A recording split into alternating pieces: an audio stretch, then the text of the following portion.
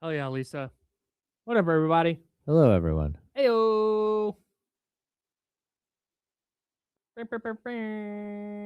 Michigan got the belt today. Congratulations, Michigan. My guy got up, got his 36 miles and 9-hour workout in, and then jumped in the stream first. Well done, my guy. Is he a runner? Huh? Is he a runner? I don't know if he's a runner. He is an exerciser, though. Yeah, you are a The workout guy warrior. looks phenomenal for 84 years old. Yeah, chiseled. Heyo, good morning, y'all. Good morning. Hey, good morning. What's up, Warren? We are up in here. Scooter. Heyo.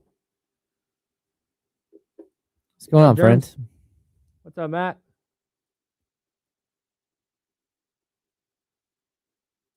Damn, that's tough. Heyo. Good morning, everybody. What's up, Russ Dog? What's up, Dr. David? What's up, Sean?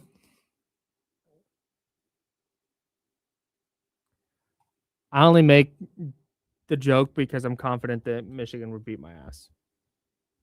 And I feel okay making a joke about him. Okay. It's bold.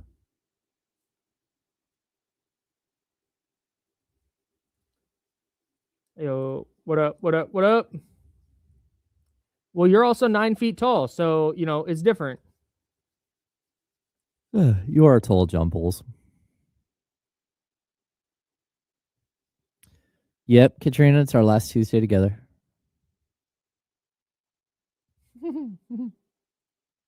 Ew. Locked on Kings. Subscribe wherever you get your podcast.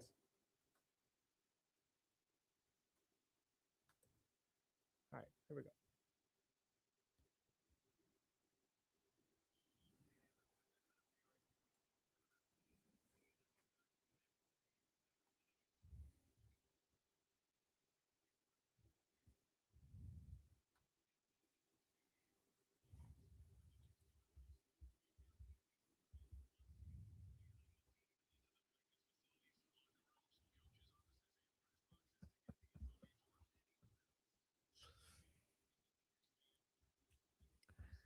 Oh, good morning. Good morning. Good morning. I'm Kyle Madsen. That's James Ham. And we're hanging out with you until noon. Then we'll hand it off to D-Lo and KC. And those guys will take you up to 4 o'clock on this Tuesday, January 27th. Holy cow. What in the world? Time goes by so fast, man. It goes by, especially during the trade deadline. It just like just flies by. We had a month to go until the trade deadline 3 days ago. Yeah, that's what it felt like. Oh, we got to do something within the next 5 weeks. Like, no, you got 9 days, bro. Yeah. 10 days. Start picking up the phone. Yeah. Start sitting Keon Ellis. That's right. Okay, I want to talk about the NBA draft because Koa Pete and AJ DeBonsa played last night, and a third player might have been the star of the game. We'll dive into that. But I look every morning to see if a new Pablo Torre podcast has come out regarding Kawhi Leonard. Yeah. We want to see if Kawhi's planting trees yet. Right. Yeah. It's just quick update. Is Kawhi Leonard planting trees or not? And it's just because I find that story really interesting. What Pablo Torre reports or doesn't report isn't going to decide what the NBA does with Kawhi, right? But I find the in-depth reporting really interesting. And I think that his show covers a lot of things that are interesting. A summary of the show that he put out today and the reporting that he put out today in conjunction with Hunter Brook Media, which is an investigative reporting outlet. The long story short is that the Grizzlies owner, primary owner, David Pera. David Pera? I'll look it up while you're going. Pera's his last name. Again, Robert Pera. Robert Pera, thank you. I think I went to school with a guy named David Paris. Oh. And I think that's why that's sticking in my head. Anyways, doesn't matter. So Robert Pera, long story short, is basically violating U.S. sanctions. The company that he runs that provides internet bridges that basically allow you to get internet in very remote places in the country of the world. That he owns, right. Yeah. That he founded and owns. Which has made him a billionaire. Yes, he used to work at Apple. He bought the Grizzlies at age 34. He was the youngest primary governor in the league. I think that's still probably the case. And has this company that provides internet bridges. Long story short, they're providing these essentially on the black market to Russia, which is currently invading Ukraine, and it's a whole thing. I am so interested in how the NBA decides to handle this. Yeah, so they're providing, basically they look like old DirecTV satellites. Yes. And that is how they're getting internet to remote places. Yes. And that is his company. And they're running these illegally through Turkey. Different places. So what Hunter Brook Media did is they went undercover and posed as a Russian military asset, saying, "Hey," as one does, who among us? It says, "Hey, we need these internet connections to be able to communicate with each other on the front lines, to be able to operate really precision drone strikes on like civilian targets, like really brutal stuff." And Robert Parra, the Grizzlies owner's internet company, is just all over it. and so what Hunter Brook Media did is they went in and basically said, "Hey, we're a Russian media asset, or excuse me, not media asset, military asset. Can we please have some internet?" And they went, "Yep, great. How much do you need?" And they said, "This much. Can you let us know? Like, we need proof that this is going to be able to get to us, though." So they send videos of and just start providing evidence. The more questions they ask, they just start providing evidence that the Grizzlies team owner is violating the sanctions that the United States have put on Russia, in part because of their aggression in Ukraine. And international sanctions. And this is bad. This is really bad. Yeah. So I again, I don't want to dive super deep into it. There's a lot of geopolitical stuff that I frankly don't understand. And I'm certainly not going to get into on this show. But I'm this clears the Kawhi thing by orders of magnitude. Yeah. In terms of like badness. Aiding and abetting a military regime that is invading a sovereign country. Yeah, that's what this is. Like, what? I know. And it's not, and again, I want to emphasize this is not, oh, this guy invested some money in this company that then built this other company that's now doing this, and he's like just off to the side. No, this is his company. Oh yeah, they have they show a tower, and on the tower you can see one of these, again, like little satellite dishes. Yes. With the big U. Yes. For ubiquity. It is just very clear what's happening. So I just, again, as we follow the Kawhi Leonard investigation and how the NBA is going to handle that, that's may or may not be a salary cap circumvention or a violation of the collective bargaining agreement. Of course. Which is a big deal in the NBA sense. Mm-hmm.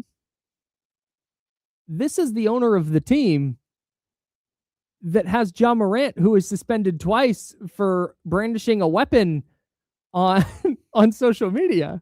Yeah, going full Yosemite Sam. This is I'm really interested to see how the NBA handles this.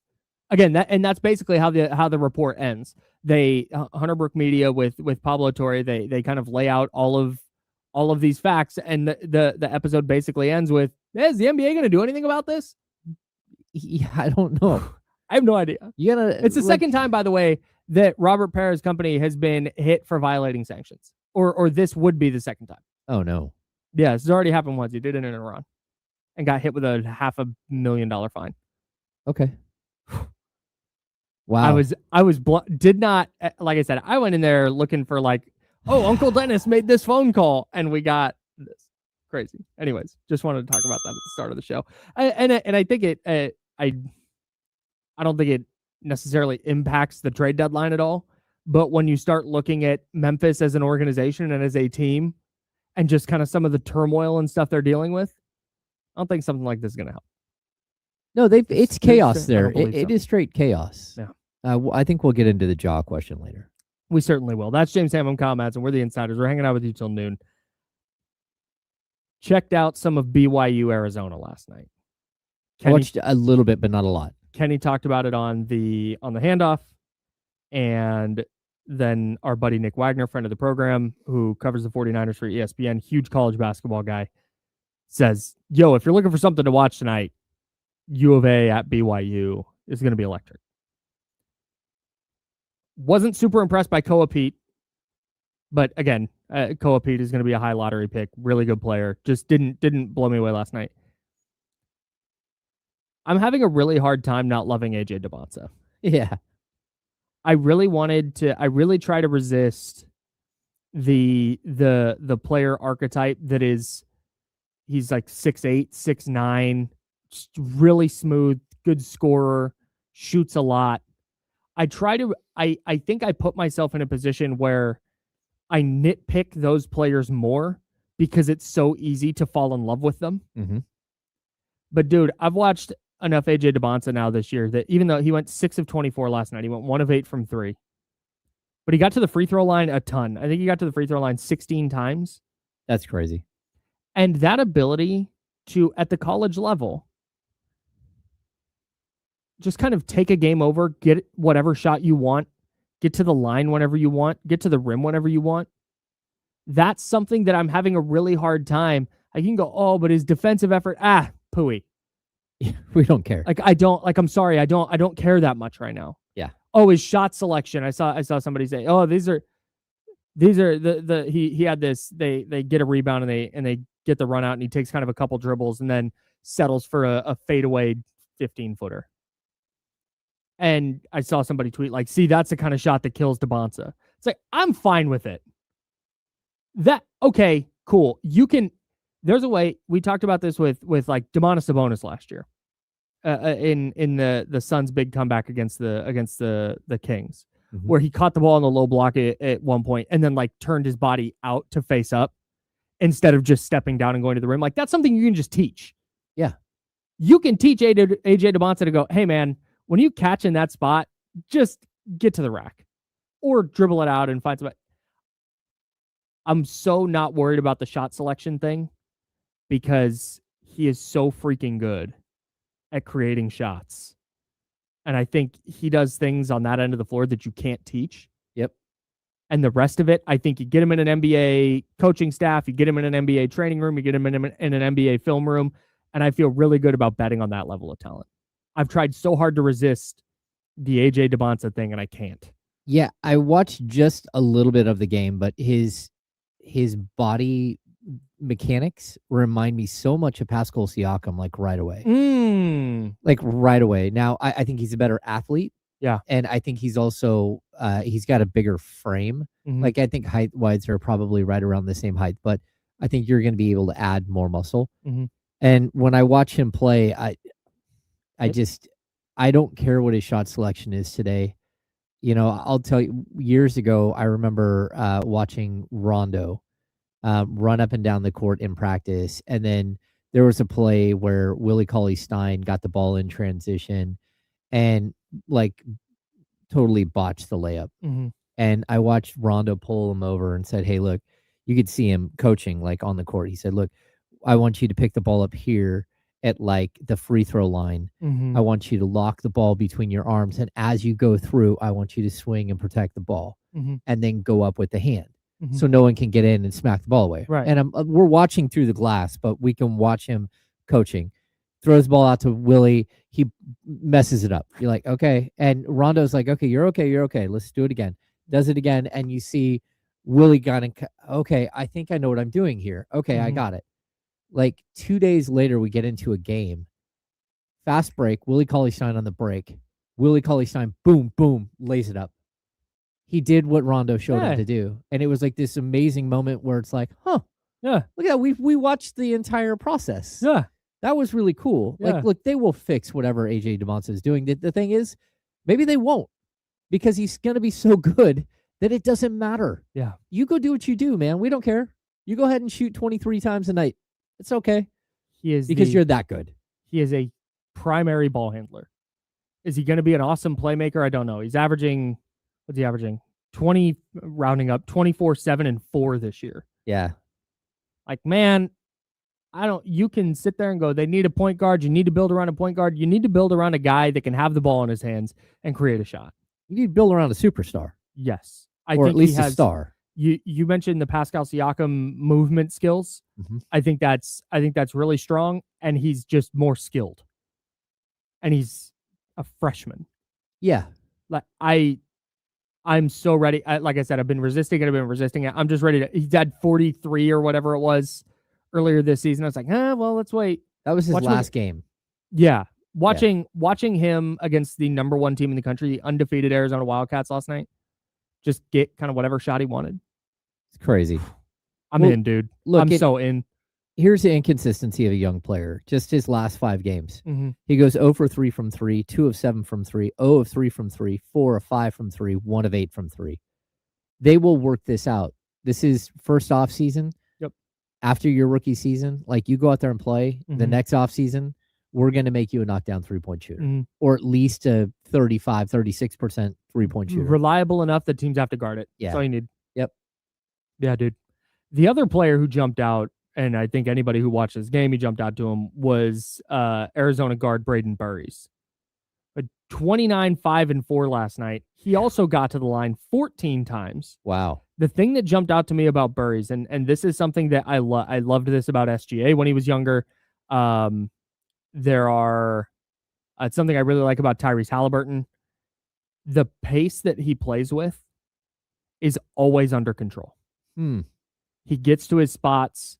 It's smooth. The jump shot looks good. He does that thing where he takes this. He gets a defender on his hip and just kind of controls that defender on his hip on the way into the paint. Hits a little foot. Love that. And seeing that out of a young player, that just kind of total control of the game, never sped up, never off of the pace that he wants to play with. It helped last night that he hit a bunch of shots and scored 29. But it was the style of play where if you told me that, yeah, he just got into the league, and I don't think he's a passer, Tyrese Halliburton is, but had that level of impact on a team. Yeah. Without being, he's not going to average 30 a night or anything like that. He's just a really, really high quality player. He's regularly an all-star and is really good at running a team. That wouldn't shock me at all. The crazy thing is he's projected to go in the second round on Tankathon. Yeah, come on. Early second round. Come on. And just so people know, that's why the Kings are trying to get into the back end of the first round. It's so they can find players like this. That's so crazy. That's why, they've got 2 early second round picks at this point. They've got their own, and they've got Charlotte's pick. Yep. So you're talking about the 34th pick as of right now, and probably the 38th pick, 39th pick, somewhere around there. Mm-hmm. So that's why you're trying to get more assets right now, because look, there are players like this. If you're scouting the right way, there are players like this that just stand out. And again, it reminds me a little bit of Doug Christie, years ago. Was watching. Someone told him, "Hey, you got to watch Kentucky. They got these 2 kids, Malik Monk and Bam Adebayo, that you got to watch." Mm-hmm. And Doug said, "Hey, I want to watch a Kentucky game, and I can't believe how good this Fox kid is going to be." Mm-hmm. He's like, "No one's talking about this kid. Why are they talking about the other 2? He's better than the other 2." Mm-hmm. And I'm like, "Okay, I'll go watch him." I'm like, "Oh, he's smooth, really and long, athletic, left-handed like Doug." Mm-hmm. And so sometimes it's about piggybacking off of the co-Pete prospect. If you're a really good prospect, but you're not getting the same buzz, go play with another top tier guy, because all eyes are going to be on you the whole time, and it gives you an opportunity. Never forget the 49ers found George Kittle because they were watching CJ Beathard tape. There it is. A little bit different situation here, but yeah, man, Braden Burries this year, 15, 4 and 3, shooting 50% from the field, 37% from 3, 79% from the free throw line, really coming on of late. 18, 12, 22, 29 are his last 4 games. 1, 4, 7, and 4 assists. You know what his number 1 strength is on Tankathon? What's that? Defensive win share. Come on. Sign him up. Come on. Let's go. Is he going to be the player they thought Nick Clifford was going to be? Maybe. All right. We'll have plenty more Kings coming up. We'll of course, have football stuff we've got 49ers offseason questions. We've got Raiders offseason questions. We have the Super Bowl coming up. I finally did some NFL draft work last night and immediately fell in love with a player. I'll tell you who that is coming up. And we got more Kings because the Kings play the Knicks tonight. Plenty to come up over the next couple hours. That's James Ham. I'm Kyle Madsen. We're the Insiders on ESPN 1320 Sacramento Sports Leader. Oops. I knew I missed something. Yoink. Live read? Nope. No lives this week. Oh. Yeah, they're on hiatus for the. I didn't even have to do a recorded one this week for the non-Super Bowl week. I'll pick it back up.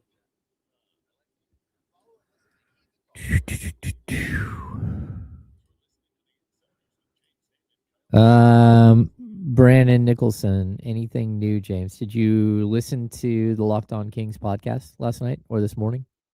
When you're done with all of our shows today, you might want to do that. Hell yeah. That's a great tease. I need to subscribe. I actually had a lot of stuff in there last night. There's a lot of stuff floating around. Do we even get to the, I don't think so. No.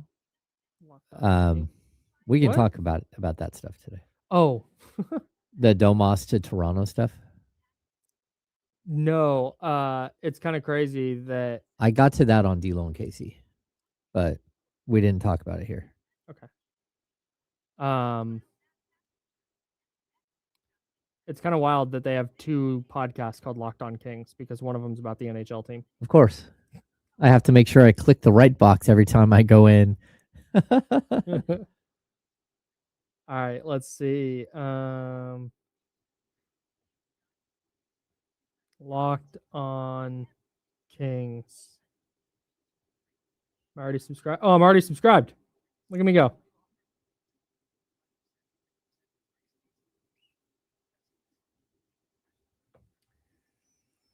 Whack that. All right, 2 minutes. Yeah, I also went through, I've got 4 teams that I know that have called on Keon, and actually I can add to that list. There's more than 4.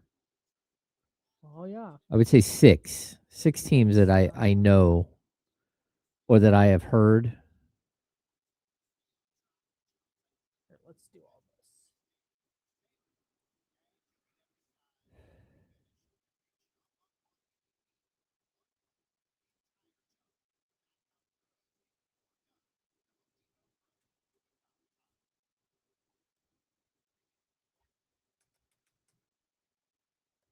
Do that, and then we'll do that. We'll do all that stuff here.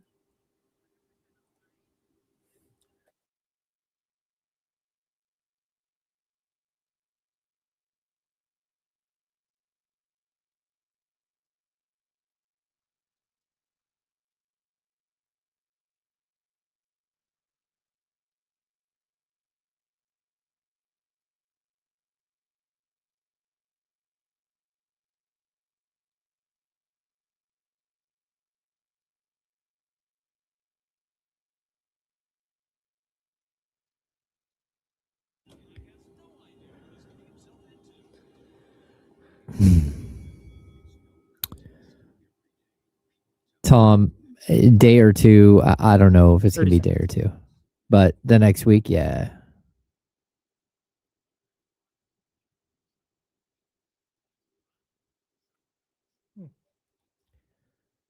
Yeah, we'll talk about that later, right?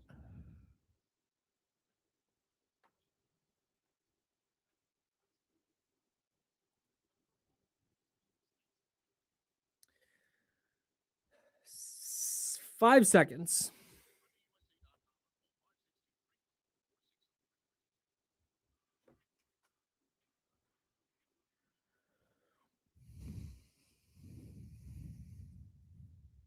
Welcome back to the Insiders with James Ham and Kyle Madsen on ESPN 1320. Got some Kings trade notes coming up in a second. Interesting stuff from our Kings insider, James Ham, for you. Before we get to that, though, I want to sprinkle in some NFL stuff. And a reminder as we gear up for the big game in Santa Clara in just a couple of weeks.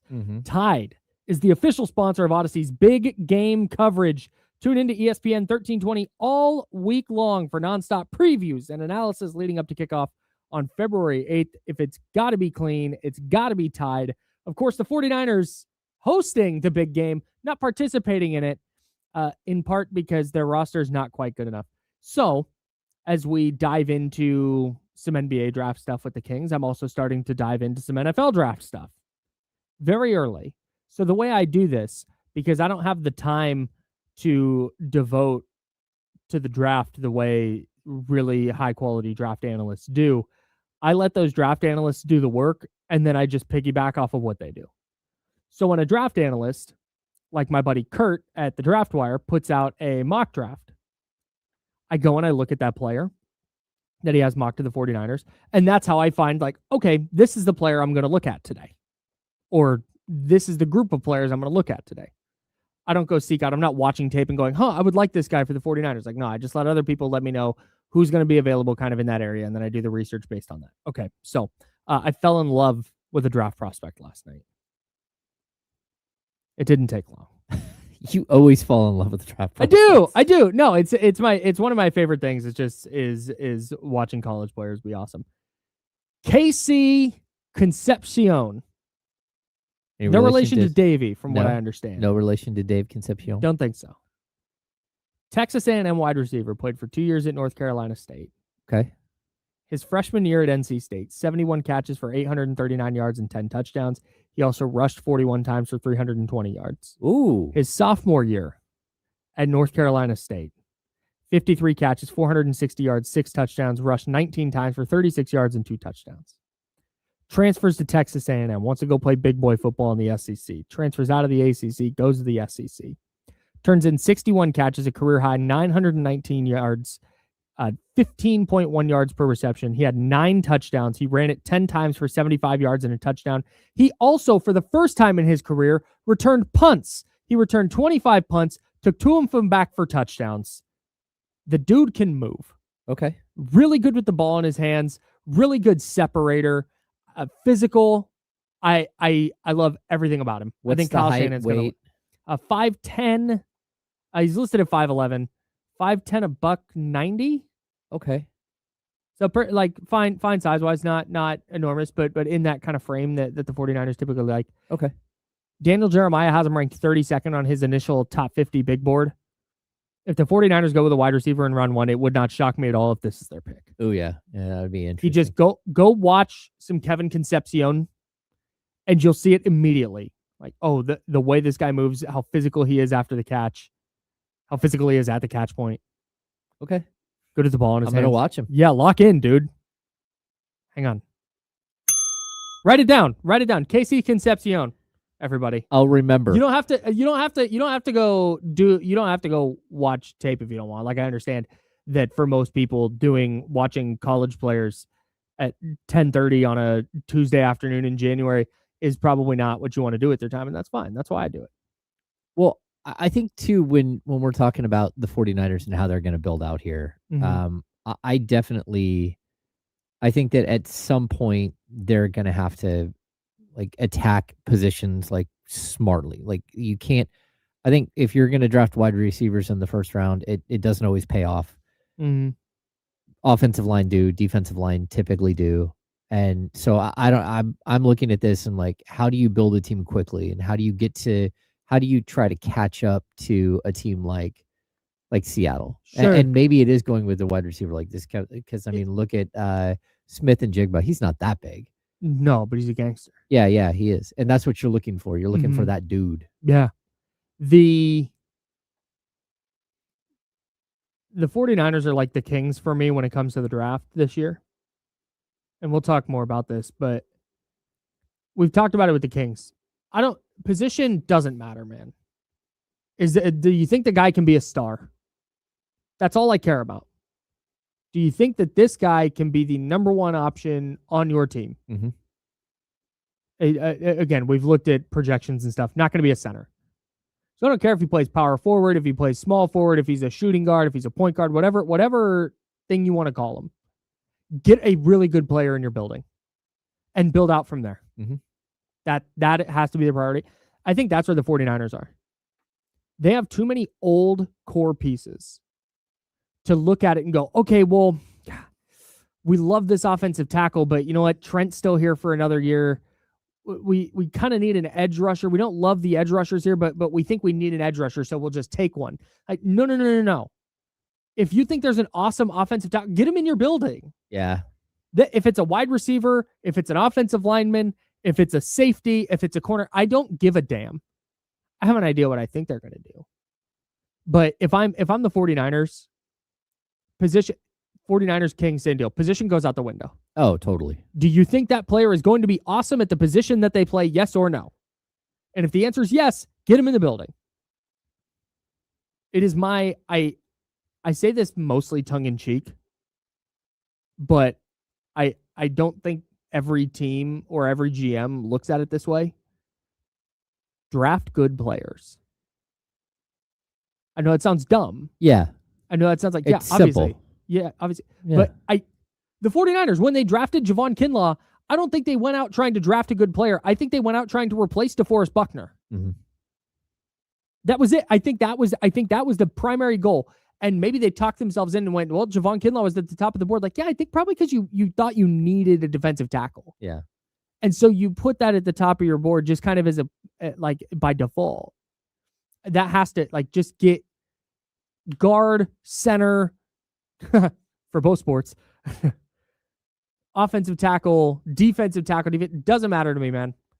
Get a good player in your building. Yeah. Figure out the rest. Yeah, I totally agree. I don't think that there's any position because outside of quarterback that you're not going to draft. Yeah. If you're the 49ers. I mean, they have to have a wide receiver. They have to have a tight end now out of nowhere. You're going to have to look at the tight end market. Sure. You probably need to get another linebacker. You need to probably get another safety that might be better. You might need another cornerback. Like, there's so many things. But for me, it's just so much on the offensive and defensive line. I agree. Like, stop trying to do like dime store, bargain basement bin. Like, just get shit through. You're worried it's not going to happen, right? I'm very worried they're not going to do that, at least on the offensive line. Well, the defensive line, I mean, you just lost twice to Seattle because you couldn't stop the run. Well, Smith and Jigba didn't even have to beat you. Sam Darnold didn't even have to be tested. Yeah. Yeah. You allowed a team to become one-dimensional against you because you don't have that.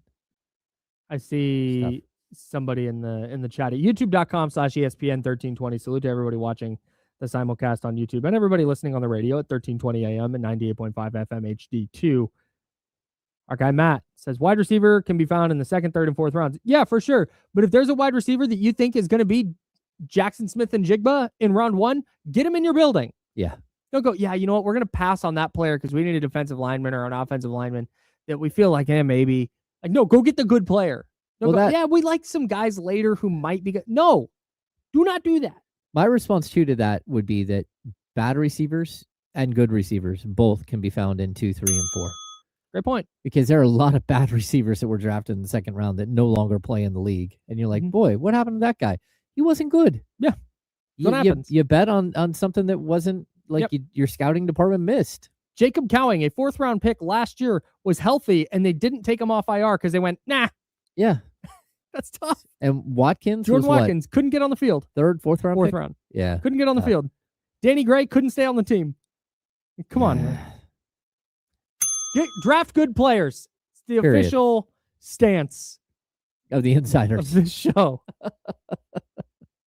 That's James Ham. I'm Kyle Madsen. We talk about the draft of the Kings, and we will cover that extensively. But the trade deadline is nigh. We're 8 days out? No. 9 days out? Let's see. 9 days out. 9 days out from the trade deadline. Where's the Domantas Sabonis stuff at?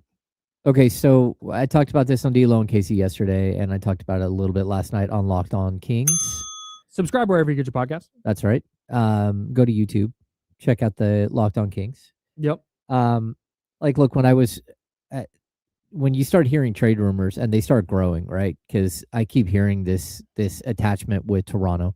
Number one, I thought it was really interesting. The Kings did not play Sabonis against Toronto in Sacramento. It was the second night of a back-to-back. There is always, if you can't play in back-to-backs, you can always miss the first night of a back-to-back and then play the second night of a back-to-back to show a team that you are actually really good still. So I think that to me is one of those things where you kind of scratch your head a little bit. But everything that I've heard is that the initial offers coming from Toronto were, based around Jakob Poeltl and Emmanuel Quickly. Mm-hmm. The Kings have no interest in taking on the 4-year, 32.5 per year contract of Emmanuel Quickly. I don't think they value him as a lead guard, and they don't value him as a $32.5 million a year player. It'd be the same conversation we have about Zach LaVine. Like, Yeah. yeah, he's fine. Like, he averages 17 points. He's going to get you a few assists. Like, yeah, he's going to lock in and play some defense. But at $32.5 million, that hamstrings some other places on your roster. Well, and you better be for $32.5 million, you better be like a top 12 point guard in the league. Yeah, he would be making more than Keegan Murray. Yeah, and realistically, he's not. Like, Emmanuel Quickly might be like the 19th, 20th best point guard in the league. Yeah, he's fine. I think he's perfectly fine, and he is, like, for me, he's physical, he's aggressive. I like his style of play. But the other was the issue with Jakob Poeltl, and I was told very, very specifically the Kings are not getting in the Jakob Poeltl business. We're talking about a 30-year-old, going to be 31 pretty soon, center who is out with a back issue and had to go home on this road trip because his back was hurting so bad. He hasn't played in like 18 games or something. And not only that, but he's owed $19.5 million this year, $19.5 million next year. And then it jumps to 27, 29, and 27 over the next 3 years. What were they thinking? I don't know what they were thinking, because we're talking about a 32, 33, 34, 35-year-old season. And the Kings are in no way, shape, or form going to be involved in the Jakob Poeltl business. Their goal is not to add a 4-year contract after this season. And there's even more to it. Like, his final year is a team option with a $5 million buyout. And the way the contract is written is crazy. How so? I'm very interested to find this out. Sorry, I had to sneeze. That's okay. It starts out at $5 million guarantee. For every season from starting next year on that he plays 1,400 minutes, that guarantee goes up by $5 million. For every year that he plays 1,400 minutes and his team makes the playoffs, it goes up like another $2.3 million. So his initial buyout is $5 million. But if he plays 1,400 minutes one time, it goes up to $10 million. If he does it twice, it goes up to 15. If he does that and they make the playoffs, now it goes up to 17. He plays 1,400 minutes again. The buyout goes to $22 million. So the guaranteed money for that final year, there's a good chance that it will be fully guaranteed. And so just a really strange contract that was built in by the Raptors. Very odd. The Raptors are going to have to own that contract. I don't see a way around that. Unless they're shelling out picks to get rid of it. Well, even still, like, who's going to take on 4 years? I mean, realistically, I guess you could trade for Jakob Poeltl and you could stretch provision him and so you double the contract plus 1 year. So the $110 million, you basically could stretch out over 9 seasons and just take $10 million off your cap every year. But no. No, like, why would you do that to yourself? Just eat a roster spot. Yeah, that's $10 million player. That could be useful. I do think that there's a ton of interest from Toronto in Domantas Sabonis. I know that to be true. And I'd even say there's a ton of interest with the Kings in RJ Barrett. And RJ Barrett makes around $28 million. To get to the amount to match salaries is not going to be easy if the Kings aren't willing to take back one of those gigantic contracts that they have that they're not going to touch. Which they're absolutely not. They would rather keep Sabonis than take on one of those contracts. Yeah, they would rather have 2 more years of Sabonis after this year than 4 more years of Jakob Poeltl. Right, and it's not like Toronto is going to be really bad where their pick is going to be super valuable in any of the next couple of years. Yeah, they're a young team that's expanding. And then the other thing I'll point out too is that, like, look, RJ Barrett's a very nice player. And RJ Barrett also was drafted by Scott Perry when he was with the Knicks with the 3rd pick in the 2019 NBA draft. His contract isn't bad. It's like $27 million this year, $28 million next year, and then he's a free agent. the Kings need to know what they're doing with Zach LaVine before they bring in another expensive shooting guard / small forward. Yep. And so it really does kind of put a hamper, just like, what are you going to do? If you were to bring in RJ Barrett, but you can't move off of Zach LaVine and you still have Keegan Murray that you want to move to the 3, now you've got Barrett, LaVine, and Keegan. And oh, by the way, you have Nick Clifford, who you realistically think might be the answer long-term at the shooting guard spot. It just clogs everything up and makes it untenable. And, oh, by the way, you also have Malik Monk that plays the shooting guard spot. Like, you just can't throw all of your assets into the shooting guard spot. And next thing you know, you're paying, what is that, like 80 million, 90 million for next season at the shooting guard spot. And it's not helping anybody. No. Like, that's not making life easier on Nick Clifford. It's not making life easier on Keegan Murray. It doesn't make a lot of sense.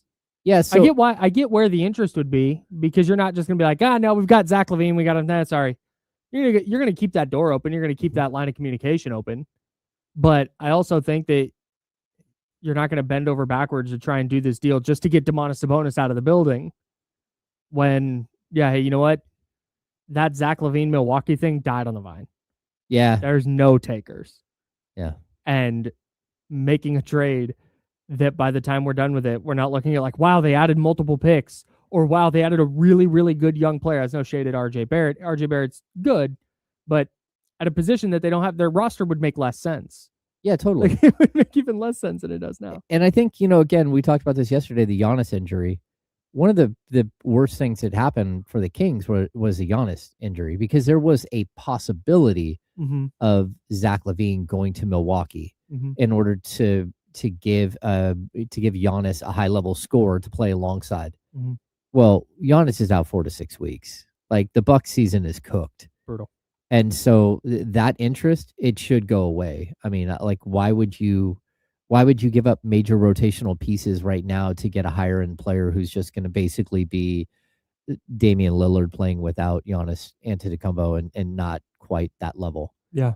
And so it really does put the Kings, if they find a taker for Zach LaVine, it's going to be extremely difficult. And having a team like Milwaukee drop out of the running, at least in theory, is even a tougher blow.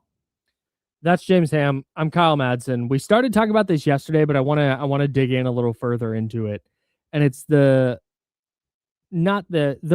front court rotation the Kings are currently working with. I'd like to talk about some specifics as we discuss Domantas Sabonis, the chances he gets traded, etc., because I think it's one of the most interesting things going on the Kings roster, and we'll talk about it next on the Insiders. That's James Ham. I'm Kyle Madsen. We're on ESPN 1320 Sacramento Sports.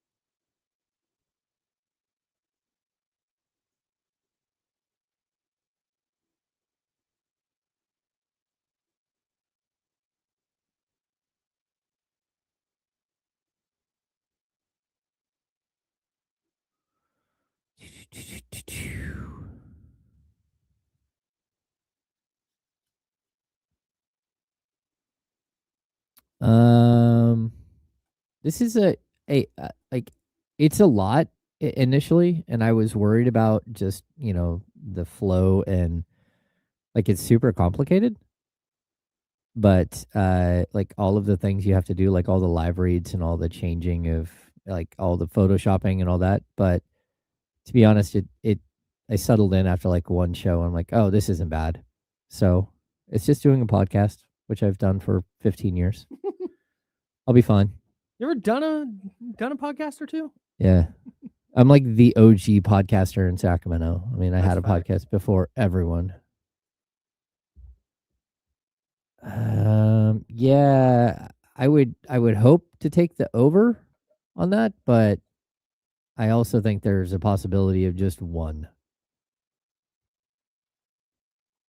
Yes, there are other teams interested in Sabonis, from what I've heard. Atlanta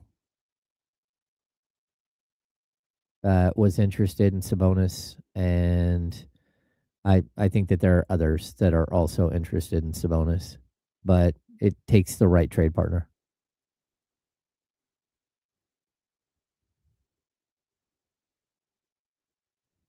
I'm figuring them out. It's not easy. It's not, just so you, it's not about the ad read.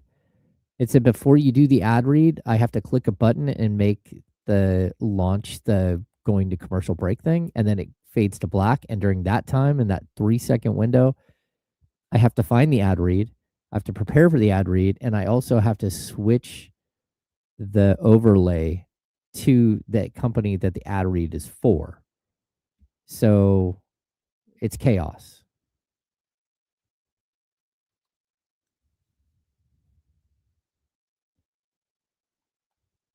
Who's Tara? Yeah, I don't know who that is. TC.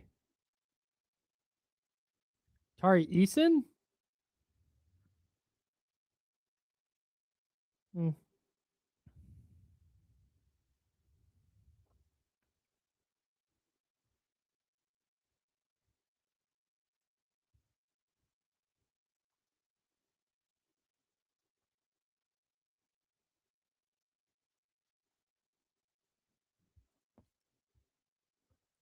Tari Eason in a second round pick would be way too much for Keon. Yeah. Like if you could trade Keon for Tari Eason and maybe the Kings give up a second round pick, that would be interesting. The thing with Tari is that he is a restricted free agent this summer, and his rookie scale contract is run out, and he's expecting to get paid, and I don't think Houston can pay him. So this whole thing that they're not going to trade Tari Eason, I don't buy.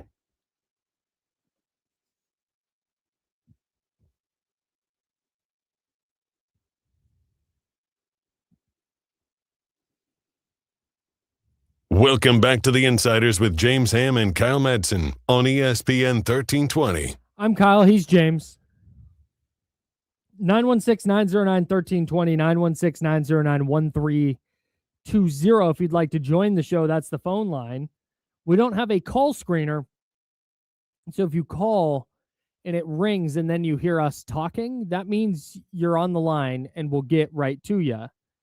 If you call and it rings and it rings and it rings and it rings and it rings, that means that somebody else is on the line and I can only have one person on at a time. So either let it ring or hang up and try again. Mm-hmm.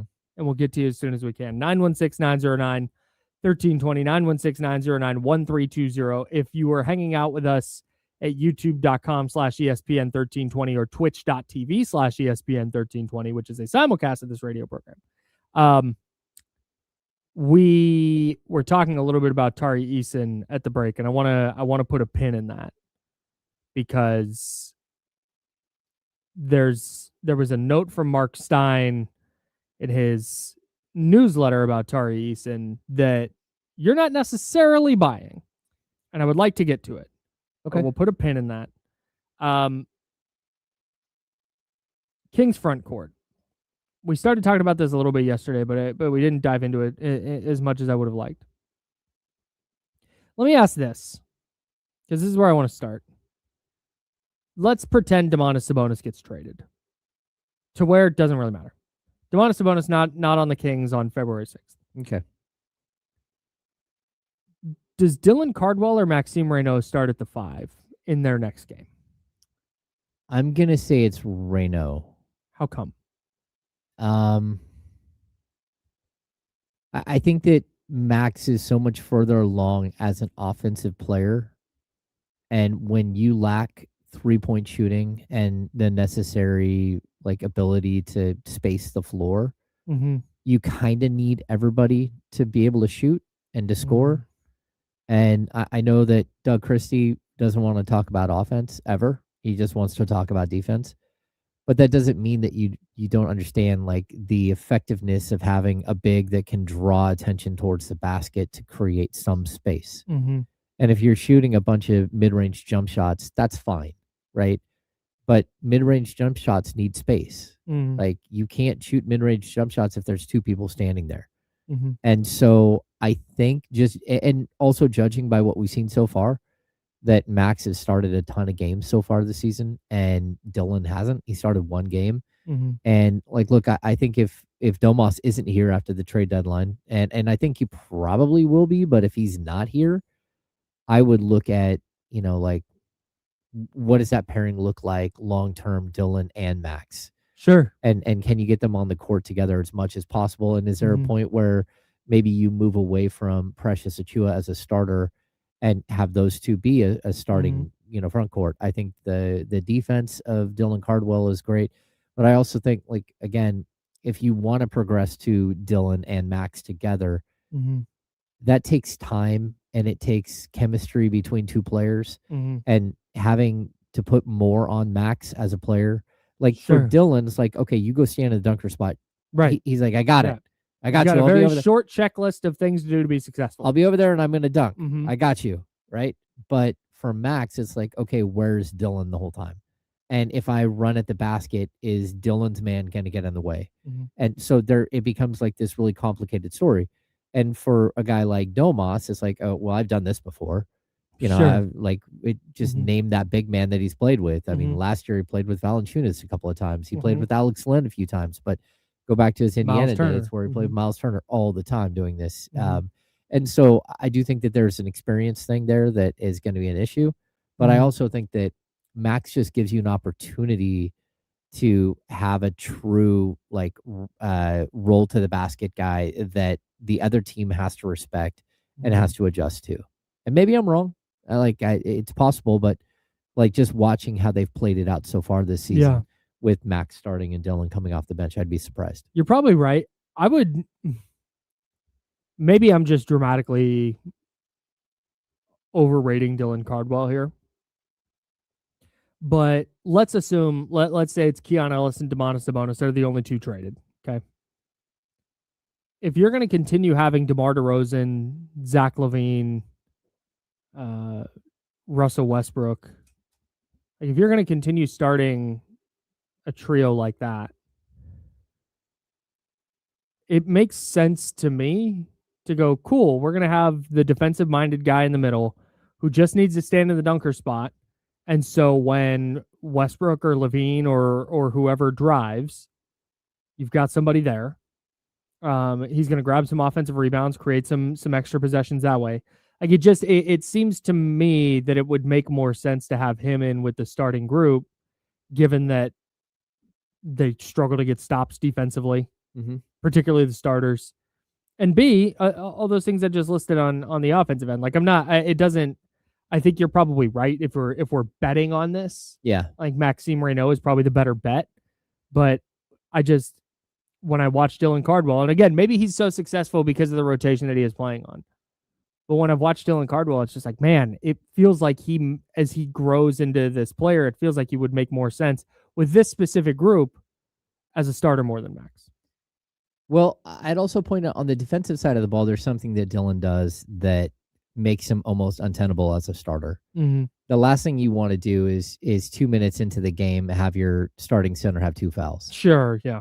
And which is always a possibility with Cardwell. Well, it is. And the problem there is that you have a couple like ticky-tack flat fouls here and there, and all of a sudden 5-6 minutes into the first quarter, the other team could be shooting free throws. And that's a huge issue. You do not want to be in that situation, and you don't want to be in that situation perpetually throughout a game. That's why bringing a guy in and having him go like the last 3 minutes of a quarter, or if he picks up 1 or 2 fouls, sure, it's not going to carry over quite as bad to the second quarter. Mhm. And then once you go to the second quarter, like if he starts out, that's fine, but you're also worried about the same exact thing. Sure. Like Dylan Cardinal's averaging 7.3 fouls per 36 minutes.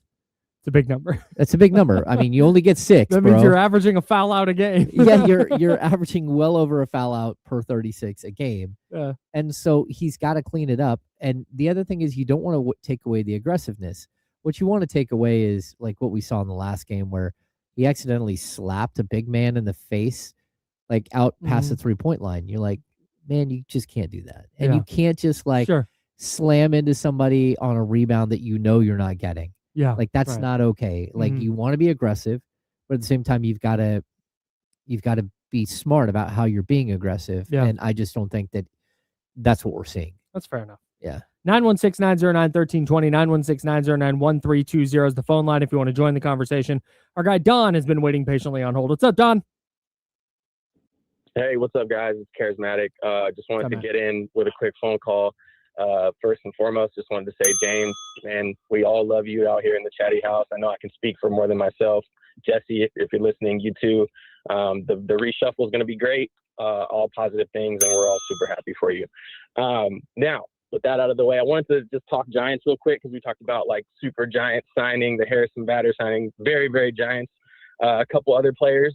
Paul Goldschmidt would be a super Giants signing. Would love to see Paul Goldschmidt back in the NL West, backing up Bryce Eldridge. Maybe Carlos Santana. That'd be another super Giants signing. And then if Yu Darvish doesn't stay with the Padres, go ahead and get him, and we'll just Giants this whole thing up. Just why not, right? There we go. And then as far as the Kings go, I wanted to ask James. I know you've been asked so many different questions in so many different ways about the trades, but I wanted to ask you.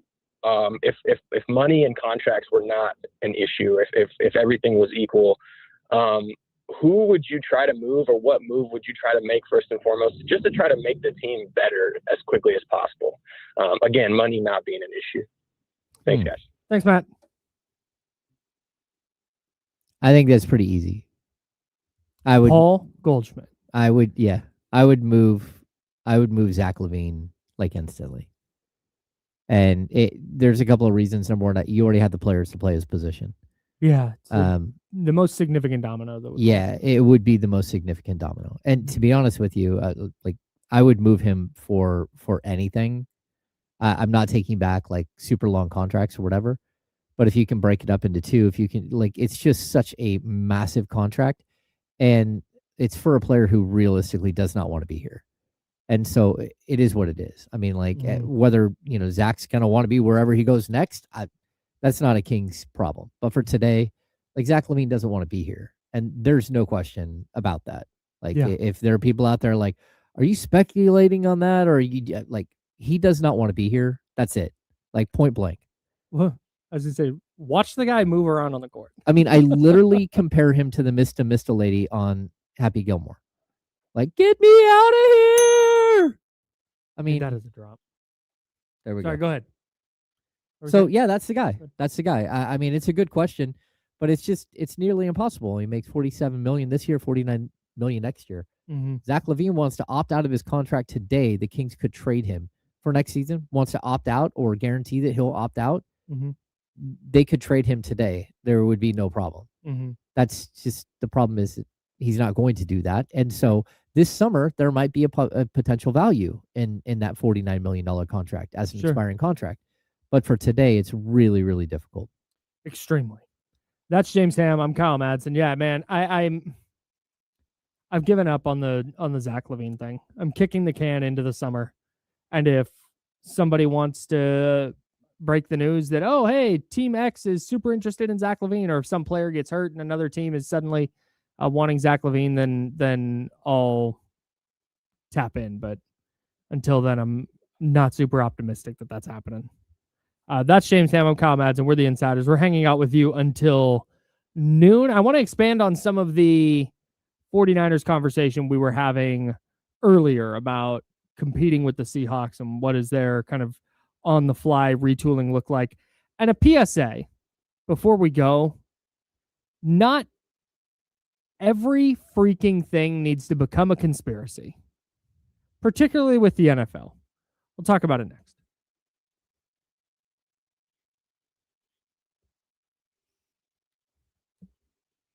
Hang on, guys. Be right back.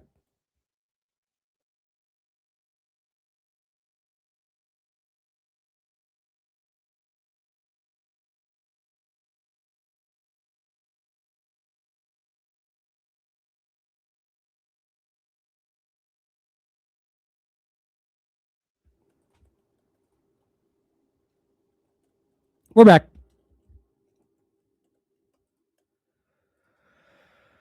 Share screen. Doink, doink.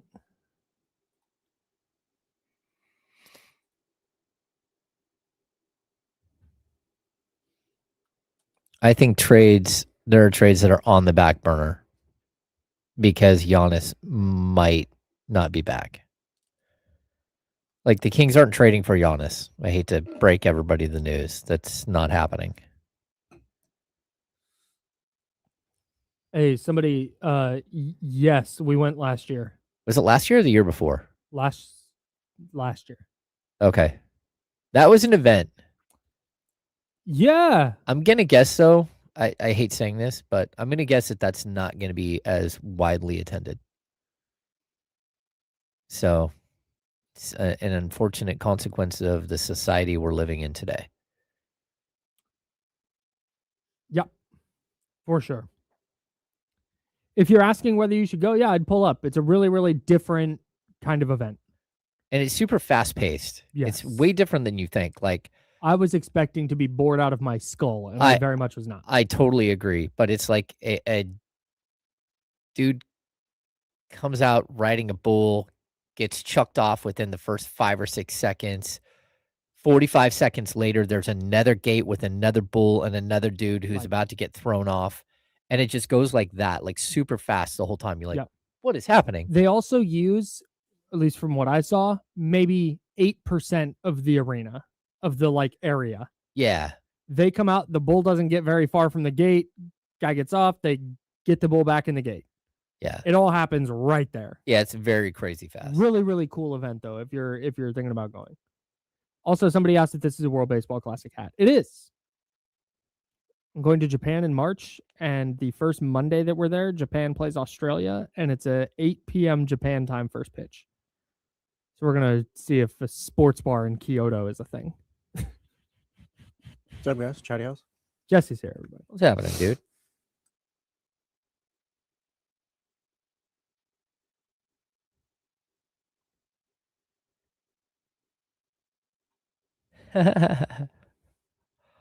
Our dude Faraz is heading to the Senior Bowl. Yeah, stay tuned for Senior Bowl coverage all week. Here he is in like 14 layers of clothing and a beanie. And there's ice everywhere around him. Faraz. He looks cold. You look cold, brother.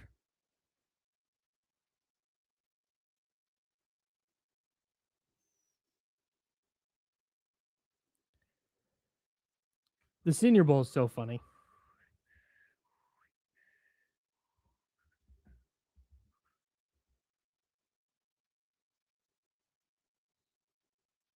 Jesus, Steven.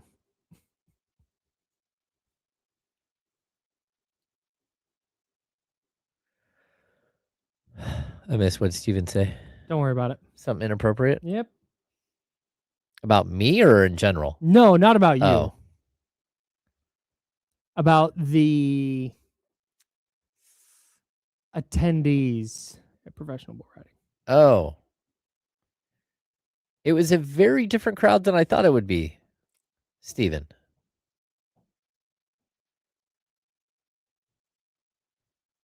Giants draft? No. Tell him call tomorrow. Well, yeah, let him know. Tell him to call the next time we talk about the MLB draft.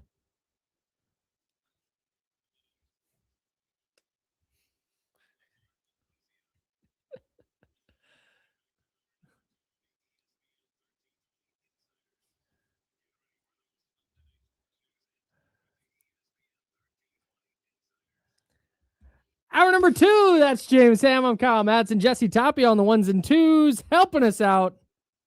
A reminder, starting Monday, we have a new local lineup here on ESPN 1320.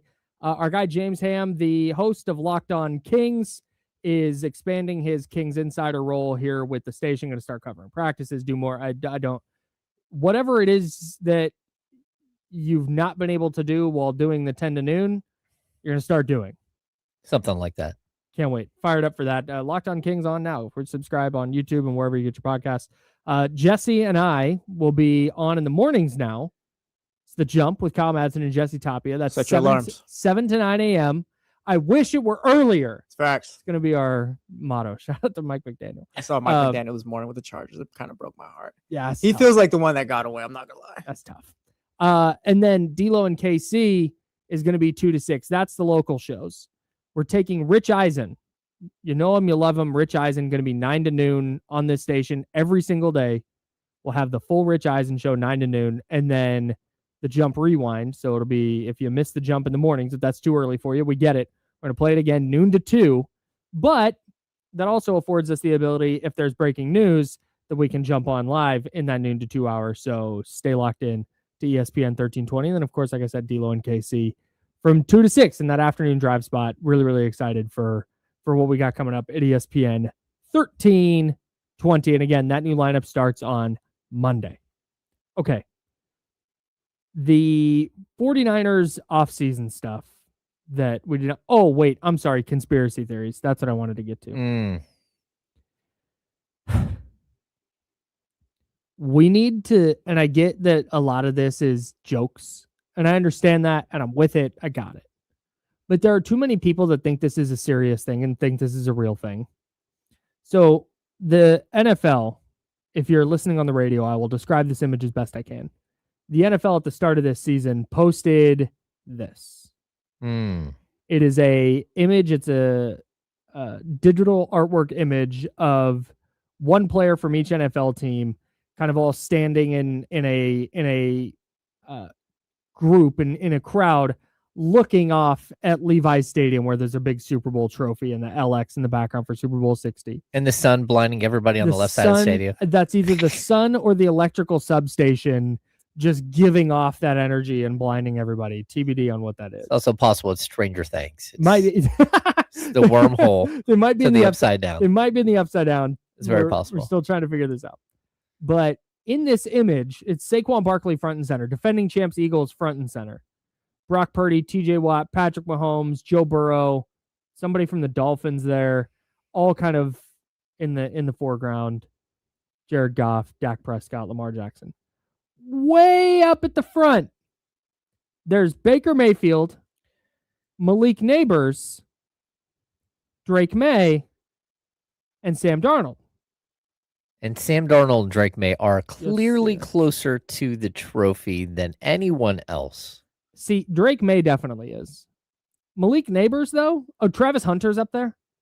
Malik Neighbors is right in line, I think, with Darnold. Is that Bryce Young off to the side there? Huh. Oh, no, that's Cam Ward. That's Cam Ward way up there. Titans rookie quarterback way up at the front. People have taken this image, which was posted by the NFL on September 4th, have taken this image and decided, because Drake May and Sam Darnold are up at the front of the group, that the NFL is scripted. That's a real thing that's happening. Sometimes there's coincidences. That's all.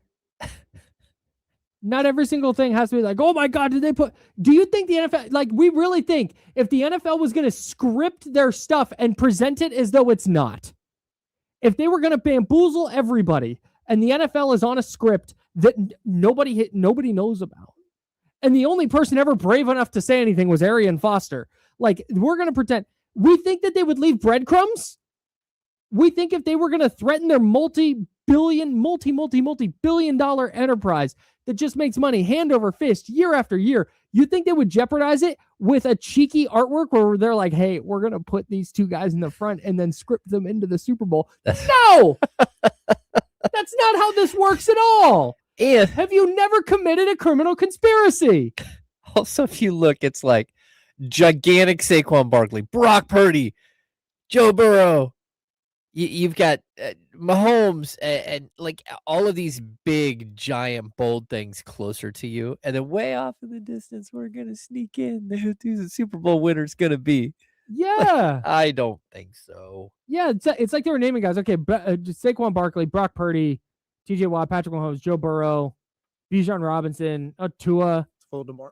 Patrick Surtain. Sorry, he who must not be named. Patrick Surtain, Dak Prescott. Okay, it's like they're naming guys, and then they were like, God, who for this? Oh, the Seahawks. Shoot. Who do we put for the Darnold. Darnold's a quarterback. Yeah, put him there. Oh gosh, the Patriots. Oh. They won 4 games. Yeah, put Drake May up there. It's like we could have put Smith and Jigba, but he's so far away and his name is hyphenated that it wouldn't fit. So we can't really do that. Let's go ahead and do Darnold. How about that? Darnold, yeah. Oh my God, the Giants. We forgot the Giants. I don't know. Malik Neighbors. Yeah, all right. Malik Neighbors. That works. Yeah. Okay, we'll put. Yeah, man. That's super funny. Scripted. They've got a bunch of injured guys. Marvin Harrison Jr., who did not have a good year. Voldemort. AKA Tua. Jesse doesn't want to say his name. QB1 for the Dolphins. Yeah, we'll put him there, even though he's not going to have a good year. Is that Cam Jordan for the Saints? Yeah. Put him. Come on, man. You thought Matt Stafford's going to be the MVP and they're going to put Puka here? Come on. Just be a little bit. Just be a little like use common sense a small amount. That's all. Oh, look at the colors. They made the Super Bowl colors, the colors for each team. Yeah, vaguely a little bit. I personally like that conspiracy theory. Didn't believe it, but was like, hey, this is pretty funny. It's a little bit creative, at least. I don't know. I hate when they're like, look, it's red and green. That's purple and teal. Very different colors. Anyways, that's James. I'm Kyle. We're the Insiders. We're hanging out with you until noon. I feel like we talked about this a little bit yesterday during the handoff, and the handoff of D'Lo and KC coming up in about 35 minutes. We asked if the 49ers are like very clearly, I saw Grant Cohn post a video. They're clearly the third best team in the NFC West. I'd say that they're probably the third best team right now. I don't know how expansive the gap is. I'd be interested to see what a fully healthy Niners team look like against Seattle. What they look like against the Rams in week 10. Is that a small gap? Or is it just that those teams are that far ahead? I wonder, though, given how badly the Seahawks beat down the 49ers, 54-9 was the final score across their 8 quarters that they played in weeks 18 and then the divisional playoff game. That's an ass whooping of epic proportions, to the point that I think it makes you look internally as a franchise and go, hey, we got to play that team twice a year. They just stuffed us in a locker twice. And then worse stuff, we have to do something about this. Should the 49ers kind of change what they've been doing? And keep in mind, you may not like that Kyle Shanahan and John Lynch don't have a Super Bowl yet. And if you think that they suck because of that, that's your prerogative. This conversation is not for you. The fact of the matter is, they have been competitive in years they've been healthy since 2019. That's a really, really wide window. They've done it with different quarterbacks. They've done it with different defensive coordinators. They've shuffled around their offensive line a little bit. They've shuffled role players in and out. They did it with a dominant defensive line, and I wonder. And then this year they had like no pass rush, and they still made the playoffs and won a playoff game. If you're the 49ers, do you look internally, if you're Kyle Shanahan and John Lynch, and go, man, this is year 10. We've had a lot of success to this point doing it this way, following this ABCD pattern of whatever that is internally, of the way they evaluate players, the way they evaluate their roster. Is it time, after getting beat down that badly by the Seahawks, is it time to go, okay, you know what? That's a good time to wipe the slate clean. Let's reevaluate everything we're doing. Let's look into investing heavily in the offensive line. And I don't mean investing heavily, signing 3 mid to low level free agents and then drafting one in the 5th round and one in the 7th round. That's not what I'm talking about. I'm talking about, draft an offensive tackle in the 1st round. Do you draft a cornerback or a safety in the 1st round for the first time? Do you look at that? If Jeremiah Love, I don't think he's going to, but if Jeremiah Love, the running back from Notre Dame, he is awesome. If he drops to you at 27, do you just draft him? and say, you know what, we weren't able to run the ball against Seattle. We think this guy's going to help us be able to run the ball against Seattle. Like, do you, James, do you shift what you're doing in your team building just to try and keep up with Seattle? I think in normal times I would, but I think the way that the NFL has developed over the last decade, it's super tough to build a dynasty. Mhm. It's nearly impossible, and that every year has a different feel. I mean, I go back to, like, what was it, 2 or 3 years ago when the Eagles were unbeatable. Like, they were 10-0 coming into San Francisco late in the season, and Other way around. Niners going to Philly. Yeah, Niners went to Mhm. Philly, and the Niners, like, smacked Boat them race. around, Mhm. and they crumbled and they fell apart. Mhm. Like, I think every season is different, and I think whatever it is that the Seattle Seahawks figured out this Mhm. year, especially in the second half of the season, where they're rolling, but they also were able to beat the Rams, were able to beat the Niners handily, Mhm. and they started to build some different momentum than was there before. Mhm. That's where I think, like, look, can Seattle replicate this? Because, I mean, we already know that they lost a running Sure. back, Charbonnet, for probably all of next season as well, or a Mhm. good portion of next season. Like, can they continue what they're doing? Are they going to lose 2 or 3 defensive players to free agency because they might win a Super Bowl, or they won the Super Bowl type deal? Mhm. Are they going to lose guys here and there because of that same thing? And so I think it's just so difficult to worry about what your neighbor's doing when your neighbor is always on the move as well. And, that's kind of like, I get what your point is. Mhm. And clearly the 49ers have defensive line problems, which is it, and they were on their 5th and 6th string linebackers Sure. that caused you to allow a team to just run all over you. Mhm. They need to work on that defensive line for sure. But also, can they, have organic growth from CJ West? Can they get Mikael Williams back, and can they be Mhm. better? Can Bosa come back full strength and actually Sure. give you something? So you're wondering if, like, realistically, what we saw in the last 2 games was just atrophy.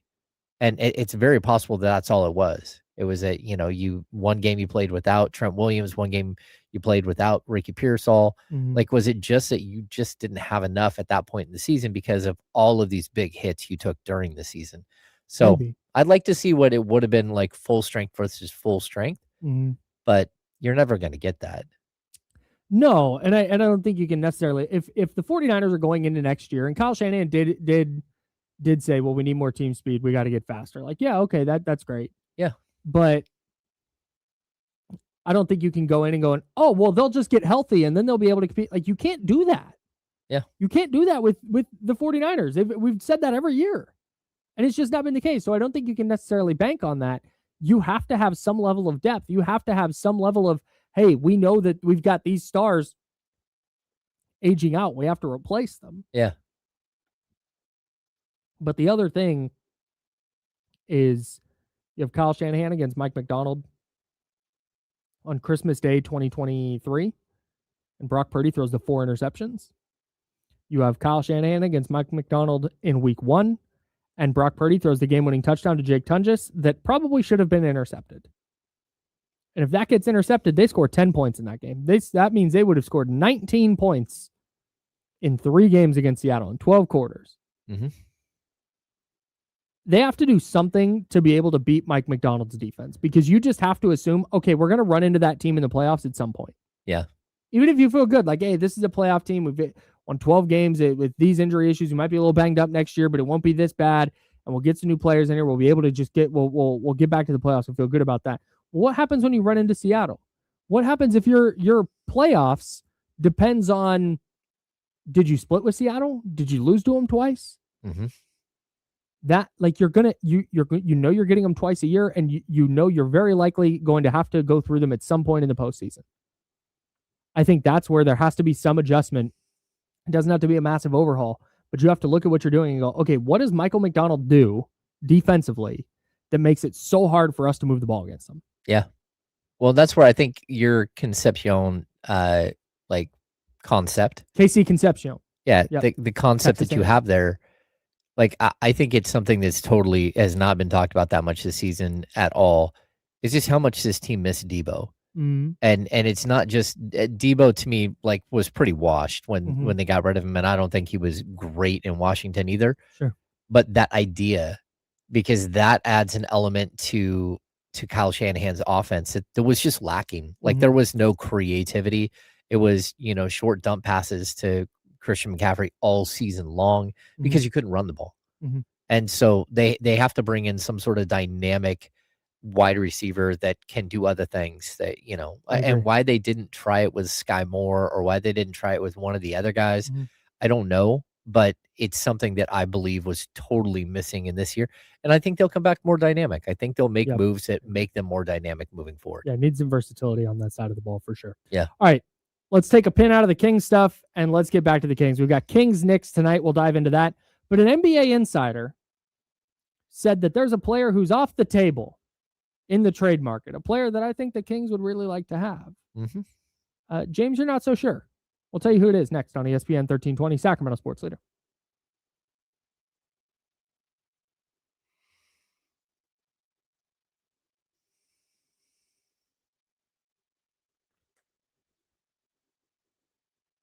Yeah, Debo had 72 catches, 727 yards, and 5 touchdowns. He's just not dynamic. And he was also hurt by the fact that Terry McLaurin was out the whole season. Well, was out. He played 10 games.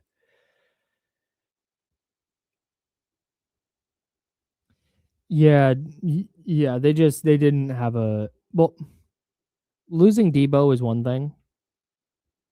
If they had Brandon Ayuk back and a fully healthy Ricky Pearsall, like, I get the vision there.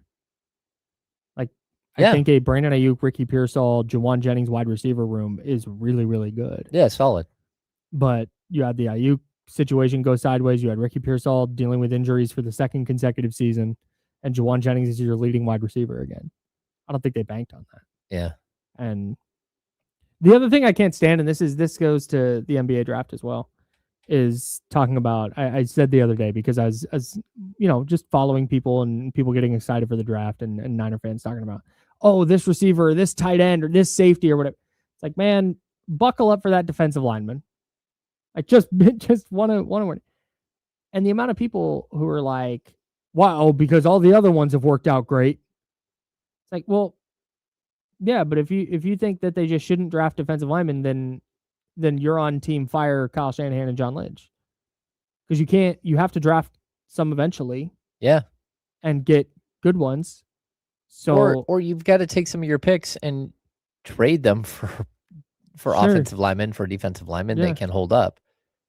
Like, I just think that their concept of going cheap on interior line is very odd.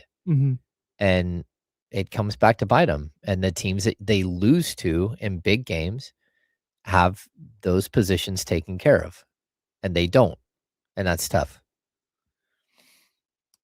Yep. Yeah, Leezy, I think teams have inquired about Keegan.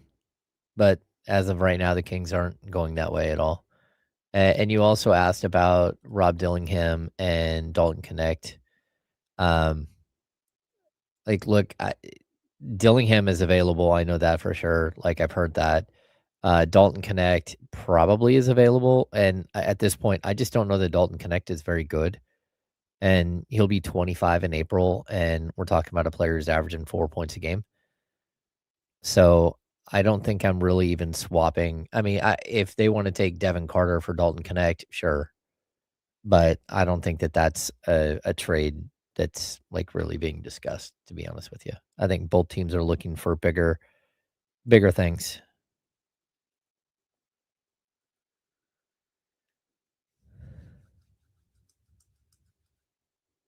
One minute.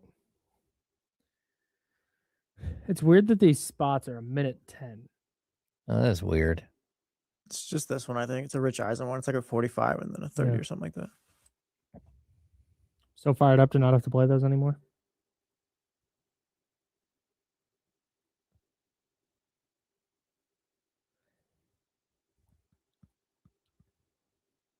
Yeah, Herb Jones, it doesn't sound like he's going anywhere. This is not correct.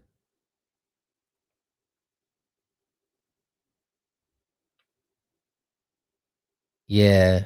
That's just objectively. They spend a lot of money and resources on the defensive line. Well, yeah, but Offensive line, they're definitely cheap. the Trent and Bosa like kind of disproved that statement by themselves, but it's the rest of the dudes. When they signed Javon Hargrave and they're trying to they're trying to build through the draft, but yeah, building through the draft to me is not being cheap. Yeah. I don't know. I don't know. Hindsight, I wonder how much they would have like looked at this year. Welcome back to the Insiders with James Ham and Kyle Madsen on ESPN 1320. I think I'm just going to put a pin in talking about the 49ers offseason for a while. They lost their last game to their division rival by 35 points, and I think people are just being irrational. That's all. That's on me.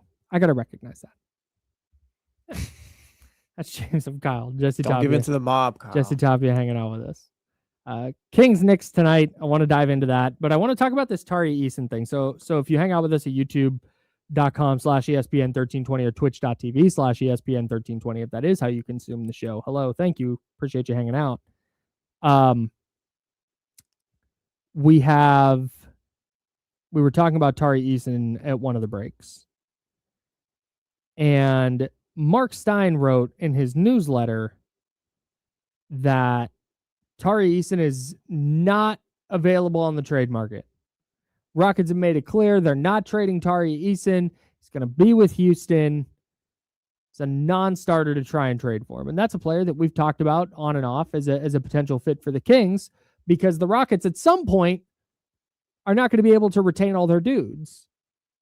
They didn't sign Tari Eason to a rookie scale extension, but it sounds like they're still really eager to keep him in their building.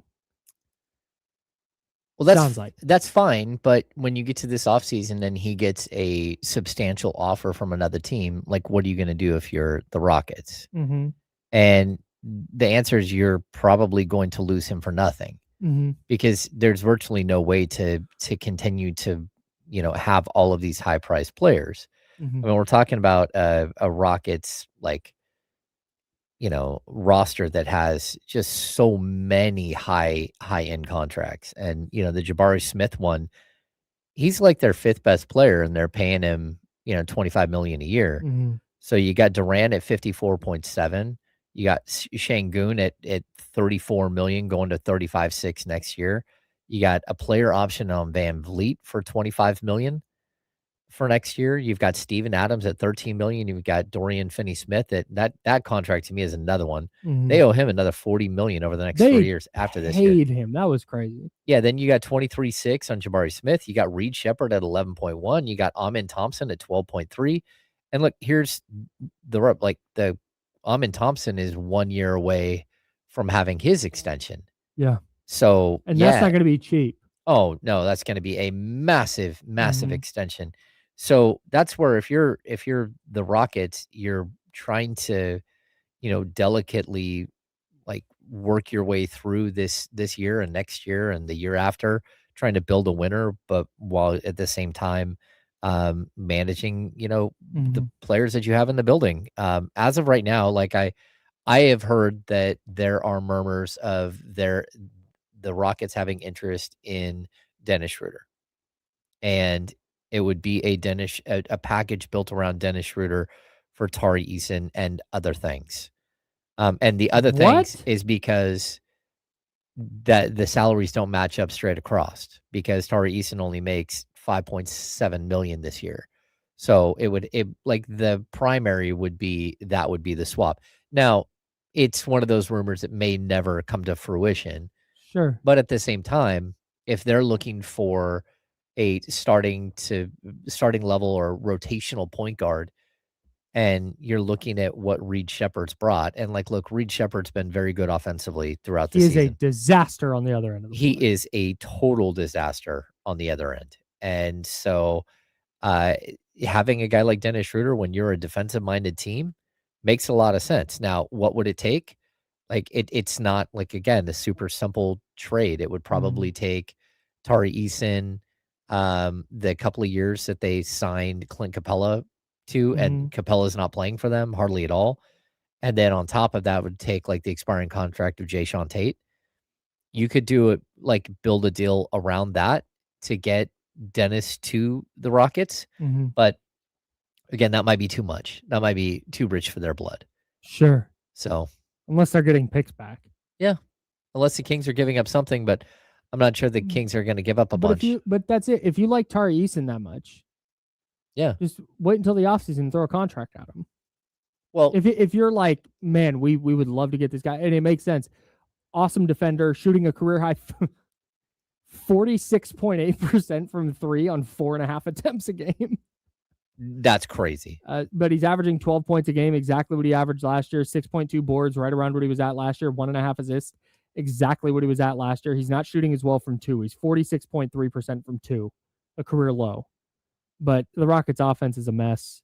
24 years old, going on hang on, I just had this. He's 24. He'll be about 25 to turn in 25. May. Yeah, going on 25. Hey, look, if I'm the Kings, it's a player that I would fully go for, like a 6 foot. I to be honest, I like Tari Eason so much more than I like Jonathan Kuminga. It's not even crazy. It's not even close. It's same. It's not even close. Same. So look, if that were the deal, and you were going to have to give up a protected pick or something, I'd at least listen. Yeah, I would too. Yeah, it's a protected first, Schroeder for Eason and salary to match. Like, yeah, man, give me that. Especially if, but that's only if you feel really good about making Tari Eason your starting power forward. Yeah. And that's just what he's going to do, because you start looking at a front court with built around Tari Eason and Keegan Murray, and then whatever you're doing at center. You feel really, really good about that foundation if you're trying to establish a style of play. Because that's what Tari Eason essentially does. Yeah, that's just what he does. He just comes in and flies around defensively, and he's a pain in the ass. And this year he's shooting the lights out from 3. If he's gonna shoot even 36% from 3 and be that good defensively, like, that's the exact type of player you want in your building. So it would make a lot of sense if the Kings went, and if they overpaid a little for a trade, or even this offseason when he's a restricted free agent, if they offer him a contract, we're like, whoa, like, man, that feels like a lot. I would get it, because you're hoping that this is the kind of player that's, I don't think this level of leap, but stay with me, like that Denny Avdia type of player. Yeah. He was effective with that team, but now he's leveled up his game in A, B, and C ways because we put him in a different role with this team. Yeah, because he is a player that's gotten lost in the shuffle there. I mean, they just have so many young, talented players. Now, he does have a long history of injury as well, and he's also a player, because of the type of physicality and the speed he plays at, he's going to get hurt. That's just part of who he is. Yeah. But I would definitely gamble on him way before I gamble on a guy like Kuminga. Yeah. And look, if it's going to cost you Dennis Schroeder and you got to take back, a little bit of contract and stuff like that, maybe there's a pick involved. I don't know. But again, there's a good chance that somebody this summer is going to pay him.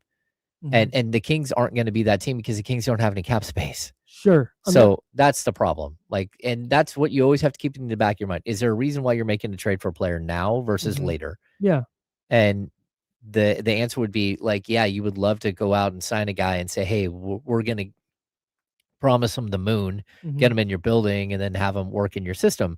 That'd be one thing. But there's also there's 29 other teams that are going to be interested in a player like this, and only a certain amount of them have cap space. So what you want is you want to get them in your building, sell them on what you're doing, and then you have bird rights to him, and you can sign him to the big contract. And so, yeah, I think a really, really impressive young player. But again, I don't know if anything's going to happen. I just don't think it's nearly as off the... Unless Houston and our guy Security Carter brought this up at youtube.com/ESPN1320 in the chat, brought up, man, they might move other players to ensure they can keep Eason.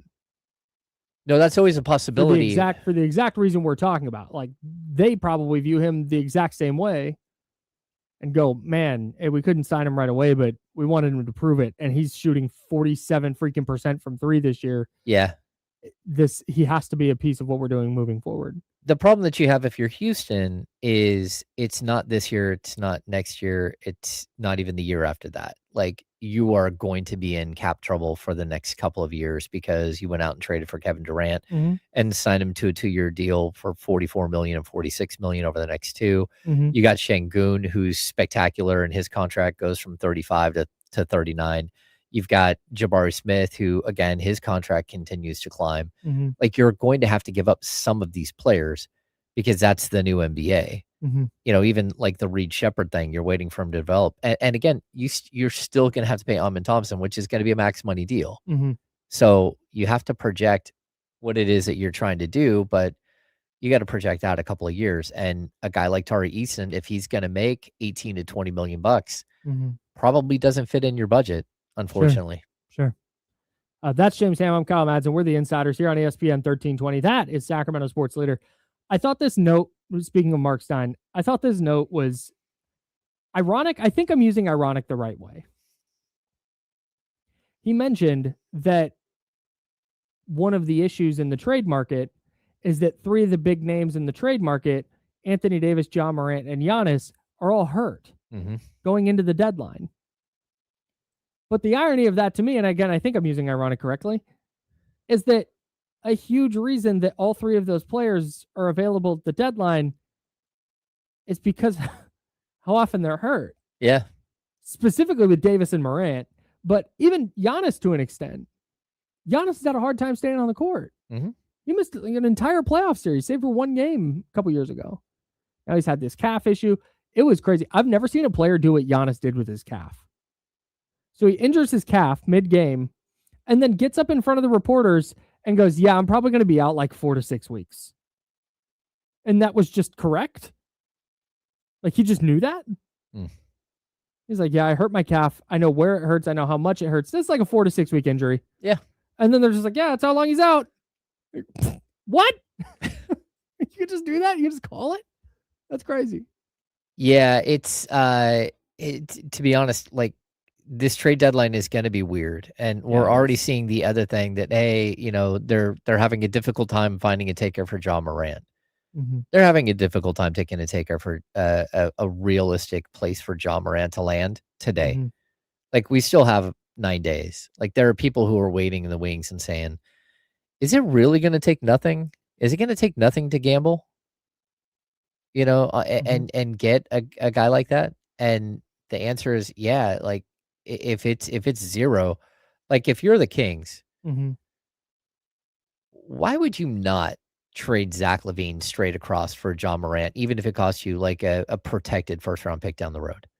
Like, I get it, you're trying to build a culture and everything else, but why would you not take that risk? Because you don't have anybody that you're setting up as a future cornerstone of your franchise, and he has the potential to do that. I'm with you. And there's no reason, like, again, Zach LaVine, hostage, not a volunteer, if that's what it takes to get him. But I think the Grizzlies are sitting here combing through the offers and going, yeah, nope, no to this trade, no to this trade, no to this trade. Or maybe they're not. Maybe they are just sitting there, like, twiddling their thumbs saying, seriously, nobody is interested at all? Because if no one is interested, then that means that they might take pennies on the dollar. It's the not exact same. It's a lot like the Jonathan Kuminga situation.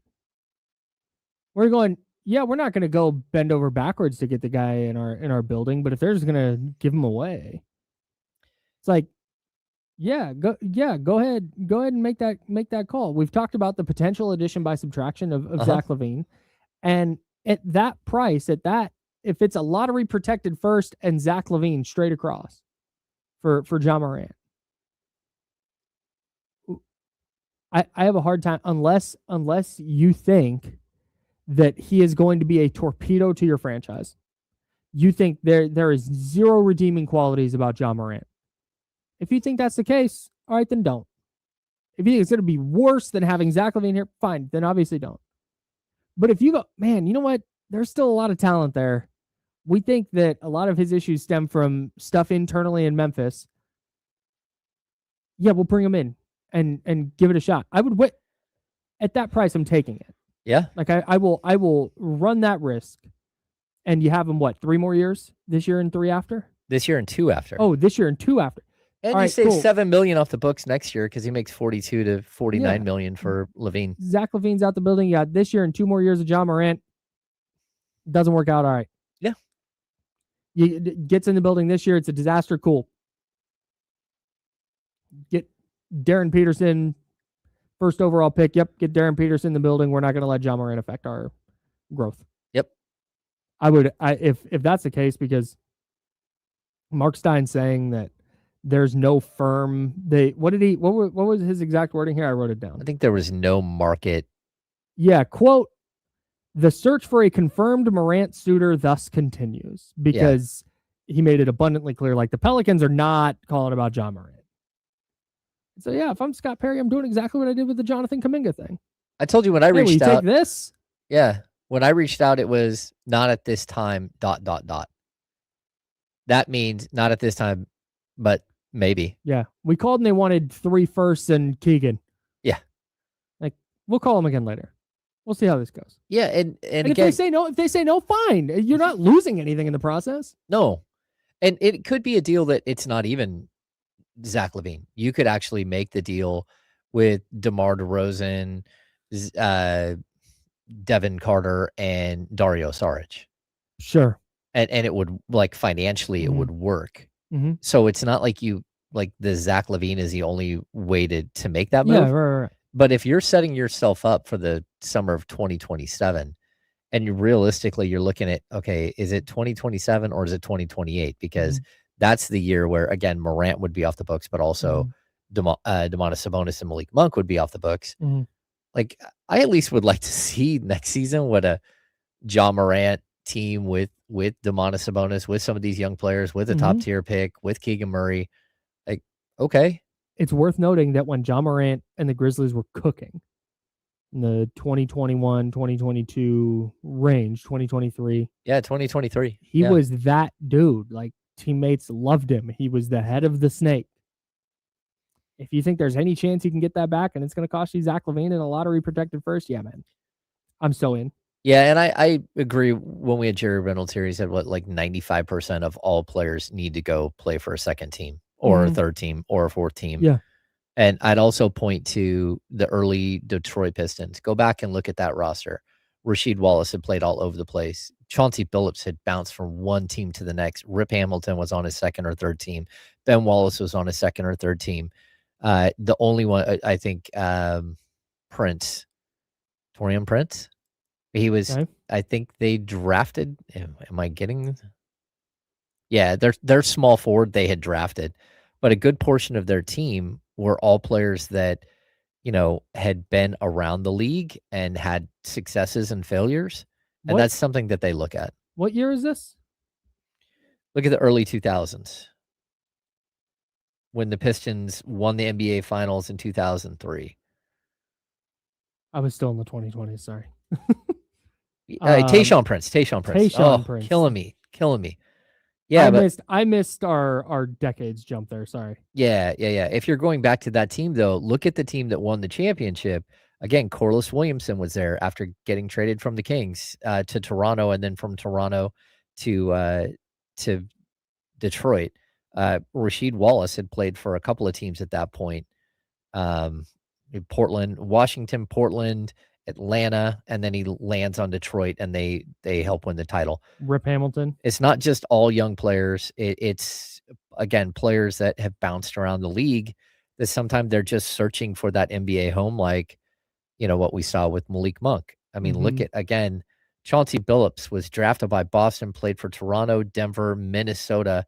He was on his 5th team in his first 5 years in the league when he landed there, and goes on to become a Hall of Famer playing for that team. Jeez. So of their top 5 guys that year, 3 of them didn't start their careers in Detroit. That's wild. Yeah. And then it's 6 is Corliss, who you mentioned. Wild. Yeah, man. I can't wait. Trade deadline's going to be super fun. That's James Ham and Kyle Madsen. We're the Insiders. Back in a second for the Handoff on ESPN 1320, Sacramento Sports Leader. Definitely assumed you were in break. Sorry. Yeah, no, that's my fault. I lost track of time. I usually look to see if Jesse's clock is moving. Oh no, it's good. 42 is a safe time to walk in here. That's on me. Hamilton was drafted by Washington, played for Washington for 3 years before he went to Detroit. Yep. Oh, my bad. I looked it up. I literally just looked at it, guys. Yeah. I saw it with my eyeballs.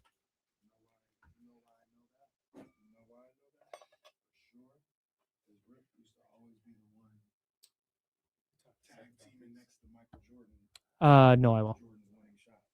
I only say Seth. He did those. Yeah, he said to send him everything. Should I use the corporate one for that? Okay, just There's nothing. Well, that's got your picture on it. yeah. I'll have him do both. I'll just send both, and we'll see how they look. Yeah, Okay. fine. He'll upload both of them. It's fine. Okay. Yeah. We'll just rotate them. I don't know. Yeah.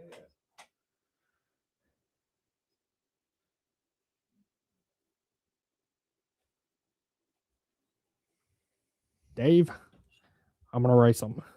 I've never seen what a corporate people on facing over I don't think you want to. and the dope ones. Yeah. Shout out to Don. Did you see that Don designed those Jordans that are coming out? No. Yeah.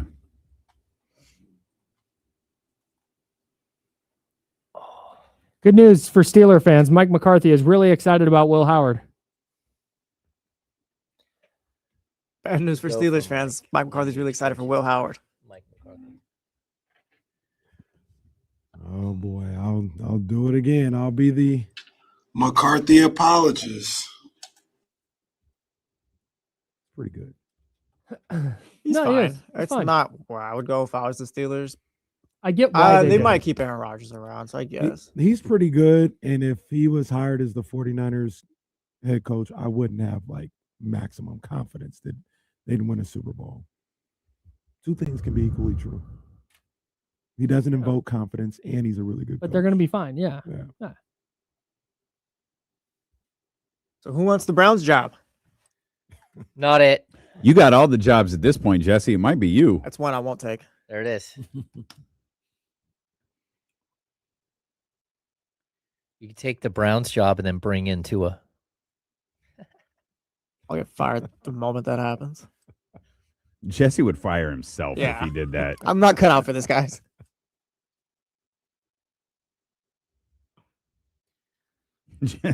Jesse wake up after night of a drink. What did I do? Like What did I do? Robert California shutting down the branches. How did this happen? What branch did Robert California shut down? Was it Buffalo? Something like that after a bender. Yeah. Yeah. Yeah, yeah. Stop, man. It was. Stop. It was though. Stop. Like season 3, Kenny? Four. Right after Kevin drops the chili. He Yeah, says. I mean, it Same was like episode. 2 That's why episodes Kevin after dropped the chili. He was like, That's Buffalo. actually a 3-hour episode to Kenny. It was 2 episodes after. The Office is one long episode, and the cold open is the chili episode. You can actually get the recipe for the chili. That exists? Oh, It that's does. great. It does. That's kind of great. Jesse, I have a chili cook-off you need to enter next year. You have to you have to undercook the onions. That's the secret. That's the secret. Yeah. Let them soften up.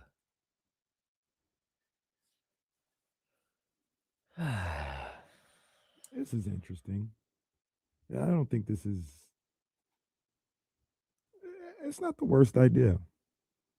Teams are registering interest on Marvin Bagley III during trade season. On a veteran minimum salary, Bagley could immediately help a contender as a backup. Securing the Bagley. Keon Ellis from Marvin Bagley.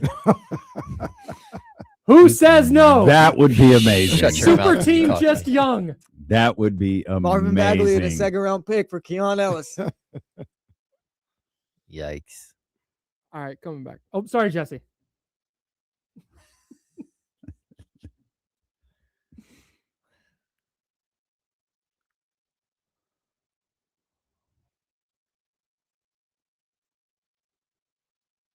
You good over there? We get. I didn't. Sorry, I I was don't know waiting what for just my. happened to I was- pause. I was waiting for Wow, boy. Welcome back to the Insiders with James Jesus Ham and Kyle Christ. Madsen on ESPN 1320. I've never What's had that? that. Yeah, no, 7 to 9, Monday through Friday. Lock Literally, in. never had that happen We're gonna before. figure this out together. God bless it. Two producers are not better than one. No, it's like a. That was some overproduced stuff right there. How many producers does it take to I come went to back click the from a voice guy, break? and then it says pause. Like, I've never seen this before. You just hit pause. I didn't know pause. They paused. That's great. The computer's in on the joke. That's Jesse from terrific. He's like, "What's this pause button I do?" wonder if it throws a No, I flag don't if even I know hit why this it paused. button. That's the thing. I don't even know what I hit for it to pause. Does it shoot a flag out if I hit the pause button? I don't All right, know. well, we're That's back. terrific. Oh, Thanks. yeah, no, everybody tap in Monday morning, 7 a.m. So it's gonna sound just like It's the this. most professional radio show you'll ever hear. Jeez Louise. 7 to 9 a.m. New lineup starts Monday. 7 to 9 a.m. It's me and Jesse with the jump. Monday, Rich Eason, 9 to noon. The best national radio show in Very the good, country, yeah. according Yeah. to me. Good We had an call. opportunity to run a different national show, and that's a big no. So we're gonna rock with Rich Eisen from 9 to noon. If you miss the jump in the morning because it's too early for you, no worries. Noon to 2, there will be the jump rewind where we will re-air the morning show right into D'Lo and KC in drive time, 2 to 6 p.m. on ESPN 1320, and that will of course include our Kings insider James Ham. Who'll be out at practices. He's doing Locked On Kings. So you So can we'll still have put hear out him 7 daily. podcasts by that time. By that time, that day, yes. Yeah, that yes. day. Locked On Kings, subscribe wherever you get your podcasts. Of course, subscribe on YouTube. You'll be able to find James there, and you'll be able to find him Monday, Wednesday, and Friday. Did we decide that yet? I'm just going to say Monday, Wednesday, that's and Friday. fine. With We'll D'Lo talk and to KC. James about it. Okay, James. Think Well, about I that. know one thing. James We're is going quiet to over need there. you. We're going to need you next Friday for sure. Definitely. That is a Just must. quiet We're going to that need Friday. you. It's like, He's like, yeah, Monday, Wednesday. Yeah. Yeah, whatever you, and then whatever you say, pal. mornings, You can put whatever you want to on the graphic. So James will be our Kings insider, of course, doing the stuff with Locked On Kings, which we announced yesterday. Episode's up now. Shut up. All right, I was listening this morning my man. To this show or to the Locked On Locked Kings? On. It was like 7 o'clock. oh yeah. All right. My listening experience with the jump is going to be interesting. There'll be interesting waters to navigate. Yeah, because you've got a whole gaggle of children you got to try and get to school. And then Well, you I got have a dog another to radio walk. show I have to listen to too. Yeah, Katie versus Kyle wins. Sorry, man, but I know the show so well. Like there are some. All right. It's good. No, it's good. I can no, it's skip. Cool. No, it's good. Gavin's phone scam and. Well, see you what's you going can't on. miss that. I assure you, I can. Hey, how do we get Mitch in New Jersey involved with Gavin's phone scams? Oh, wow. Oh, This is crossover content. so mate. Gavin could call Mitch as Gavin from the Wake Up Call, and it'd be the funniest thing we'd ever heard. We got to do that. Gavin, how you doing? Hey, Yeah, this is how's Mitch. it going? I I heard just got bit by a dog the other day. I don't know, I heard you were talking about bathrobes. Did you watch Sam Darnold? Yeah, I was gonna say, I love hey, what he did at USC. did you- yeah, that's it. Are you Caleb gonna- Williams. I think he's next. They say he's like Jim Plunkett, but I disagree. I Hey, can do you tell remember Monica. when the Kings He's had really Mitch good with the Richmond? Raiders. Hang on, I'm on the Brooklyn Bridge. There's a boat going underneath. It's really loud. Sorry, hang on. Shout out to Mitch. Mitch, I'm so sorry I didn't take your call earlier. If you want to call now and talk on the handoff, you can. Phone line open for Mitch only at 916-909-1320. He said he wanted to talk about the Giants draft. No, he made a That he mistake. meant- Yeah. he made a mistake and meant 49ers, and then we were off it by then. So, Anyway. Anyway. That's my mistake. Jesse, don't hang up on me.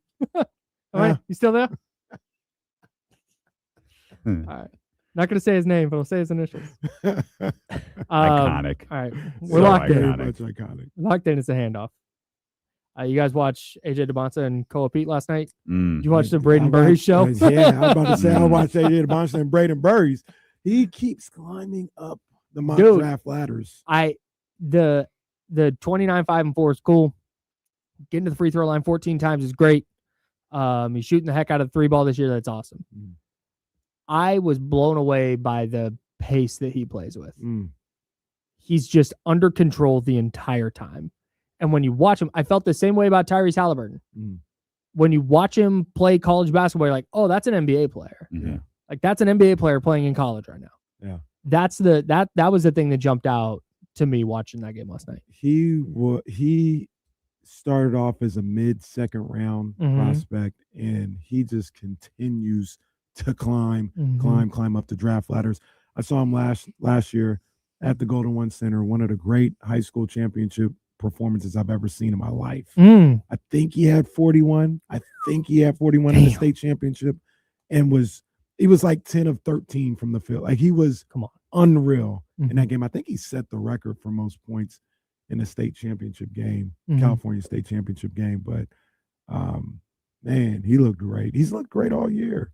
In Arizona, that we'll get into it later as well. But like, that was the first night. It was like, okay, college basketball's in our lives. Like, that was big time throwback, big Monday. Yep. We got Felt like it Louisville mattered. and Duke. Yep. Yeah, we got Arizona and BYU. The crowd of BYU was fantastic. Really It good. felt like, all right, we're here now. we were talking about this earlier. I've been trying to resist the AJ DeBonsa thing because we've heard about AJ DeBonsa for 4 years now. Like, we've known that he's going to BYU. It's going to be a really big deal that he's going to BYU. And then he goes out and he's lighting up the scoreboard every night. And I try really hard to, like, I nitpick players like that because you just want to fall in love with the fact that they put the ball in the hoop a lot. Yeah.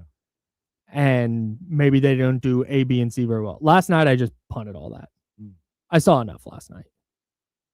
I get it. And he wasn't even that good last He wasn't super inefficient, but just the way he gets to his shots, the way he moves on the court. Like, James compared him to Pascal Siakam, like, with his movement skills. Yeah. And like a more skilled Pascal Siakam is like, yeah, man. He's got the take that. footwork of DeMar DeRozan right now. Yeah. It feels like what he can do on a jump stop, what he can do with his pump fakes, step throughs. He's fantastic. I still, it's tough. If they had the number one pick, I think I'm still going Darren Peterson. Darren Peterson is fantastic. I haven't watched a lot of Darren Peterson yet. You just don't know if, like, I don't know much about the high school situation. If he was always injured, or it's this thing right now that's kind of got him in and out of the lineup. It's a one-off. Game wise, though, I'm not gonna sit up here and be like, "Oh, he's way better than AJ," because AJ's amazing. I ain't gonna do that. But Darren Peterson is insane. Yeah, he is an automatic bucket. Mm-hmm. They had one of the mock draft things. They do the comparison, and they go through every player, and they're like, AJ DeBonsa, just throwing out like DeMar DeRozan, like might not have been the person. Sure, but they're like Braden Burries, Jamal Murray, all this other stuff. They said Darren Peterson, Kobe Bryant. I said, Jesus. DeMar is a high bar nothing to set. can go wrong when you do that. Yeah.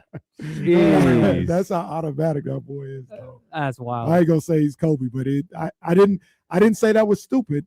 Yeah, I'll tell you that. They compare his work ethic. They say he's like so laser focused, but he also has to stay healthy.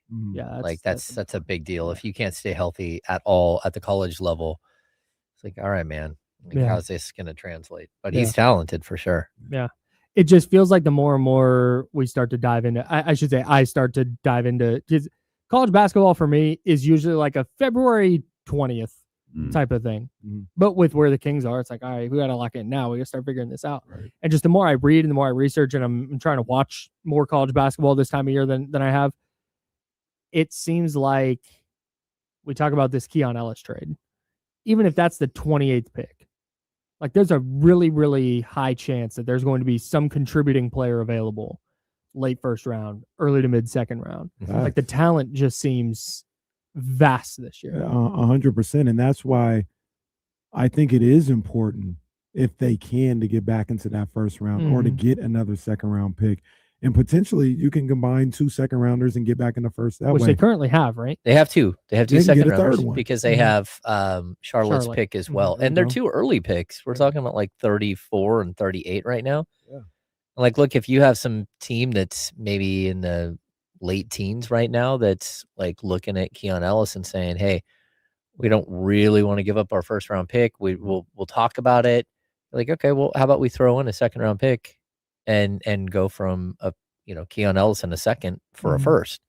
Like there are different ways to like sweeten this deal or to get something that's really valuable to you. No, for sure. And that's what you're talking about with the talent level in this draft.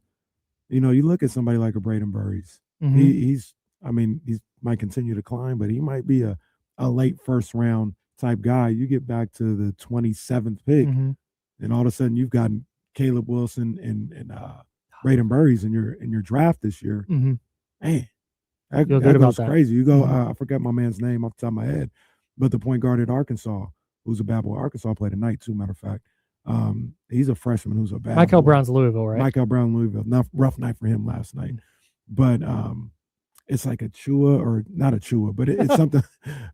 He can play. I've seen him play a couple times. And A-Cuff? A-Cuff. He can go.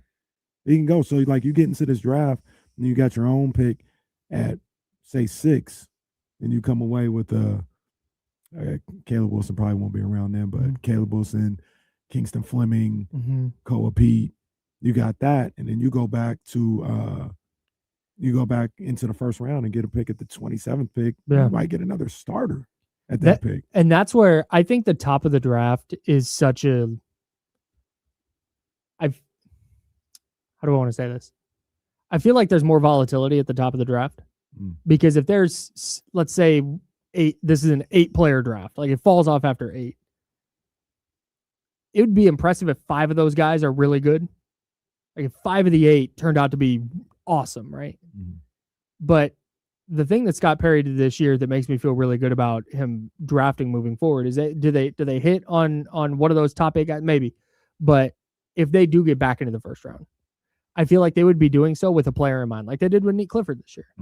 They went and got that pick knowing like, hey, we like Nick. We think that's a good player. We want to get him in our building. We're going to go do what it takes to get into the first round. If they do that, if they're trading 2 or 3 second-round picks, or they trade Keon for a late first, I would feel really good about Scott Perry. Whether they hit on that top pick or not, like TBD, don't know. But I'd feel really good about whoever they bring in, whether it is late first, early second, about at least being a contributor, just based on what they did this year. Well, yeah, I mean, I think whoever found Dylan Cardwell, like, props. Salute. Like, go ahead and listen to him and give him one of those.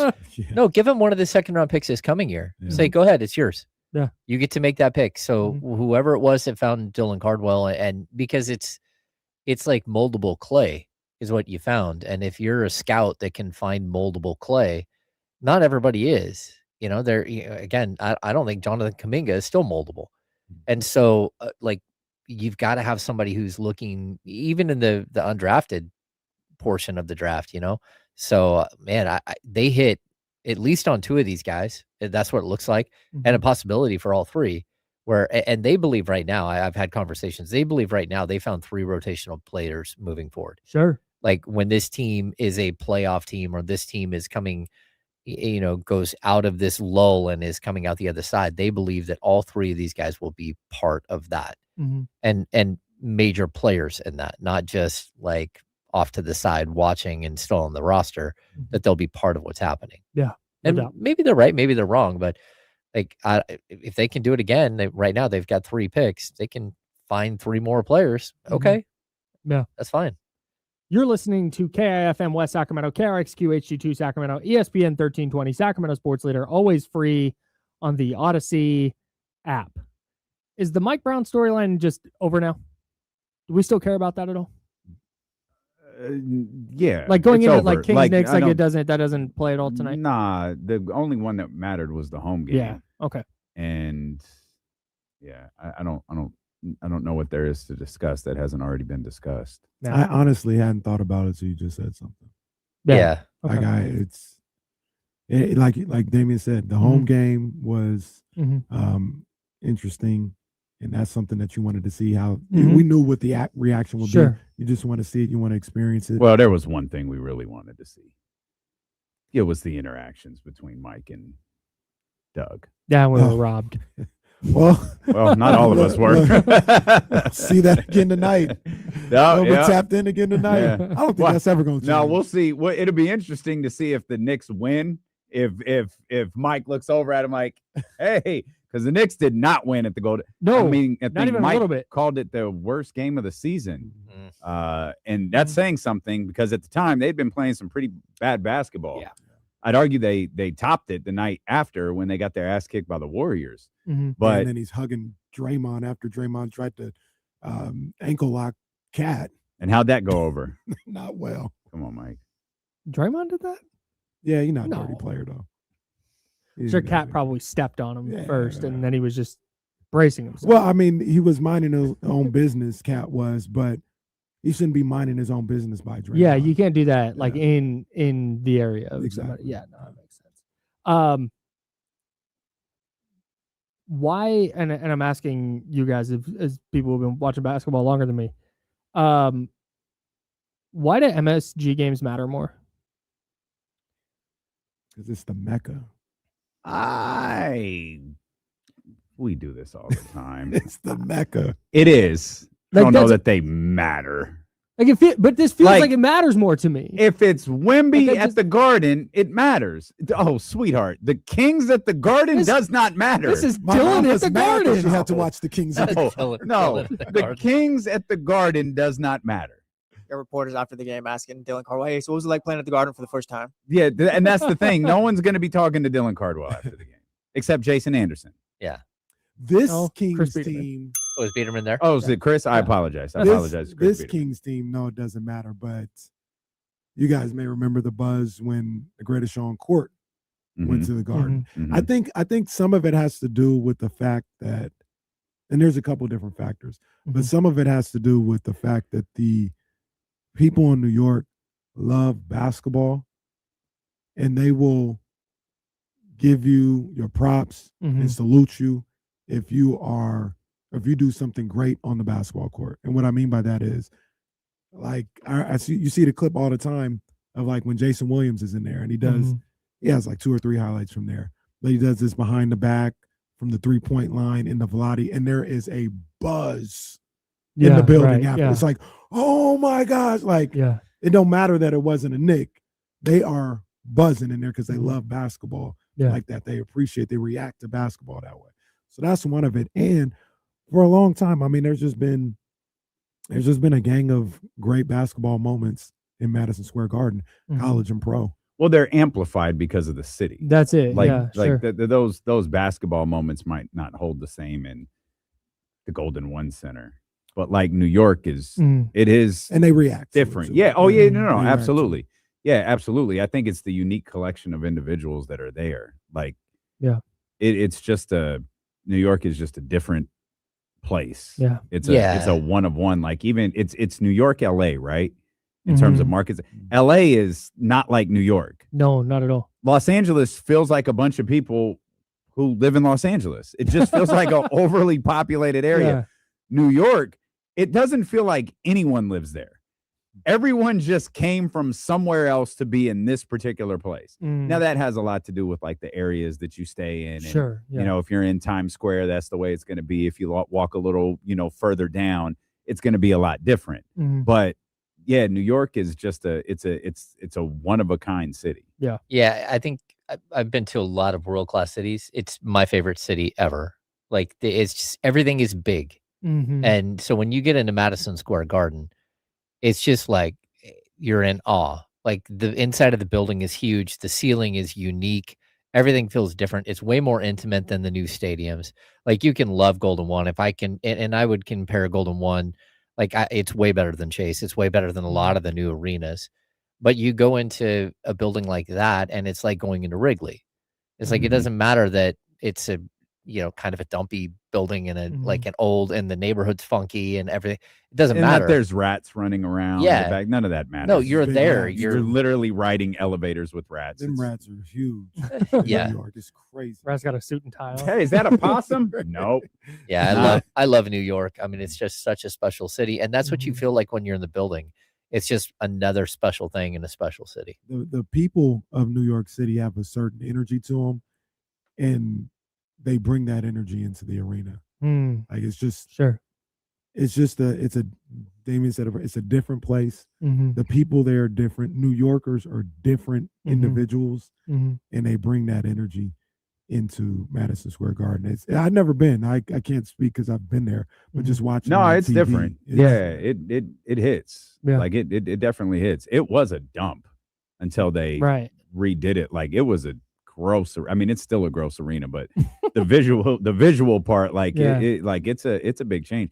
But that energy, that's not going to be there tonight. How come? Between the weather and the Kings, I don't think it's going to be there tonight. Well, it might be because they'll be mad because of the weather. I don't know that they'll be there because of the weather. That's true too. Shout out to Chris Biederman. Just get home. Yeah. I don't know what flight I don't know where you're going next or what city is to. Just get home, man. He sent me a photo of like he's in the city. He is in New York City, and there's like snowbanks on the sidewalks. It's crazy. I've seen that driving to Reno. I've never seen that in a city before. That's ridiculous. You guys are so. That's ridiculous. Become my cousins in Connecticut. I'm from here. What do you want from me? That's what I mean. You've never lived in a city like that. And then what's great is like right now, it might be all like white, like they just moved this. Wait a couple of days, it's all gonna be black. Brown, yeah. Yeah. And rats coming out of the snow. Yes, facts. Making homes in the snow. Yeah, right. Is there? That's I believe. And I think everybody will agree. Matter of fact, I'll make everybody agree. Oh, New York City, Madison Square Garden. That's Mecca. That's number one. It's number one disagree on the energy level. What's number 2 and 3?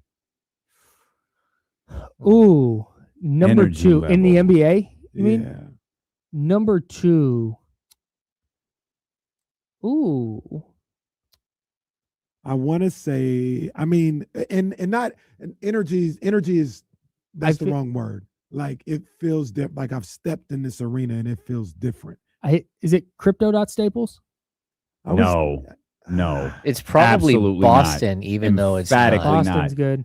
It might be Boston. But the Yeah. Laker games, because they turn the lights off in the stands and it's just I don't all think on the so, court. man. There's I don't think so. I want to say no, But but there's to been a that point, lot of history that's happened in Staples crypto. that's true. But at the same time, and I think this is kind of to Damian's point, when the Knicks are bad and somebody does something at Madison Square Garden, it's a big deal. When the Lakers are bad and somebody does something at Staples.Crypto Arena, like nobody is like, oh man, it's his Staples Center moment. No, they were asking for Kobe's reaction. Yeah, right. That's what it was. No, So that's it's like, fair. so- That's fair. Yeah, Boston, I think, is a good one. Boston's a really good one. Philly's good.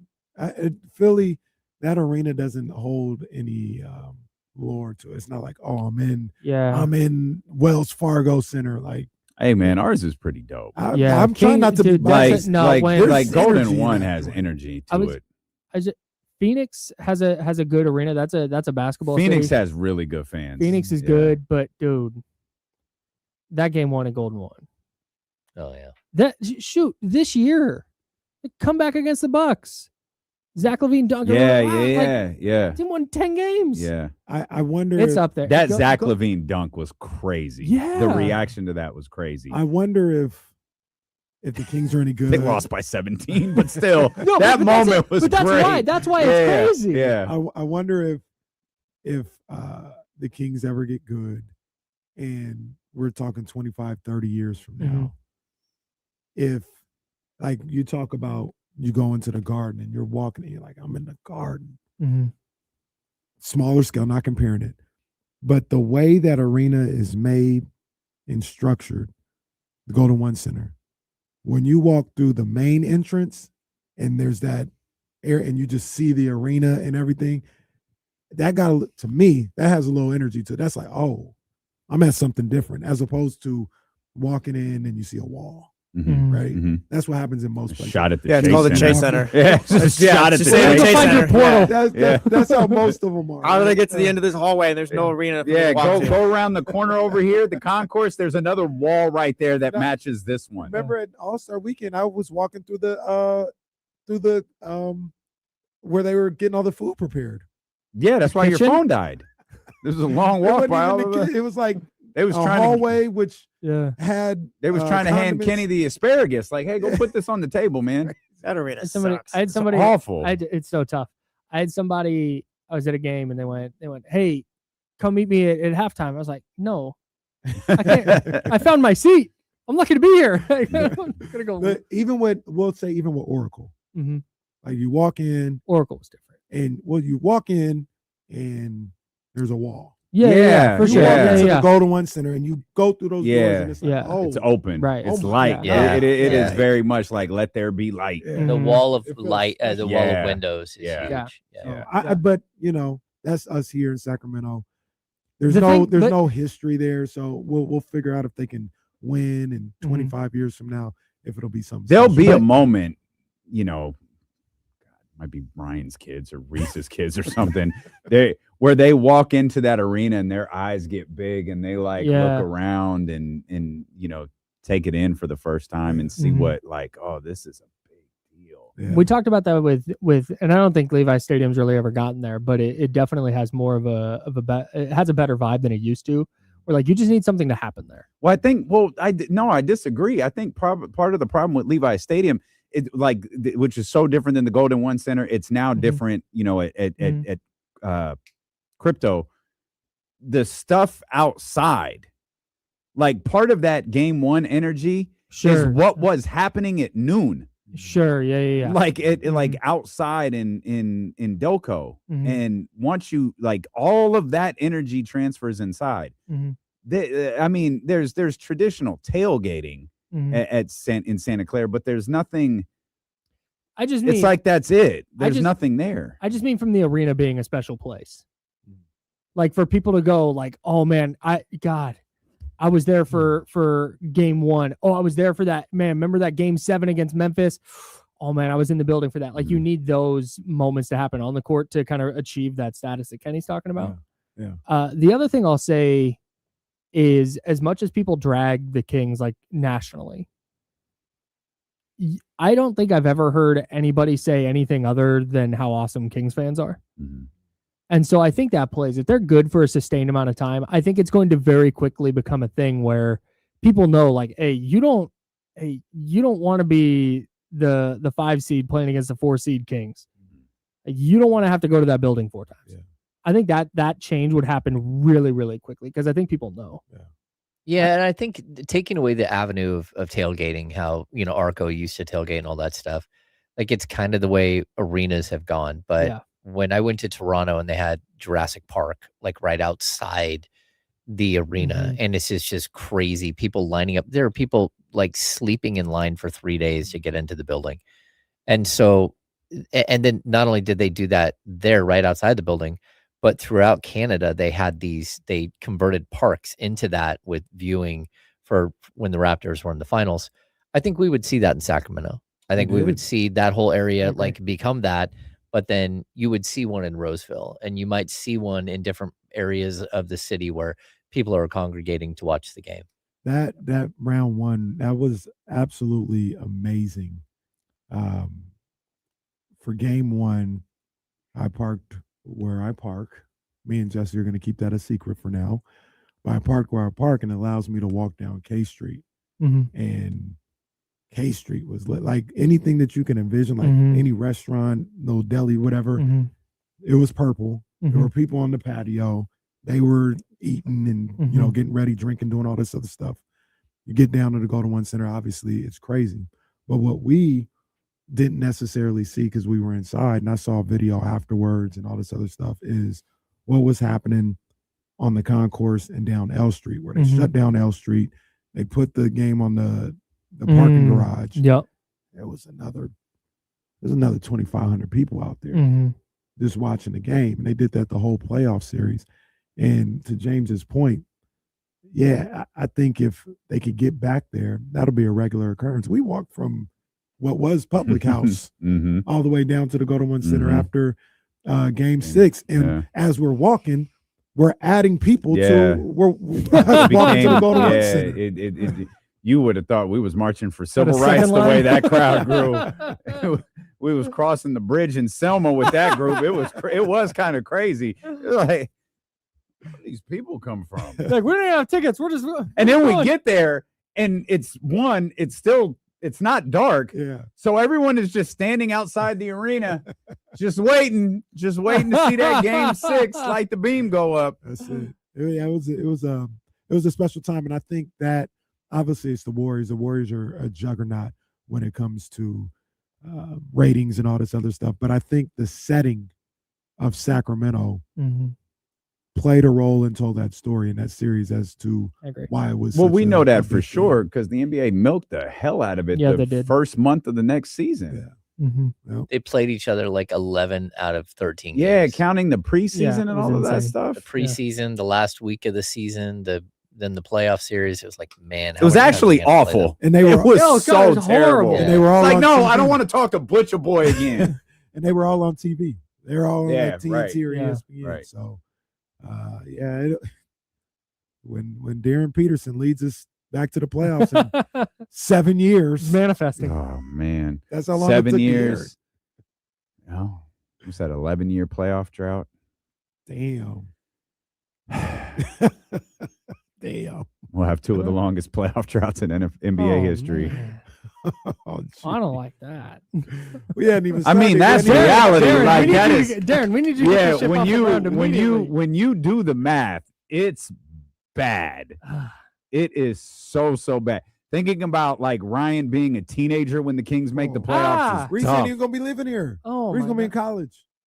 It's gonna be Oh, crazy. But I mean, He look, better be Backstage? pro by then. Stingers up? he better be 7. leading us to the Are we buying the new Stingers up, by the way? big The stinger. new. up. Excuse me. That's That- what it is. The Ask, big stinger. ask Coach. He said he wants big stingers. And it's this. So Coach Not said. this. It's this. That's what Oh, Coach said. look, Lonzo said that. Yeah, he Alonzo? said that. Look, we're gonna On let video. it play on, all right? Because we needed to get the pinky out the way. That was tough. That They was said, never. He said it was a callback to that's how it used to be. So It used to we're be not doing stingers the up. pinky anymore. Thankfully, We're just. Going with our Just big putting the stinger number- instead. throw the number one. It out. just looks like. So we're supposed to say stingers. Oh, Oh, I'm with Coach. it almost. Ask Coach. They made us do stingers up at Hey, my orientation. Like, hey, I'm not we- doing that. I hey, did not throw my hey, pinky up. I won't. We no. need to get Alonzo on the phone to talk I don't think about so. this. I'm with Coach. Nah, we need to get Alonzo on the phone to talk about big stingers or whatever he's going around saying. Yeah, he said that. Big stingers. Play on. Like, my Play on. goodness. Play on, Mark, Coach, I got Mark, you. if y'all are listening, let's get this set up. Need 5 minutes. Got to clarify this. Yeah. I think Sean Cunningham posted that video. I was like, whoa. Yeah, man. Big stingers up. It's That's crazy. what we're doing now. Hell yeah. Big stingers. I can't wait for Hammer to get here next season. Oh yeah. MC, That's not gonna be- James. Oh, That's gonna be he's fire. right here. No, MC, not James. Cannot wait. It's going to be great. fire. We have That'd be been great. promised that Hammer will be here. Post-game concerts? Oh, hope so. watch me be there. Yeah. I ain't showing up for Lil Yachty or You whoever better- else they marched out. But tell me, let's get it started is going to be Better performed. perform pumps in a bump. I know that much. Fully That's gonna clothed. be You upset. better Well, yeah, perform no. in fully We don't need clothed. to redo Yeah. the video. Get D'Lo and Casey to make the set list. That'll be great. Bro, man, yo, he could perform for an hour. Yeah. Let's get it started. Turn this mother out. Too legit to quit. Mhm. Pumps in a bump. It's all good. You got to throw and pray. He's going to do another gospel song because, God and all. I'm up to 7 records. Because God and all is crazy. no. Oh, You no. don't think Hammer could go an hour? Hour. You're crazy. I mean, he can. You're crazy. He can because he has albums and songs, but his hits, I don't. I think didn't they even go say for you an- can't touch this. I don't think they go for an hour. You His crazy. hits Nah, don't go for an hour. He might. give me his once hits. you bring the B Tell me. sides in. Nah, you can go for an hour. nah. Give me the hits. I mean, Let's you get it named started. Yeah. Turn this mother out. Yeah. It's all good. Yeah, Pumps in a bump. yeah. Too You can't legit. touch this. Mhm. Too legit to quit. We're up to 6 right now. That's 6. That's- That's 6 solid ones, That's too. 18 minutes. he stop. Come on, man. This is 3 minutes a Stop. song. No, Three minutes a no, song. no, no, And no. I'm saying he No, no, performs the whole no, no, song. No, It's not 3 minutes a stop. song. No way. No.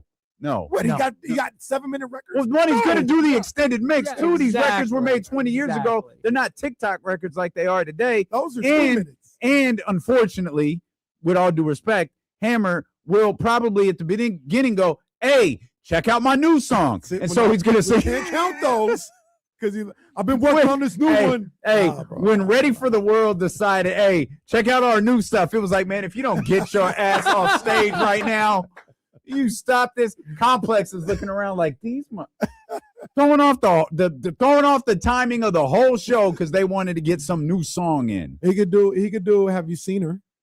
Even though that was a remake, he could do that. He could do what's my other one that I like? Well, he got the B-sides like Tell me, bust have them in you the back seen of their heads and watch them suckers play dead. We ain't even do they put me in the mix.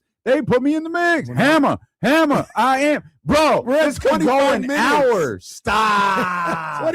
The songs are 3.5 minutes. Hammer could go an hour. 45 to an hour. You could go 45 minutes to an hour. Totally. An hour's a long time. James, what is your favorite Hammer song? Oh, I don't know. I mean, I still don't think we mentioned You Can't Touch This. I lived through the era, so yeah. I'm Cinnabon. That's his favorite song. I told you, Can't Touch This and Too Legit to Quit for MC Hammer is Kenny with the chili on The Office. That's all I got. Really? That's all I got.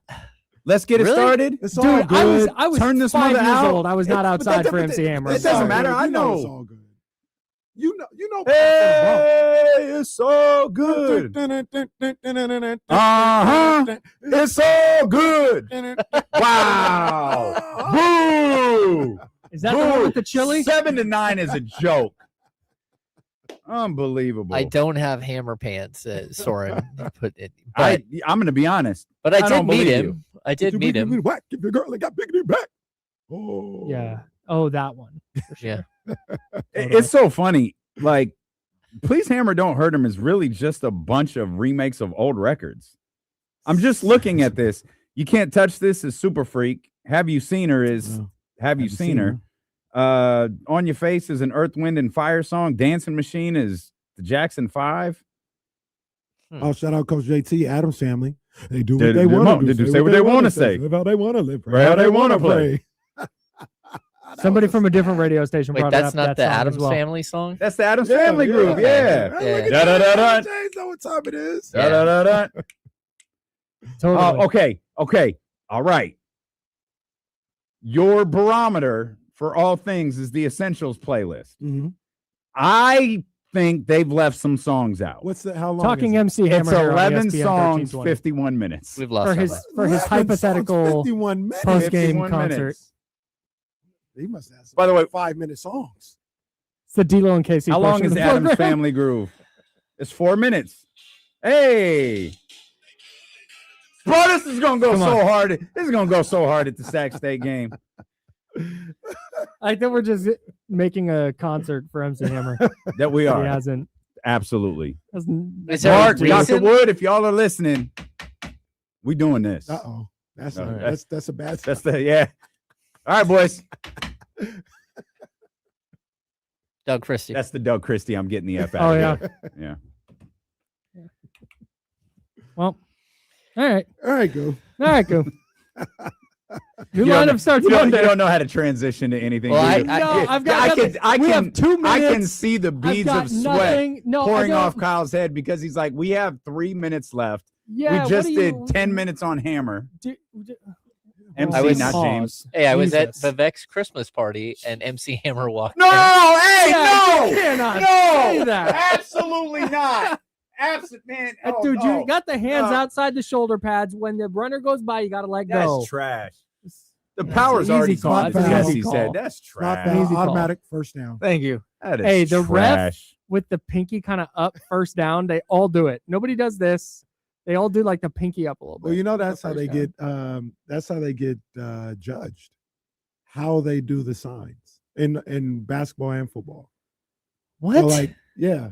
So like if you say I'm a basketball ref, sorry for the radio yeah, offense, no, but this I is do good all I commentate. do a charge and it's charge. Yeah, he just kind of put the Yeah, hand but, out. You just it's half-hearted. Charge. Got to like punch. Yeah, for sure. That's literally how they part of how they get graded. Huh. How they deliver the sign. That's interesting. Yeah. Because there's definitely those really obvious ones where the guy just goes like, yeah, got me. Yeah. We're going Now you this can put way. your own flair on We're it. going but this way. Or was it's it a Joey certain- Crawford used to get crazy with it? Oh my the god. Hawk. Joey Crawford would skip 6 steps Yeah. before making the Jeez. sign. The 1 footer. Yeah. And then he tossed Tim Duncan for no reason. Tim Duncan wasn't even playing. Jib. He wasn't even Come out. playing. He's just like, you're out of here. I was walking through the Doco maybe a month ago. And I'm like, there's Joey Crawford right here Joey in the Crawford. Doco. Like, What? what is he doing here? What was he doing He here? was there big for Vining some grain sort guy? of I don't know, reffing symposium or something. I Hey, don't know. look, no, I'm not even gonna lie. we can leave on this. The other night when I was at the game covering the game, I'm down there for the warm-ups and stuff, and I said, it's like from me to Kyle almost. I looked and I went, oh, that's Scott Foster. Oh, snap. I got the phone out. I ain't gonna lie. Like, that's Scott Foster, bro. He came by and like Can I tell you dapped something? somebody up, and I'm like, oh, that's such a problem. It's a legend. That's tough. The fact That's that we tough. know who Scott Foster is so. Hey, Scott, you think I can get a picture real quick, Scott? Does anybody want to call a flagrant more than Scott Foster? There was a play in that game. Was it the Knicks game that he reffed? Mm-hmm. There was a play in that game that was not close to it. And he's like, no, we got to go. We We got to look. They show the what? Scott Foster's a Two plays terrible later, referee. someone hits the ground. He's like, we got to go look. He wants to toff somebody so bad. He stinks. D-Lo and KC coming up next. For James Ham, I'm Kyle Madsen. We're the Insiders. Back tomorrow at 10 a.m. Till then, drink water, be nice people. See you. Thanks, guys. Bye, friends. And my interviews is hot.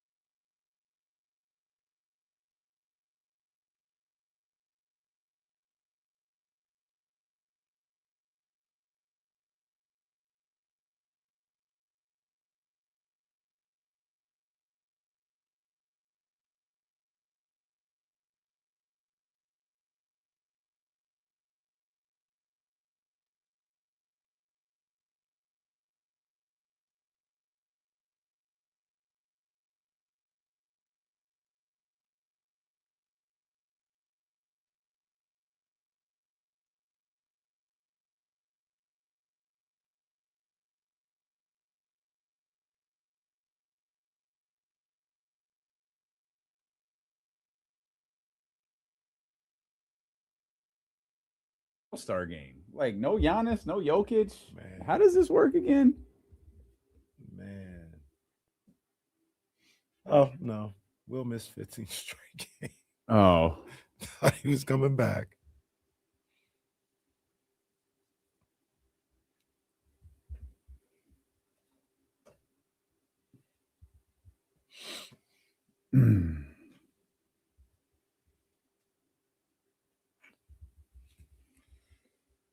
Mike's on. What's up, everybody? Check 1, 2. There we go. Sort of West Side Kings. It's a Michael Jackson shirt. I used to have this poster, but They did superimpose a Magic Johnson jersey on it. It's a Michael Jackson shirt. You can't see the jersey. Just that. Just that. Hey, Riggs. Yeah. We got him screaming D-Lo, KC, D-Lo, KC, D-Lo, KC, D-Lo. We got him screaming D-Lo, KC, D-Lo, KC, D-Lo, D-Lo. We your number one spot. We your number one spot for some sports, huh? Got the city going crazy when we work, huh? We top 2, but we ain't 2, we in first, huh? And when you need the real, we is who you search, huh? D-Lo, KC, D-Lo, KC, D-Lo, KC, D-Lo. We your number one spot. Let's go, baby. Hey.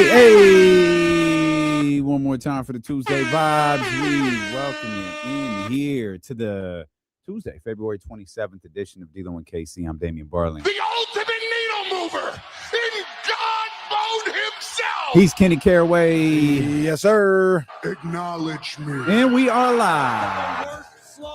Alongside. Yes, indeed. Hey, shout out to our man, Chris Biederman. Chris Biederman's listening.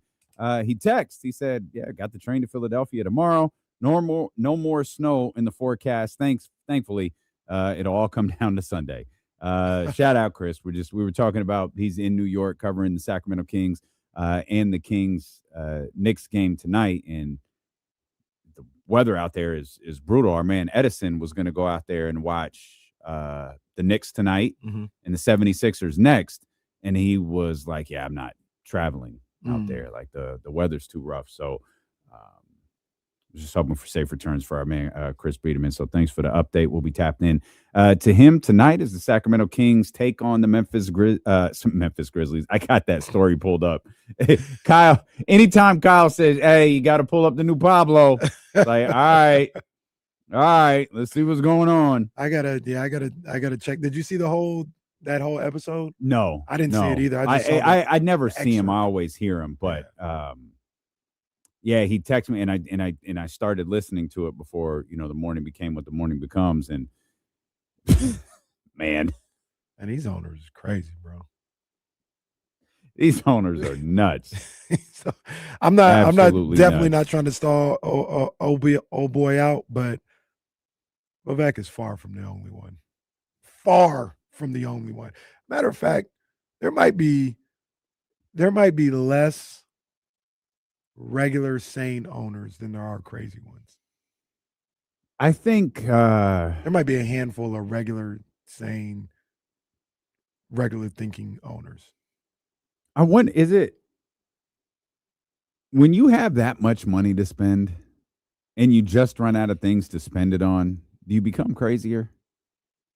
You behave crazier. You behave crazier. You behave erratically at times. I don't know if you're literally a crazy person. Is there a sane billionaire that you can think like? I don't know. There aren't that many billionaires in the world to begin with, but is there just a normal one? I'd imagine no. Like if you get to $1 billion, it's pretty tough to tell me anything at that point. Yeah, right. Like honestly, like I'm sure that's all the ego in the world. Like I made $1 billion. Like I'm good. Like what are you talking about? I don't have $1 billion, and it's tough to tell me anything. So I can't imagine having that type of money. I mean, the excerpt that I saw is the Grizzlies owner wanted to buy all the minority owners because he was talking to a girl and she didn't believe he was the owner of the Grizzlies. She believed Justin Timberlake was. And that's what sparked him to want to just buy everybody out. And shout out to Justin Timberlake, who probably owns less than a percentage of the Memphis, and I mean less than a single % of the Memphis Grizzlies. He might not actually own any of the Memphis Grizzlies. They just said that he did because it would be cool for them. Yeah. And this dude flips out. Robert Perry got a little in his feelings over it. Flips out and wants to buy everybody out. Because some random girl on Beale Street was it's like you don't own the team. Oh, that's amazing. Also, the idea that Justin Timberlake owns the Memphis Grizzlies is spectacular. Just spectacular. Shout out JT. He loves Memphis. Well, speaking of crazy, James Dolan owns the New York Knicks. There's your transition. No Zach LaVine or Malik Monk tonight. Both of them. It was weird. Chris Peterman noted. I guess it's not weird. I guess it's pretty easy to determine what happened. Chris Peterman, who was covering the Kings, as we just noted on this East Coast road trip, he noted that Zach LaVine and Malik Monk were both at shoot-around and both participated in shoot-around. It wasn't long after Chris Peterman tweeted that the Sacramento Kings ruled out Zach LaVine and Malik Monk. So whatever happened at shoot-around, clearly they weren't happy with it. Yeah. Be it Zach, Malik, or any of the entities that determine whether a player is available for that night or not. So it certainly sounded like they were playing basketball tonight. Zach LaVine was going to return. Malik Monk wouldn't miss any time, but that's not the case. Both will be out tonight at the Garden. Yeah, lots of Keon Ellis minutes ahead. Lots of Keon. And you know who might see double-digit minutes tonight. He should. He should. Why? Because if you can't play him in these scenarios with two of your guards out, just cut him. Like, how are you even going to trade him if you can't play him in these scenarios? And lost. They beat Miami by a lot. They've lost several games by 40-plus points, and he has not seen the floor. I think that ship is sailed. I think that's a little crazy. So how are you going to trade him? I'm not saying it. You're not trading him. You're trading $6 million. I'm not saying it's okay. I'm saying that's what's happening. You're not trading Devin Carter. You're trading the $6 million that's owed to Devin Carter. I think in these scenarios, he should be able to get some time. Yeah, he will. Like you got LaVine and Monk out. Like, yeah, Devin Carter should play. He shouldn't play 30 minutes, but yeah, he should be able to get in the game. Like even with his kind of uninspiring performances that he's had, he doesn't look like a disaster out there. You know what I'm saying? He's not. So it's like he's not a disaster. He should be. Two of your guards go down, you should be able to play. He's not a disaster, man. He's just not very good. He's not. And he hasn't shown anything that has shown he's very good. And then I go to, and it feels like the position depth is a problem, and I recognize that in terms of this conversation. But it does feel like it was determined through all of the well, there were no ups, but for the repeated downs that this organization has had through this part of the season, it feels like they made the decision early. Yeah, Devin Carter's not playing. Devin Carter's not going to be a part of what we're doing. And I always go to, what do we not see? What's happening that we don't see? What's happening at practice? What is Doug seeing? Like what's happening that we're not privy to? And feels like it was enough for them to go like, yeah, as deep as this position group is on our depth chart, there's just not a way we can work him in. You get to 10, 11, 12, 13, 14, all of these games under 500, and it seems that line of thinking has not changed. Oh, and look, and here I am defending Devin Carter in this you're a big situation. Devin Carter fan. I'm going to get you a jersey this Christmas. But I will say this, like, it's not like you're any good. It's not like you're close to being any good. Why haven't you at least given this guy a look? Like, I know it's a position of need, and that played a role in it as well. But you gave Dylan Cardwell a look when things were going bad. Yeah, but you can't give Devin Carter a look when you're routinely getting beat down. So that's again, you're right. I hear you. But let's stick what I said a second ago about what do we not see. Go back to training camp. Go back to the thing that they do every Fan Fest. Yeah. Dylan does it was Dylan that did All I Want for Christmas, right? Yes.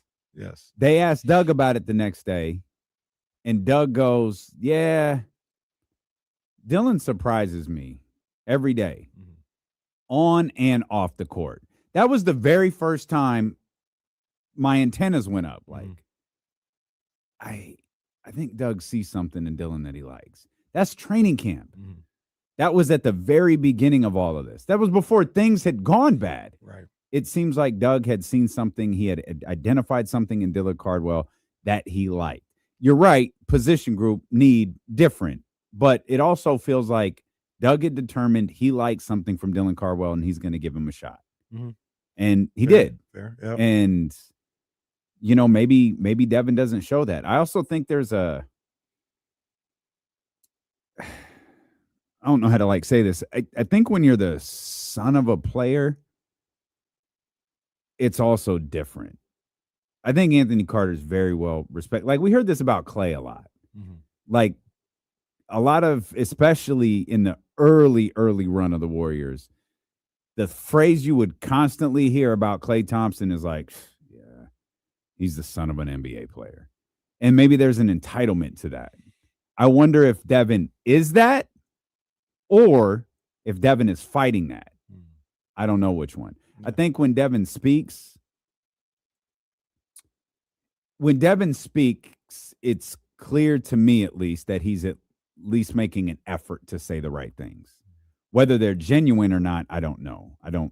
Never had a single conversation with him, but he's at least trying to say the right things. So I don't know if he's fighting that as well. Yeah. No, I everything you say, I completely understand. And to be honest with you, if those ancillary things and things kind of off the court are keeping him from getting any playing time, then you should never play him. If that's what you're going to do. Like what happened in Detroit, that shouldn't happen. Sure, but what I mean is I don't necessarily mean, well, people don't like him, so he's not playing him. I meant more from the sense of, well, he doesn't work as hard because he feels entitled. Dylan works hard. Again, I'm talking perception-wise. Dylan works hard. Maybe Max works hard. Maybe the perception on Devin Carter is he doesn't. Right, and if that's the perception from the coach, then he should never play. Like Detroit shouldn't happen. Like Schroeder will just play the final 5 minutes. You know what I'm saying? Like what you putting him in there for? If you feel that way about him and you think that way of him. That's just, it's a rhetorical question, but like, yeah, why are you putting him in there then? So to the original point, I do think because of circumstances, we do see him tonight. We'll see how much he plays though. And if he doesn't play tonight, I'm kind of past that. If he doesn't play tonight, like that's already been done. That's been done to death. Like he has gone so much. Like I wonder how many games he has actually stepped on the floor during this season. One thing that I like that Safari has started doing is they'll tell you the last time that you searched something. I haven't searched Devin Carter stats before, but I searched Devin Carter about 7 months ago, according to this. Let's see Devin here real quick. He's played in 13 games. Yeah, and what if they play? They got 35 We're left. at 40 something. So what's their record right now? 12-35. They're 47 games into this. Devin has played 13. He has played double-digit minutes, 3 out of those 13. 2 of them were 21 minutes. He played 21 minutes in 2 games. One of those was versus Atlanta at the Golden One Center, which they lost by 33. The other one was versus Denver at the Golden One Center, which they lost by 31. Devin played 21 minutes in each of those. Devin has yet to step on the floor. Yes, he Devin Carter played 4 minutes in the Sacramento Kings victory against the Golden State Warriors, a 121-116 victory against the Golden State Warriors. Devin Carter played 4 minutes and 49 seconds in that game. That is the only game that he's played this season that the Sacramento Kings have won. Well, he's a winning player in that game. Let's see. Lost by 7, lost by 6, lost by 13, lost by 6, won that game, lost by 31, lost by 27, lost by 33, lost by 31. Jesus Christ. Lost by 41, lost by 27, lost by 34. Jeez. Then you have the other night that they lost by 23. Man, that's tough. That's tough. Well, hopefully they don't lose by 20-something tonight. Can I be honest? Come on, they're losing by 20-something tonight, aren't they? Like no Zach, no Malik. Probably an agitated New York Knicks team who has won 2 in a row. They beat up on the Nets by some ungodly amount a couple of nights ago. Nowadays. Well, yeah, the Nets scored 66 points in that game. They lost by 40 to the Clippers the other night. And then they had a quality win. Philly. They beat Philadelphia. They did. That was a good game. So on Saturday afternoon. You starting to pull yourself out of that, that rough near 20 game stretch that you had, and like Sacramento, like if you let up, like, hey, taking a loss to Detroit, Oklahoma City, something like that, like maybe you can't stomach a second loss to the Sacramento Kings. No, they're not going for that at the Garden. They will lose to the Kings. Like part of the reason, like the likes of Mark Jones and Kyle Draper, you be in the fourth quarter, 5 minutes left, the Kings are down 18, and one of the three goes, that's nothing in this league today with the 3-point shot and the pace of the game. That's nothing. You're trying to get people to stick around for the broadcast, right? You don't want people to turn it off. And with the Sacramento Kings, it's very easy to turn the game off early. I could never be a play-by-play announcer or a color analyst. I couldn't even do what Deuce and Mo do, because D'Lo and KC would pop on the screen. Well, buckle up, folks. Look likely the Kings are going to lose by 40 tonight here at the Garden. Good chance we're going to get Devin Carter minutes with Zach LaVine and Malik Monk out. Oh, brother. They're going to like the SpongeBob. It's like when Jeff Jarrett used to walk on the screen. Oh, I'm turning this off. JEFF. JARRETT. That's double J. I don't know why. The way you love Jeff Jarrett is so funny to me. I didn't even like him that much because he was beefing with Razor Ramon. And Razor was my boy. They had a feud going on. Hey, you know what I did last night that I can't even, my pen broke. Oh. That I have not done, and I can't even venture a guess how long. I turned on Raw. Yesterday was Monday. Yeah.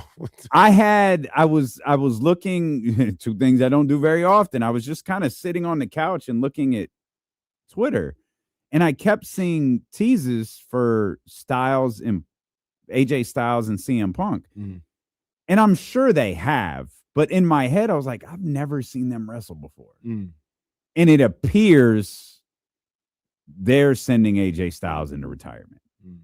And I was like, okay, I'm going to watch this. It was just after 7:00, and I don't know how it works anymore, but I thought like either the main event is on or it's close. So I went to Netflix, put on Raw, and they're doing the introduction. I'm like, okay, I'm going to watch this. Okay.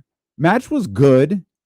It was ruined because Finn Balor interfered, and that's how it ended. Finn Balor. Okay. Do you know who Finn Balor is? Yeah, I just didn't know he was still doing things today. But yeah, so he I was like, he went after A. Wait, who'd he go after? I think he went after AJ. Yeah. And they got history, don't they? I guess. I don't know. I know there's probably for like hardcore fans, there's probably some like Bullet Club thing in New Japan with like AJ and Finn Balor and all of that, but like I don't know how all of that works. Like I'm not astute enough anymore. But I was really angry at myself for turning it on.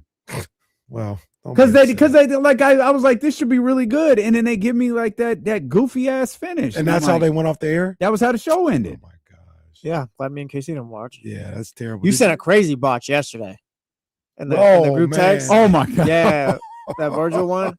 I yelled in my apartment. I was like, "Wait, what's going on? What happened?" It's like, "Oh, nothing. I'm just watching wrestling." Hey, back. Oh, she was reparations from way back. Speaking of, sorry, boss, but speaking of wrestling, damn. You see your boy at it again. I almost had a tweet, man, that it was like, yo, this is your guys' boy. You see what he did? Triple H? Yeah, you see what he did on WWE 2K26? Oh, yeah. So I have a thought. This is y'all's boy, man. Bro, I have a thought. He's overrated, man. Hey. He might be bad for wrestling. I have a thought. I text our friend this morning, and I was like, hey, is this real? And he sends me the article from ESPN. He's like, yep. I think at this point, I think they got to be setting them up. There's no way you're just forefront of everything. Like they're making him out to be the bad guy or something. I don't know. It is crazy. What was the argument I had? That he was overrated or Orton was better than him or something. But I'm right. No, this is what he's done forever. Well, you're not wrong about that. But he's good. He's good. No, he's great. He's like one of the best. One of the is he or did he place himself in that role? I mean, he went. Who hasn't? Hulk Hogan did that.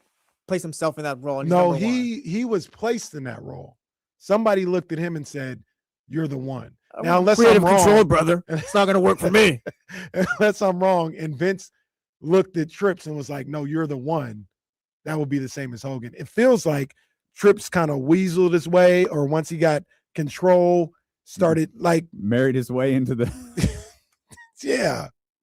Nobody looked at Trips and was like, "You're the one." So what's he was supposed to be in the current call. Yeah. All right, I'll do it. I'll stall him out a little bit. Let's give him a little credit. Like he was considered one. He was a great wrestler. He was considered a really brilliant wrestling mind. He was, he wasn't like. He wasn't like Sean, who was, a little emotional and all of the, like he was a little more even keel. He wasn't a big drinker, partier, like nothing like that. He was essentially a family man who loved wrestling, right? That whole thing. Doesn't want to do business, will do it for him. Well, there's that. It's the right call. He was spot on, man. It was the right call. Spot on. But there's moments. It's a lot like Cena and it's a lot like Hogan. And anytime you're like in that position, it's like, okay, yeah, you make bad calls. He put himself over too many times. Or he made the argument for like the Booker T WrestleMania, whichever that was, where he hit him with the pedigree, laid there for 30 seconds before finally making the pin after talking about like his nappy hair and doing this like kind of racially charged storyline. Yeah. It was like, oh, so the racism won again. Terrific. Great. All right. And now he's in the seat. It's like, wait a second. You just put your wife in the Hall of Fame, or maybe that's this year. I've lost track. I had this sad realization driving in. I didn't watch WrestleMania last year. There have been 41 WrestleManias, and I did not watch last year. There is one WrestleMania I haven't. I sat through King Kong Bundy and ST Jones and Mike Rotunda or whatever at WrestleMania 1. Big John Studd, Andre the Giant. I did not watch whatever WrestleMania was last year. I can't tell you. I don't know. I think I watched it. Was it Cody and Cena? Yeah. Was Cena a bad guy or a good guy? No, that was SummerSlam, wasn't it? No, because that was babyface John Cena. Yeah, it was Where's Cody and Cena, Travis Scott? Yeah, that was He was- WrestleMania, I think. No, He was SummerSlam. was that was Travis SummerSlam? Scott was SummerSlam? Yeah. I thought that was. There's no That way wasn't Travis WrestleMania. Scott was SummerSlam. Because that was Because- Toronto, I believe. No, that was Las Vegas. Travis Scott wasn't WrestleMania. He wasn't WrestleMania. It was SummerSlam or Royal Rumble, one of the two. Not the one where he punched Cody. That was something else. That's what I'm thinking The of. one where he punched Cody was something else. Didn't Travis come out without The Rock Maybe Travis came in the one after WrestleMania because Cody Cena did beat Cody Rhodes on night 2. That's the one I was thinking when he hit Cody. No, that was a different one. That's when that wasn't WrestleMania. KC's boy Logan Paul beat AJ Styles. I don't remember that at all. What? Drew McIntyre beat Damian Priest. Remember that year? What? I don't even know what you're saying right now. This is for last WrestleMania. What you're saying? What happened with something happened with the women's? Maybe that's what I was locked in on. Io Sky defeated Bianca Belair and Rhea Ripley for the Women's World Championship. I vaguely remember that. They put Jey Uso over. That was dumb against Gunther. He won the World Heavyweight title. I do. Well, I remember. That's right. Yeah, I do. Jesse was very, very against that. I was right. Very, very much. Jay's in a commercial right now. Don't do that. Yeah, I know. He's great. He sells T-shirts and he throws his hands up in the air. That's great, but he stinks as a wrestler. Was that when Jay kept messing up for like 3 weeks? Yes. Yeah. The worst brother versus brother match I've ever seen in my life. It was terrible. Hey, Jim, what do you think we just super kick each other the whole match? Hey, what do you think of that? Hey, Jim is so great. We'll come back. All right. Man. We'll try to get back on track. That's my bad. It won't. I promise you. I give you my word. It won't happen again. Kings Knicks tonight. I won't flip on to Netflix wondering what's going on over there again. We'll come back. We'll get back to the Kings for sure because there's some Kings fans and media upset by some news we got yesterday. And the Warriors are living through a really odd stretch of basketball right now I want to ask you about. That's next here on Sacramento Sports Leader, ESPN 1320.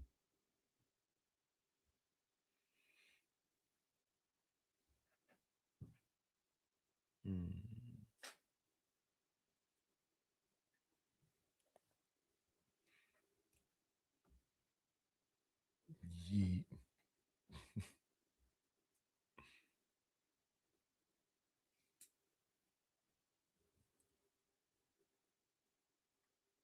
That's funny. What they gave Jade the crown and she never wrestles. Does she have the unplugged remote?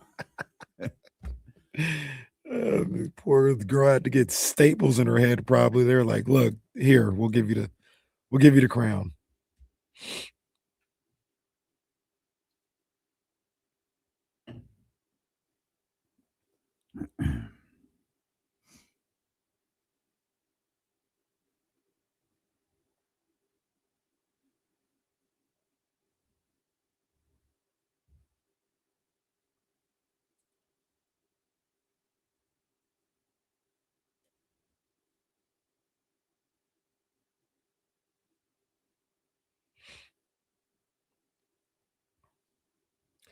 One thing that's interesting in the basketball world is these one-on-one leagues and tournaments.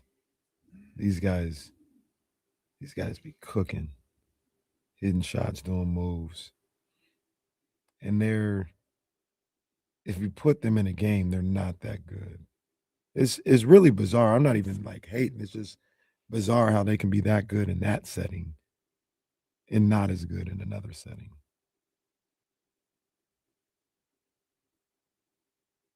Lance Stevenson somebody was working him out on the court. And Lance Stevenson played in the league and would put up 30 in the league and stuff. And these guys would not do that. But they're able to score on him in a one-on-one setting.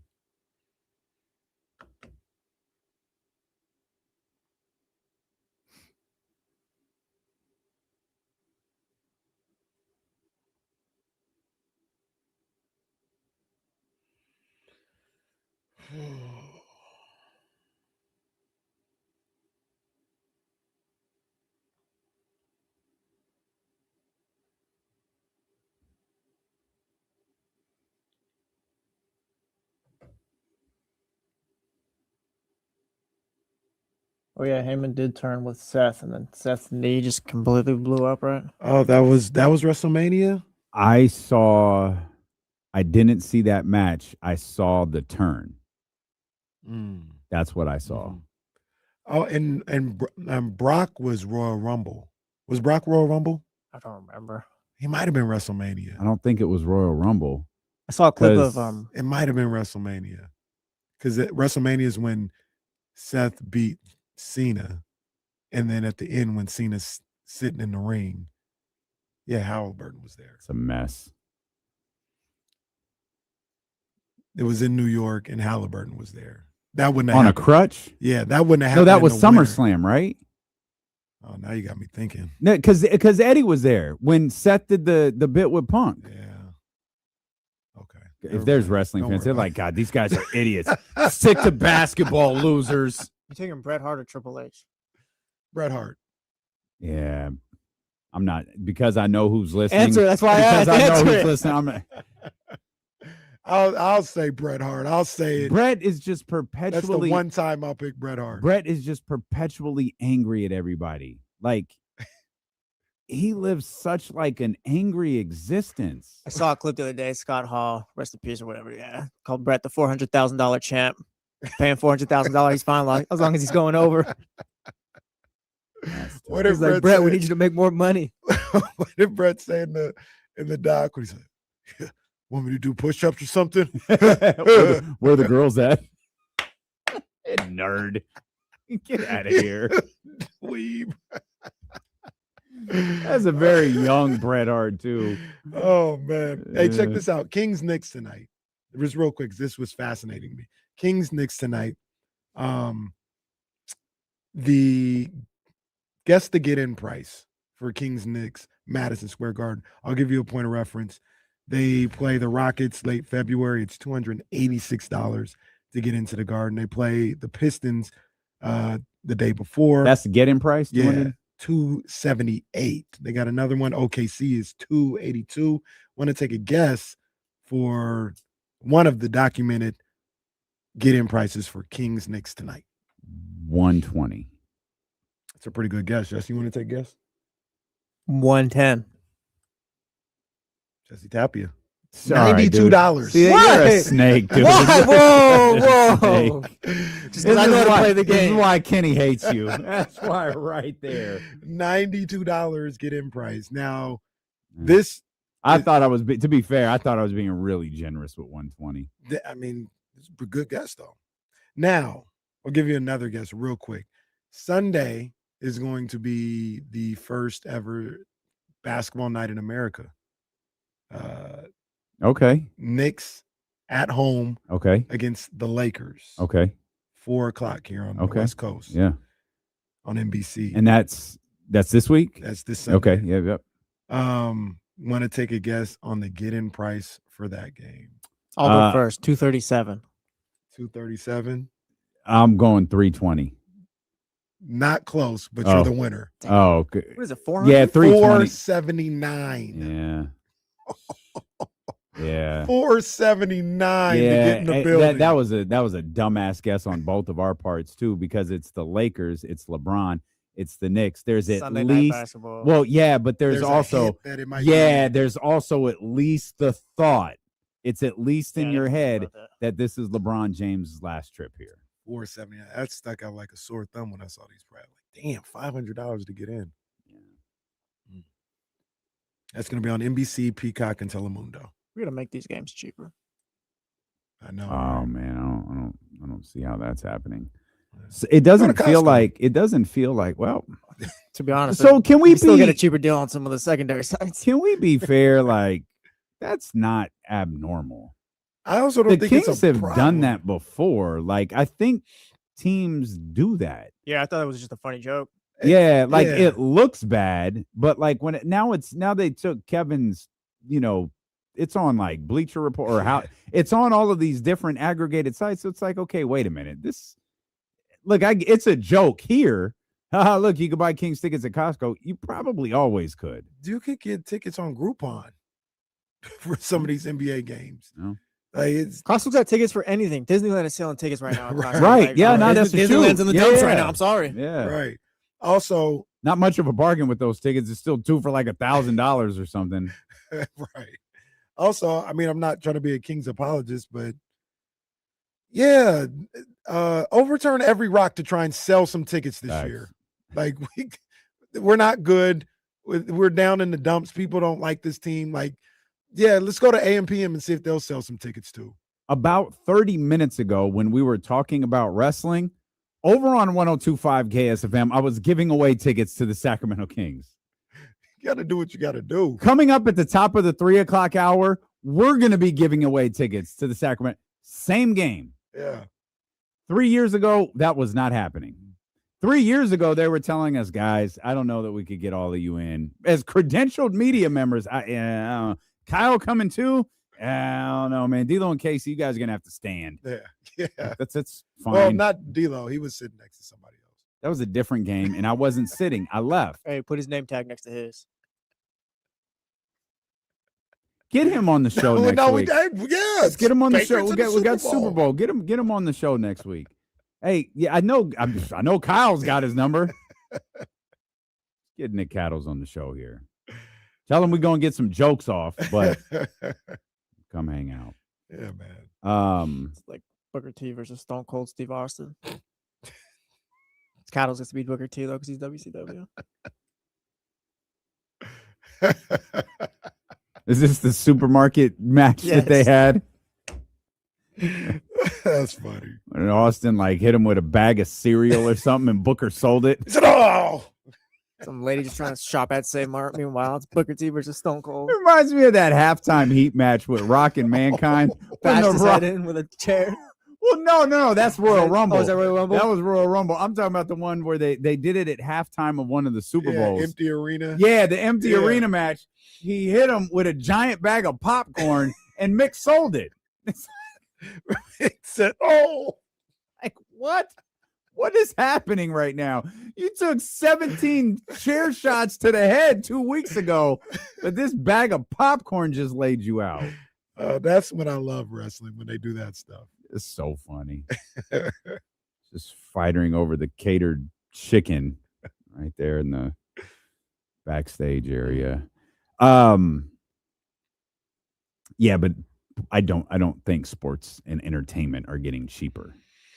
I don't think that's we're here now. TKO said, "Yeah, McMahon was making these tickets cheaper for no reason. We're gonna get these prices up and make our money." The fact that you hoes said that out loud, yeah, is insane. He said he was pricing it for families, blah blah blah. That's cool. That's not our business. And you know who you're catering to? Like you're catering to it's why they do so many shows overseas, so fewer shows here, bigger stadium stuff, because they're catering to the hardcore fan, the one who will buy 7 replica titles and go to WrestleMania regardless of how much it costs, or SummerSlam, or if it's anywhere near their city, they're going to go because those people are going to pay no matter what. Yeah. But Kenny, who wants to take his 2 kids to go, can't. Jesse and Mr. Tappy and the whole family want to go to they can't because it's too expensive. But guy who goes to WWE shop and buys the limited edition Bray Wyatt title for $795, he'll go no matter what. I wonder how long that's gonna last. Forever? I don't know. I don't think it's any danger, man. I don't think it's any danger. I'm going to Saudi Arabia 3 times a year now. I'm sure that's got to be a pack. Like there were legit people who were like, "Yeah, I can't support this company because of what they're doing with Saudi Arabia," and they're like, "That's cool. Watch this." And here they are. Went back more. Whatever they do. Yeah, right. They're like, no. Seriously, watch this. We're gonna take your beloved WrestleMania and we're gonna do it over there. Yeah. I just wonder if the bubble bursts at some point. You alien. You don't. So I always think about this because of like what you said. Trying to take Reese and Ryan to go watch wrestling. If I can't do that no more and I'm not watching no more or whatever, they not gonna get into wrestling. Sure. And at some point, they're gonna be your consumer, your target audience. And if they have no connection to wrestling or nothing like that, you're gonna have to change some things. Like basically, the people that you're relying on right now are gonna phase out. Not to be morbid about it, but they're gonna phase out. Yeah, for sure. If you didn't create any new friend or new fans, what you gonna do then? That's why if you're the Kings, you have to sell tickets at Costco, or you have to sell tickets cheap right now because you have to sell the experience of the Golden One Center. Right. You have to sell that environment because 3 years ago it was difficult to get into these games. The whole family was at the game a couple of nights ago. That was a Laker game that she managed to find cheap tickets for to get out there because I had to work that night. Laker game, LeBron James, 3 years ago, baby, you're staying home. You're staying home. All of the I don't care how badly Morgan wants to see KC. Everybody is staying at home because we can't afford this. Yeah. You got to find a way to sell the experience, bring new fans in, and that way when things get buzzing, you could draw back. Hey, remember how bad it was? Remember how fun it was despite how bad they were? Now that we got to go back. We got to go back. Like, we can't go to all of them, but let's pick a couple of games and go. Yeah. And I don't, like I said, I don't. Concerts are out of control. I mean, all of these artists doing these shows that are failing because it's so expensive. The barometer to get people into the door is so expensive. Yeah. And then it's funny. I'll talk about it I've already sidetracked enough. Okay. We'll come back on the commercial. Okay. We'll come back. I did want to, I don't want to spend a bunch of time talking about the Warriors. Let's talk about them because I had a thought about them this morning and I've got something to say. That didn't sound aggressive at all. You guys are in trouble. Well, we'll do that. Plus, a lot of Kings fans and some media weren't happy with some news we got yesterday regarding the Rising Stars Challenge. We'll dive into all of that. Trysta Krick at 2. Jason Jones, final hour of the show with D-Lo and KC on Sacramento Sports Leader, ESPN 1320. I gave Trysta a heads up. We got to give Jason a heads up on probably have to make a time switch for Jay. Yeah. Randomly, I came across the Soul Bloom lineup for 2 years ago when SZA was supposed to be there. Oh my God. It's crazy they couldn't pull that off. That lineup was fucking fire. Remind me. I'll pull it up because it's right here. But it was SZA. It was Snow Allegra. This was 3 days, right? Yeah. Yeah. It was Snow Allegra, Wale. I saw Leon Thomas was on there. K Trinata. Oh my God. Party Next Door, Ari Lennox, Doechii. Who else is here? Dom Kennedy was here. That's right. Wow. This lineup was crazy. So then I went down the rabbit hole of what the ones that actually happened looked like. Those lineups were insane. The one that we were at, Mariah was at that one. Mariah, Brett Faiyaz, Ella May, Joey Badass, Mariah the Scientist, Pilo, LaRussell, Kaylon For Real, Jacquees, Coco Jones, Jesse Reyes, Kaylani, Tiana Taylor. Man. This stuff was crazy. Wait, Tiana Taylor was at that one? Did we see her? Oh, yeah, we did. Yeah, I went to Tiana instead of seeing Kaylani. Right. Even though they were a little staggered. That one was crazy. And then I was like, well, damn it, that was crazy. What was the first one I went to looking like? And let me pull this. Is this it? No, this is another one. That one was ridiculous. Jasmine Sullivan was there. Janae Aiko, Summer Walker. Janae Aiko doing that is hysterical. Given what she went on to do is crazy. Like the fact that I saw Janae Aiko at Ace of Spades like 9 years ago, 8 years ago. Though look, Blast was there. Kiana Lede was there. Lucky Day was there. Kiana Lede. Victoria Monet was there at like 3 o'clock. This shit was amazing. Soul Bloom was amazing. I'm confident D-Lo and KC did the last local interview Victoria Monet ever did. No, it was great, man. Let's get together soon. I'm sorry. How many Grammy nominations did I get? See you guys next lifetime. All right, bitches. No, thanks for the whole, KSFM thing, but bye. She's doing Bruno Mars tour, and she's only doing Europe. The overseas one, yeah. Oh, Jesus. Leon's on the one here, right? Is that Leon? I think he's at the beginning. I think who is it? JoJo? I think it's JoJo's the third person. Okay. And they're doing the one here. Got it. Leon's doing the first third. Leon Thomas is torn he's in Poland, and he's like in Norway and Sweden and all these spots. Goodness gracious! And he came. I think he's doing some things in Vegas, but I can't remember. I could believe it. He is one of the hottest. Leon's with the Vegas. That's what he's because the Bruno in Santa Clara is at the end. Mm-hmm. Vegas is at the start. Mm-hmm. Okay. We sent out the back signal earlier for our man Mitch. My guy. 916-909-1320. Mitch, what's going on, man? How you doing, D-Lo? Doing great. Hope everything's well. Jesse, congratulations on the new moves and everything. I appreciate you, man. Appreciate you. You staying warm out there? You good? Everything good? Staying in the house. The first thing I do was 2 days to reclaim my driveway. It was crazy, especially the ice, big night. Hey, Mitch, what are you talking to us on? A walkie-talkie? Again, I got my grandson now is 11 pounds, but let me get off this blue thing. I guess boys, I got get off. I got to feed Okay, that's great. You don't have to put your grandson down to call us, Mitch.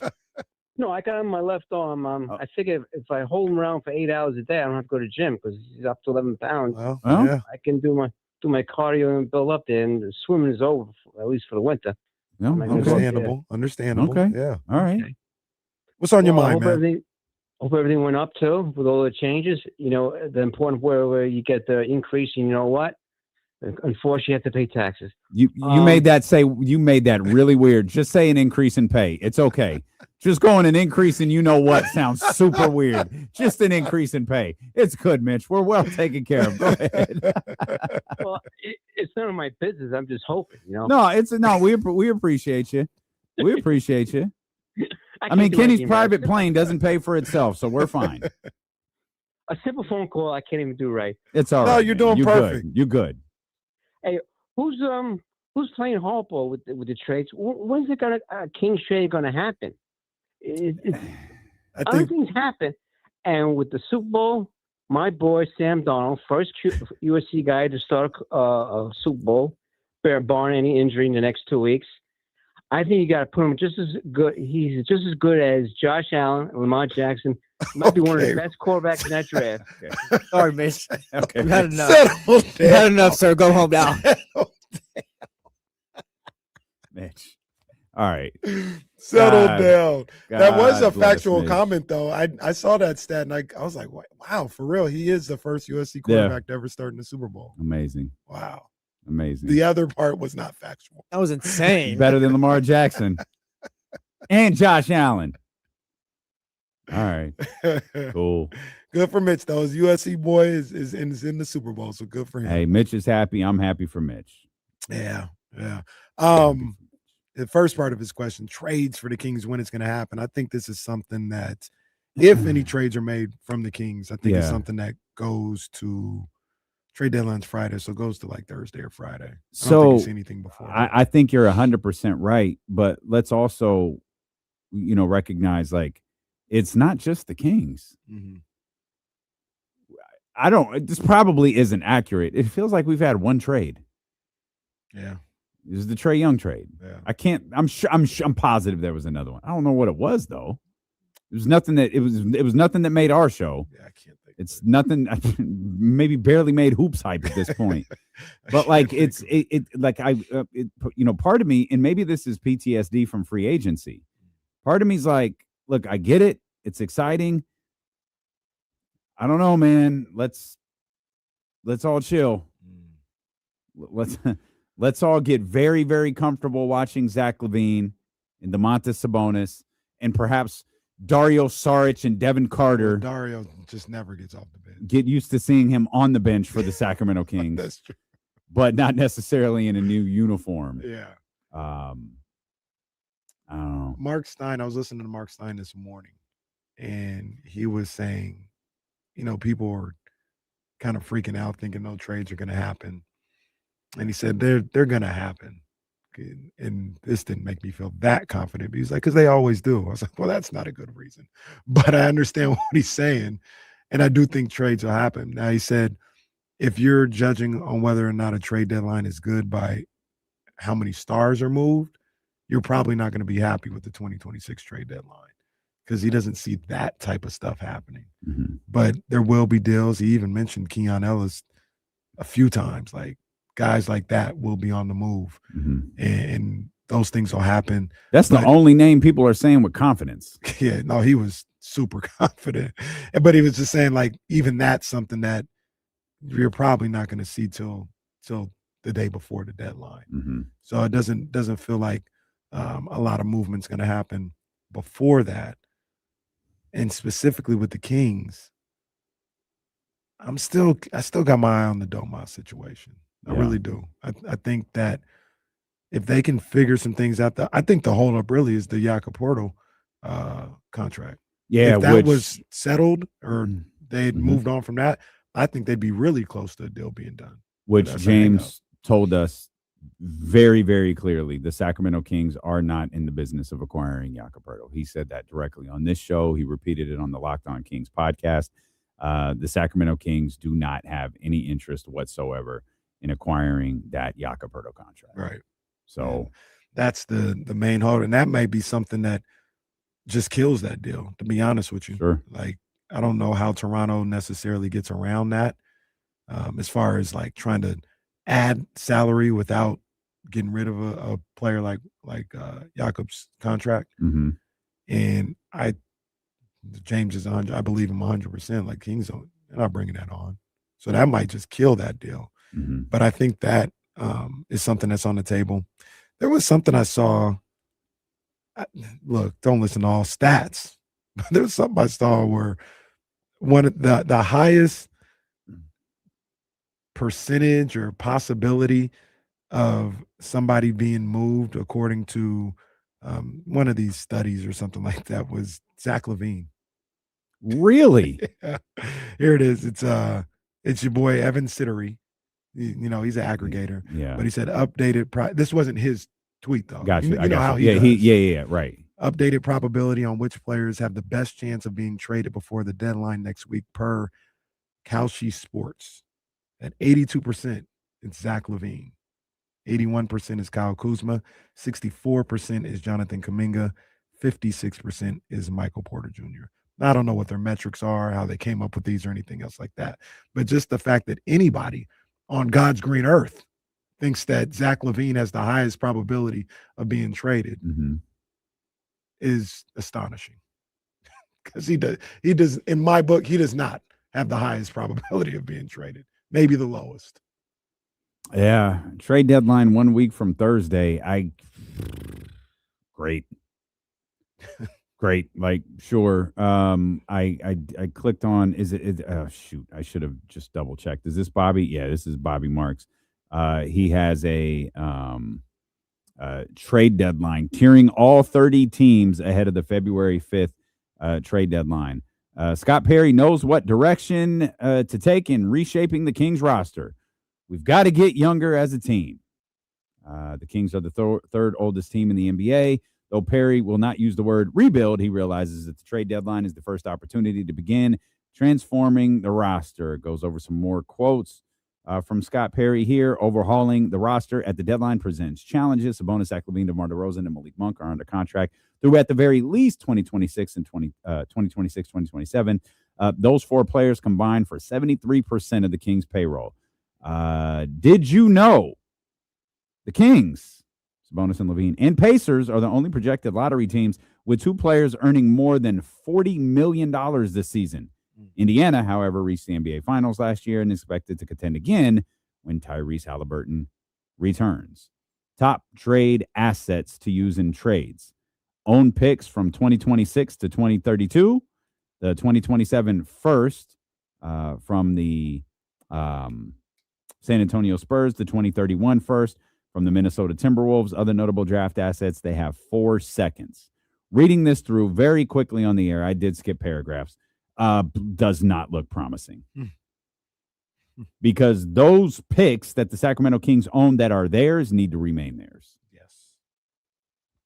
And in fact, they need to add to that. I was about to say, I can't think of a scenario a realistic scenario where you're giving up those picks. No, Like absolutely those- not. those second rounder, like no, I'm not even Emphatically no. getting rid of those. I can't think. Well, of a scenario. second rounder. But like who for who though? Well, it's not a question for me. It's a question for you. Like at that point, we're talking. Would you have a conversation about Ja?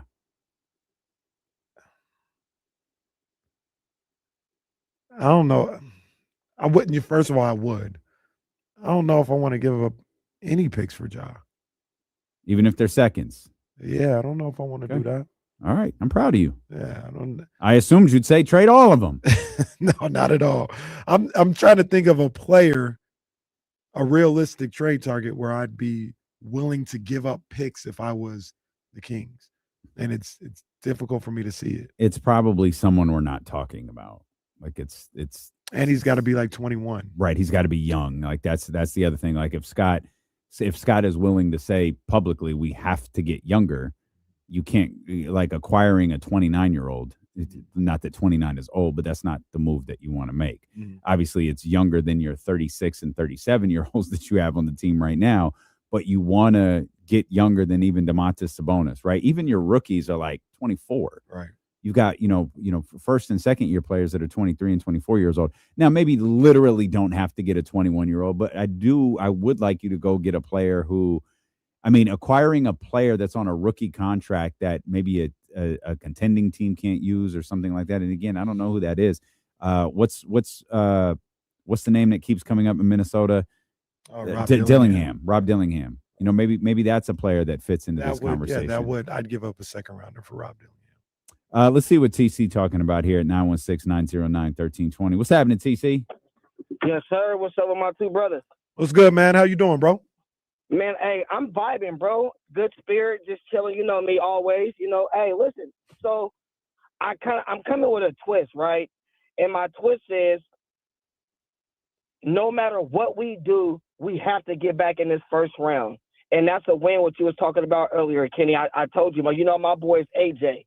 AJ, Caleb, right? You said Peterson, right? But also at the back end of that draft, picking up that boy from Arizona, Burrows, or even that guard from Arkansas. If we come away in this draft with two of those players, 2 first-round picks, we're solid, bro. As far as Keon, check it out. Whoever got the best thing deal, I know we don't want to strap him to a deal, but if it's worth getting a first-round pick to get back into this draft, I'm doing that. Doma, I hear you, D-Lo, on the whole Jakob Poeltl. I hear you, Ham, and even Scott Perry. But if they're giving up their first round pick, bro, in this loaded draft, I might take on, bro, and just keep them on the bench and be like, bro, go look at Kaiser, go look at UC Davis, get with a specialist. But the main thing is getting a first round pick. I think people get lost on that. I know that about what people talk about, but don't get lost on getting that first round pick, that second one. I want his contract to do that.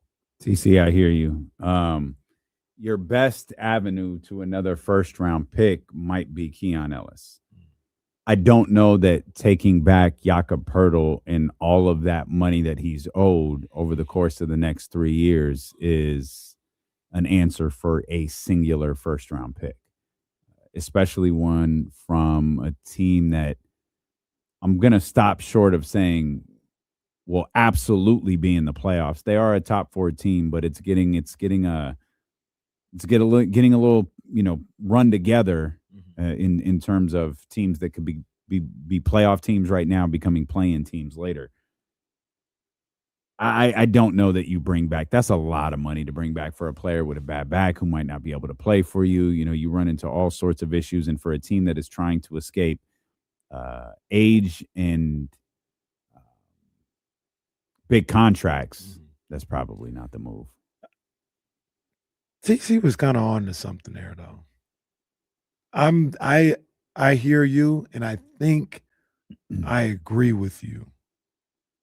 But if they told me we'll give you our first round pick this year if you take on the contract, I'd at least let me call you back and talk. Me, BJ, D-Lo, and KC, let's talk real quick. 27, 29, and 27. Yeah. Through the 29 season. He's 30 years old. His contract will be up when he's 33.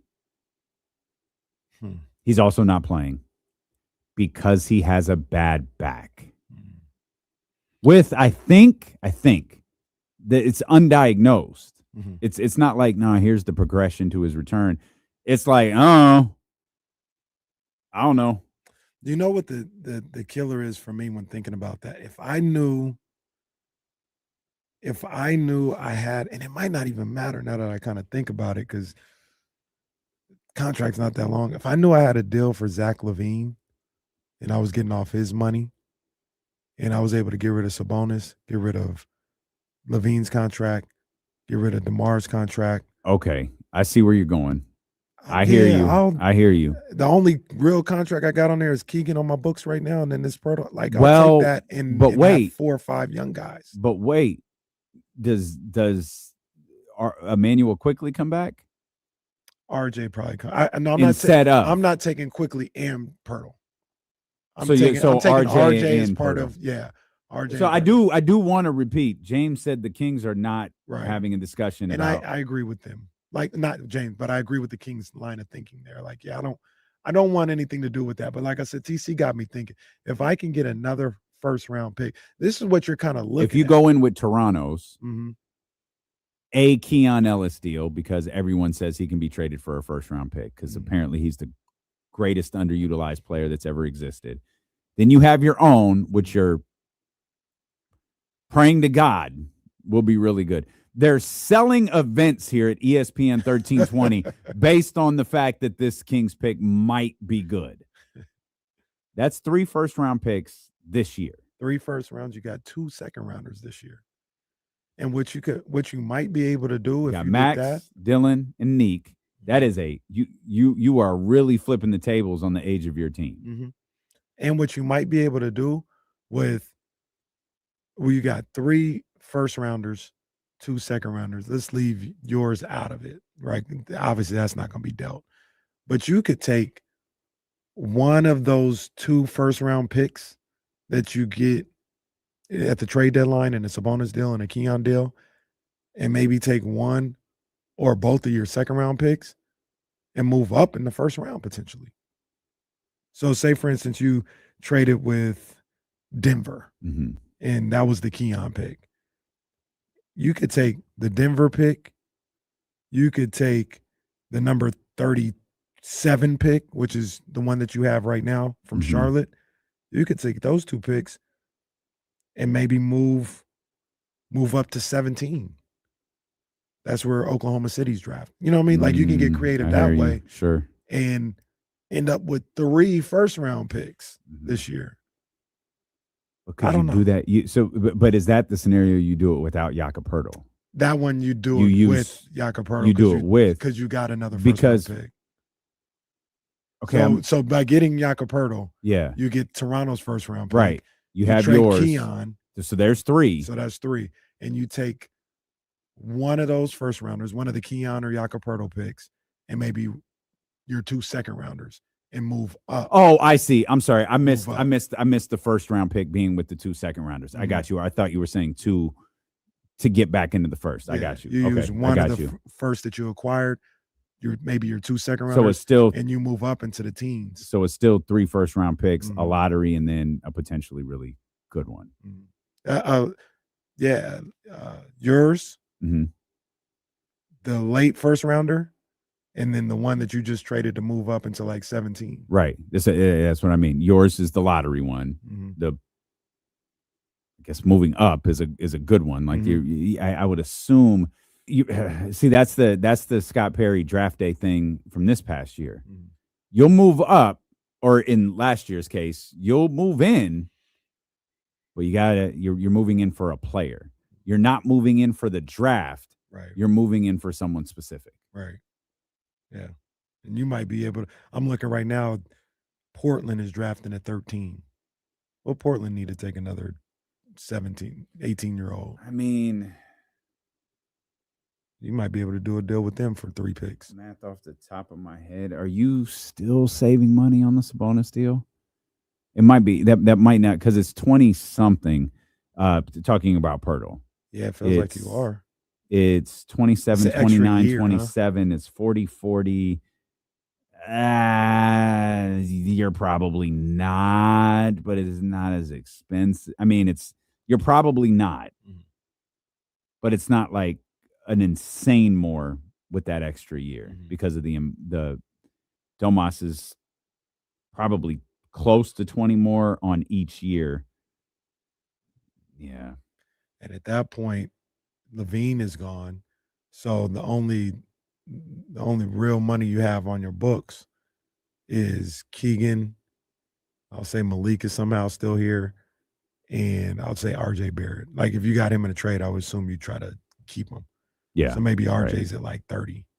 Mm-hmm. And RJ was an expiring after next season. Mm-hmm. And in that scenario, just to recap this, in that scenario, it was, Zach is gone. Right. That money is gone. DeMar is gone. That money is gone. And in both situations, it would have to be minimal money moving forward is coming back. Mm-hmm. So, hell, to be honest with you, even if you aren't able to trade Zach, like I think that the Kings are looking at like, we're not doing anything financially next year either. That's why we kept hearing 2027, right? We're not doing anything financially either. Even if you can trade Zach and he opts into the player option. All right. You want to start clearing the books for 27. And Jakob Poeltl, he kind of goes against that. But you don't want to be adding money towards that year if you can help it. Because Zach will be gone, DeMar will be gone. Maybe you think you can move Malik Monk at that point. Hell, to be honest with you, you probably moved Dennis Schroeder now. You know what I'm saying? Like this trade deadline. So that $14 million is gone too. I don't know. He can. I think the way Scott Perry's trying to maneuver this salary cap allows him to, if the pick is right, even think about taking on a Jakob Poeltl deal. I'm with you at the end of the day. I'd probably say no. As things stand right now, the answer is no. I'd say no. And I'm not really that. Zach LaVine traded tomorrow for a contract that expires next season. I think the conversation can change. But isn't that who Zach LaVine is anyway? If you trade him for a contract that expires next season, like after next season or going into next season? No. Okay, my bad. Going into next season. Yeah, you're right. It changes everything. That's why the Zach LaVine thing is, if I don't like the return, one, I will happily roll the dice on him saying, F this, I'm out, and losing him for nothing. Or just like, well, you're expiring next year. You will be significantly more attractive on the trade market next season, should I choose to do that. Or if I don't, again, if it's not a perfect deal for me, the contract expires and it's fine and it's gone and I don't have to worry about it anymore. But in the end, this is what we've been outlining on this show for months now. We're not going anywhere next year. We're going to be in a similar position, perhaps a slightly more enjoyable position. But, yeah, I'm not going to do something that I'm not 100% behind. And I kind of feel like we're answering the question that you asked yesterday, that you posed yesterday. What's priority number one? Is it gaining assets or clearing the books? Kind of feels like gaining assets. Not that clearing the books doesn't matter, but in the scenario that I just kind of laid out and we just kind of worked through. And if you're able to get 3 first-round picks in this draft, you're getting younger. You got to think about it. You're getting younger, and you've got the 3 guys who are playing this year who, if at nothing else, these guys are 3 basketball players for you. They're 3 rotational players for you that I think can only get better.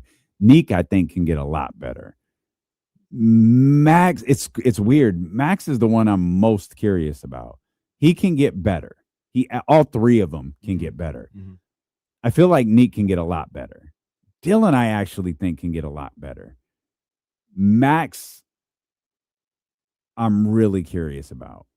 he can do a lot of things. Which of those things that he does can he do at a high level? Which of those things can he do at a high level that makes up for some of his deficiencies, particularly on the defensive end? He's no better than Domantas Sabonis on that side of the basketball. But still, he's a player. And I don't know, man, I know you never want to anger the basketball gods, but I don't know if there are lottery gods. I don't know if the lottery gods report to the basketball gods. I don't really know how that works, but if somehow, some way the ball were to bounce the Sacramento Kings way, and you're able to land a player, a guy, and it sounds like there's a few of them in this draft, then it doesn't accelerate anything, but it does put you in a position where it's like, hey, man, the foundation is laid. Next year is a lot more exciting to watch basketball at the Golden One Center. For sure. 100%. And then we creep back to tickets that we can't afford, which is how this whole conversation started. We'll come back. Trysta Krick's going to join us at the top of the 2 o'clock hour. I do want to get to that Warrior story, too. Okay, we'll do that as well. R Dubs next here on Sacramento Sports Leader, ESPN 1320.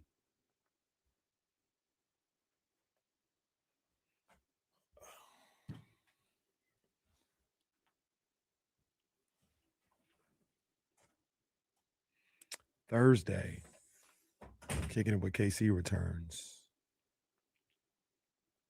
Because I got a request, a stern request yesterday. And to be honest with you, I understand it. TC, Terrence, you have to explain this to us. Why are you sometimes on the green account and then out of nowhere, for no reason at all, you're on the pink account?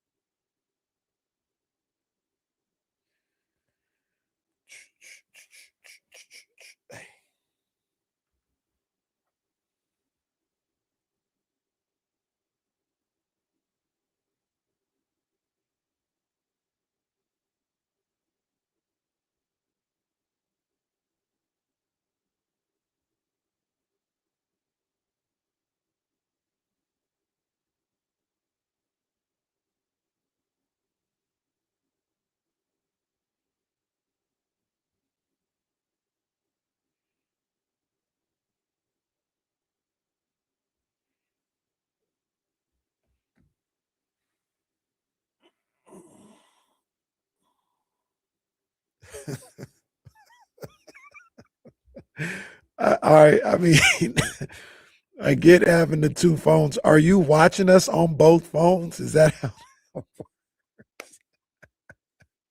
it works? I appreciate you too. I appreciate you. Shout out to that boy TC. He got two phones, one for the plug and one for the low.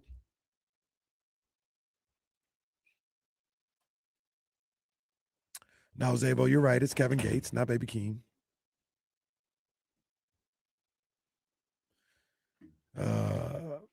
That's when Kevin Gates had two phones and really, really out at the same time. Love both of those songs. Kevin Gates, different individual.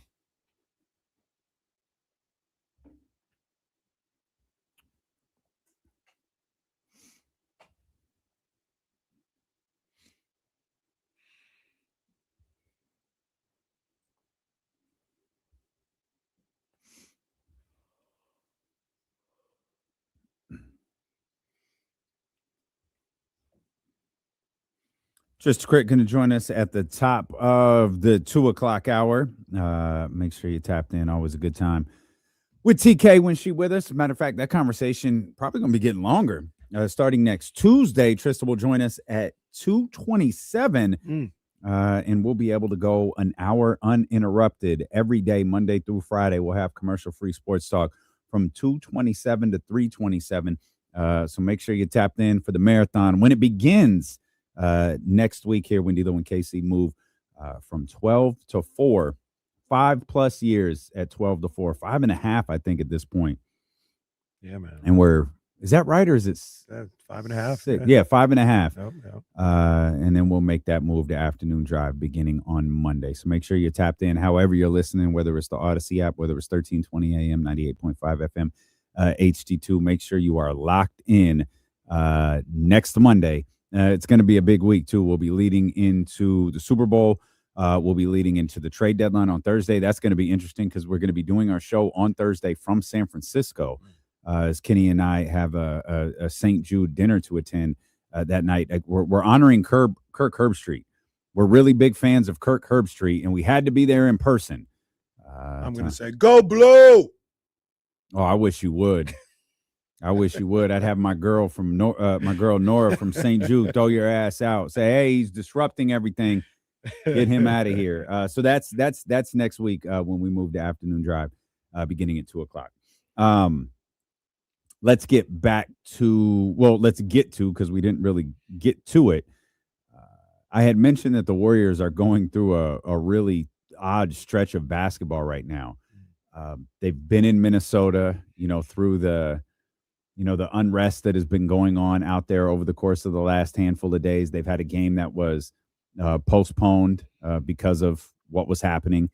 And I think they made up for it. Like they played on Sunday, played a second game on Monday, so they got the make good done really quickly.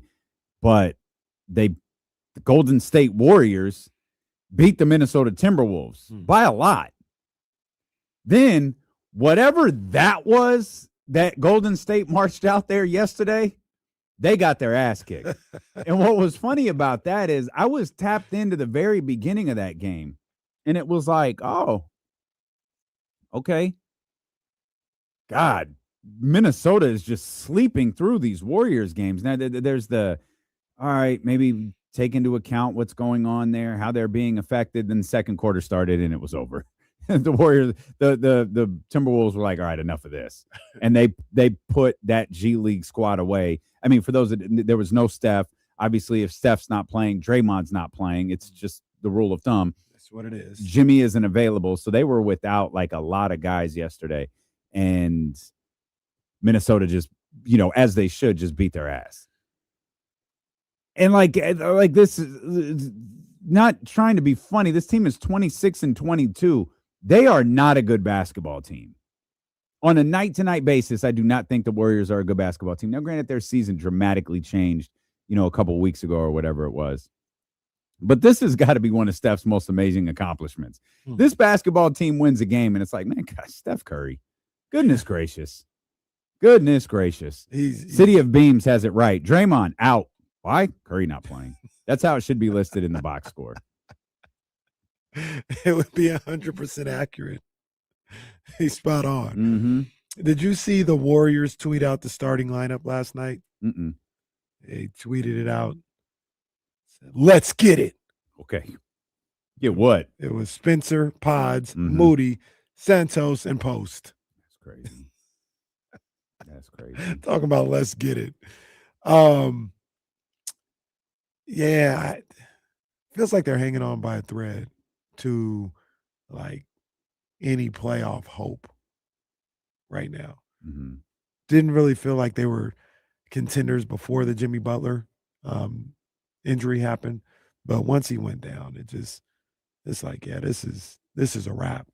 And you're right, it is amazing what Steph Curry's able to do, but it seems so fragile, like that whole operation with what's going on with this team, especially, like I said, look, they had guys who didn't start yesterday, but it's not like they had like 6 guys who were dogs and all-star probables not playing. It was like Steph and who? Draymond is one. Kuminga's out. Well, that's about like it's not like, oh yeah, they had Pods and these guys starting in place of Steph, Clay, Durant, during it. Like it wasn't that. Like they already kind of suspect with the people that they had. Yeah, that's what I mean. I think this 26 and 22 is Steph's most incredible accomplishment. They're not good. And it's also, and I guess I'm phrasing this wrong. I know you and I discuss this a lot, how we hate it and how it can be really difficult to quantify. Is this one of the most glaring examples of a player making other players better? Steph Curry makes other players on the Golden State Warriors better. Just by him being on the floor, they immediately become better. And there might not be a greater example of that. I don't want to go so far as say is the history of the league, but maybe in recent memory than Steph Curry. I mean, people make that knock about LeBron James. Who does LeBron James make better? Well, I think he's made a lot of guys better. I think he's made guys like J.R. Smith, who is good, better. I think he's made guys like Tristan Thompson, who sometimes doesn't even look like a professional basketball player without him, better. Shout out TT. What a time that was. But Steph makes guys better. Yeah. And they were coming off a stretch. The Golden State Warriors were coming off a stretch where they were playing their best basketball. That's Steph, the incredible season he has. Jimmy was playing his best basketball. And now Jimmy's gone. There is nowhere for the attention of defenses, their attention to be diverted. It is on Steph, and it is on Steph alone. And any game that they win from now until the end of the season, to me, is going to be like Steph Curry. My God. I mean, you talked about how not always fans of the term make people better. The term that I do like is the gravity of Steph Curry. That's a real thing. When he's there, the gravity of him just being on the court changes everything for everybody. Like he's not even running a play. He's standing over there in the corner. But him being on the court gets a good look for Pods, gets a good look for Buddy, or gets a pick and roll situation for Draymond and Kuminga or something like that. And that's, it's just another way of phrasing, makes people better, I think. But I like that. The gravity of Steph Curry changes everything for everybody involved. And that's on full display this year in a lot of these games that they have, because they don't have this great roster. But the fact that they're 26 and 22 attribute a lot of that to Steph Curry and just his gravity of being out there on the basketball court. Yeah. The exact opposite happens when Draymond leaves the court. They're just well, there's no gravity of Draymond. It's the vortex. You see the Twilight Zone vortex. It's the piano being lifted off your back. That's how you're. Oh, we're free. If Draymond just didn't show up at games that he didn't play in, the team might be a lot better. He's just sitting out here yelling at everybody and shooting shots off the side of the backboard. Yeah, speaking of the Warriors, can I get to the issue I have with them definitely. real quick? Once again, Evan Sittery. I don't even know if I follow Evan, but his stuff always comes up on the timeline. Once again, people will be like, Evan doesn't know what he's talking about. Evan is not reporting anything on his own. He just hears what others are saying and puts it on his own Twitter. So he says the Warriors hold zero interest in acquiring DeMar DeRozan or Malik Monk from the Kings in a potential Jonathan Kuminga trade, per Anthony Slater. Golden State prefers expiring salary in any Kuminga deal that comes together before next week's deadline. And I read that, and it's not necessarily surprising, and it's not anything out of left field. But I don't know. It just kind of triggered me today, and I'm done with the Warriors. I just go away. You guys are stupid. I'm sick of their demands. I'm sick of the way they've treated all this. Maybe you're 100% right about Mike Dunleavy and Joe Lacob and all these. Just go. I'm so sick of you guys. Goodbye. Just get the hell out of my face. Where do you want them to go? Bolivian. Oh, that reminds me. There it is. I don't know, man. I might get fade into Bolivian. That's where we want Mike Dunleavy to go. There's something about it. There's something. My favorite thing was, didn't you tweet that? Right. Didn't you tweet that? And people were like, "It's not Bolivian." God. So Once again, akin to me saying, "Let's get Malachi Tony this draft." He's not eligible. He's not eligible. He's only 18. Guys are radio hosts. Doesn't even know how the draft works. No, he's not. He's you and your podcast. But yeah, I don't know. Go away, Warrior. Just go away. Fine. You don't want to just go. You don't want to trade him. You don't want to trade anybody. Just you want Michael Jordan in his prime back for Kuminga. Go try and get it. Just get away. Goodbye. Sick of them. Sick of them. That's all fair. I do hate the way that they've handled this Jonathan Kuminga thing. I do hate it, but it's whatever. It's the game. I mean, I guess I don't know what the part of the game this is, but it's the game. I'm seeing this for the first time. Caitlin Clark will be making her NBA broadcast debut on NBC this weekend. She's doing a couple hits. Her hits will be significantly more exciting than anything. Well, she's taking his place. I guess he just. No, I think this guy is actually going to be live. No, they've got more clips to air from the same interview. I don't know if they do. They haven't promoted it in months. Yeah, I think that's over with. Mike told me to get the hell out of his house after 25 minutes. Mike did 2 hits. Oh, yeah, we're going to do for Michael Jordan. All right, dude. We really thought we were going to get Michael Jordan's insights into basketball. It was The Rock coming back, and I will never leave again. And he was gone 2 weeks after.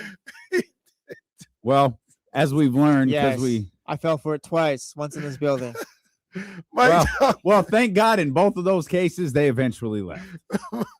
Mike talked about having to make a free throw in front of some 10-year-old, and that was it. And you ate it up. It was great. You ate it up. They had the video. They had the video. Mike, what do you think of load management? Oh, I just love the game. I love basketball. Yeah. I don't understand it. No, I love little basketball. Timmy in section 300 who came to watch me play. Mike, shut your ass up. Shut your ass up. They hit Mike up like, "Hey, Mike, we're out of those questions. Can we, we can do the same thing. Just we'll do one sitting and we'll get 3 or 4 episodes out of that. Can we set that up?" And he said, "How'd you get my number?" Who's this? It's Mike Tirico, your Italian friend. Don't ever call here again. Yeah. That's what a lot of it. That's exactly what I'd say. And Kyle's, they made it seem as if he was going to be an analyst. This was the most sold thing in the history of television. This was and I can't trust the way they talk about Michael Jordan because stuff like that. It's like, oh, Mike spoke. Great. Like, that was fantastic. That was dumb. Fantastic. So dumb. Let's bring Trysta Krick into this conversation. You listen to D'Lo and KC, KIFM West Sacramento, KRX QHD2 Sacramento, ESPN 1320. Always live on the free Odyssey app. TK, the Let Her Shoot podcast, Heat Check podcast, Daily W. How stupid was the Michael Jordan NBC partnership? Not at all. From whose perspective? Mine. Well, I think from the fans' perspective, which I'll lump you into, Thank you. it was a gigantic waste of money. It was really like you're going to the strip club with your boys and they tell you that they got you the champagne room with Diamond or whatever. And you're like, oh yeah, it's about to pop off in here. I'm about to get my rocks off. Oh, Diamond, she's so hell yeah. I've been thinking about Diamond for whatever. And then it's Diamond like, likes me. yeah, Diamond's feeling me. Oh, I don't even know, man. Like, and you're telling all your friends, man, we're gonna go to the champagne room. We got it popping. We got a table. We got the whole place to ourselves. And everybody's chattering. Oh, it's gonna be super lit. Da, da, da, da. And like Diamond's there, but like she gives you a 10-minute lap dance and then she dips. Mm. And Yep. really, in a very lackluster, doesn't even seem like she's into it. She's not even faking being into it. And you paid her all your money and she's left with it. And 10 minutes later, you're like, what happened? Michael Jordan gave us a very uninspired lap dance. That is a great analogy. Well, look, I enjoyed my time. Yeah, that's like and he's because you're feeding off the fumes of Diamond, right? You're like, you get to tell your friends, oh yeah, it was pop. You get to like make it bigger. Oh, Michael Jordan came on and he was sprinkling us with nuggets. That's why he's the GOAT. It's like he said nothing. You literally sound like Kenny. You literally sound exactly like Kenny. He was dropping bars. I haven't even heard Kenny say this, but I know that's what Kenny's perspective. It's the love of the Every game, time TK. one of those stupid segments aired, which was twice, he'd come in like, oh, hey. Come on now. Michael Jordan the GOAT, man. Come on Michael now. Jordan the GOAT, man. Oh, no, look. Oh, hey, I knew Kobe was going to hit 70. I knew Kobe was going to hit 70. We're not talking about We don't that. even have video of that. When Mike said I had to shoot in front of this little bratty 10-year-old kid and I was nervous, we got video. First of all, Mike, we got video. First of all, Mike, you are Michael Jeffrey Jordan. You don't have to shoot free throws for some punk-ass rich kids. Because you Airbnb'd your place out. And why are you Airbnb'ing your place out? We got video. We can fact check that. Come on, man. Come on. That's the GOAT. How did that impact I, for one, believe anything? Michael knew Kobe was going to score 80 that night. How did our lives get benefited by that story at all? Really, It changed everything. It's like, yo, if Mike can get nervous and overcome that, I can get nervous and overcome that. Kenny's the kind of guy that'll spend $10,000 on a motivational capsule. And he'll go down for like 6 weeks. And he's like, damn, you don't even know. It's the power of positivity. All you got to do is just think positive about every situation and manifest it. I don't even need it because Mike did it for free. I don't need that because Mike did it for free. 2.5 minute intervals at a time. He did it for, well, it's free for me, not from NBC. But he did it for free for me. How much was it? 40 million, they said. Come on. Let me tell you something. If Michael Jordan got $40 million to do that, yeah, he's the GOAT.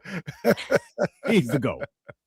Ain't no way they spent $40 million. He said, all right, I'll let Tarico come over for an hour and he can ask me some stuff and then he'll leave. And then you guys do whatever you need to do with the content. Period. How many ever episodes you can get out of that? He's like, hey, here are the rules. Don't ask me about SGA. Don't ask me about Anthony Edwards. And I will throw you out of my house if you ask me about either one of those guys in Los Angeles. And to be honest, he's like, I'm not watching. Didn't you see me run the Charlotte Hornets? Clearly, I wasn't watching basketball then either. Hey, how's Malik doing in Charlotte, by the way? Oh, hey, Mike, we're out of content. Can Tarico come over and run another segment? Lose my number, kid. It's terrible. We won't even remember this a year from now. It'll be like, oh yeah, he did. I don't even remember what any of this stuff was, and the only reason I remember the stupid kid is because Kenny points it out once a week. I'm telling you, man. I'm telling you, we ain't got no video of LeBron talking to his friends talking about Kobe about that for 70. But we got video. We have video of LeBron talking about he knew Kobe was going to go for 70. We were talking about your Dubs a second ago. They're in this like weird stretch of basketball, and to me, every win that this basketball team gets moving forward is like a trophy on Steph Curry's trophy case. This team stinks. They're terrible. I don't know why they want to win games when this is probably one of the best draft classes that we've seen in a long time. Now, do I think Mike Dunleavy Jr. will find a way to bungle it? Sure. But truly, the top of the draft class has probably 7-8 guys that can change a franchise, according to the nerds that evaluate the game. No. So I don't know why you want to win games and be a play-in team and then get eliminated in the first round. I simply do not understand. It's January 27th. Shut the whole operation down. If Steph Curry wants to play and wants to be in the playoffs, though, can you still do that? You need to have dinner, get a bottle of Chianti from 1907 and walk him through some highlights of AJ DB Nasty from BYU and say, like, this is who we thought maybe Kuminga could be, but this is like who this kid is. You should see him. He is incredible. You like Darren Peterson, watch some highlights of him.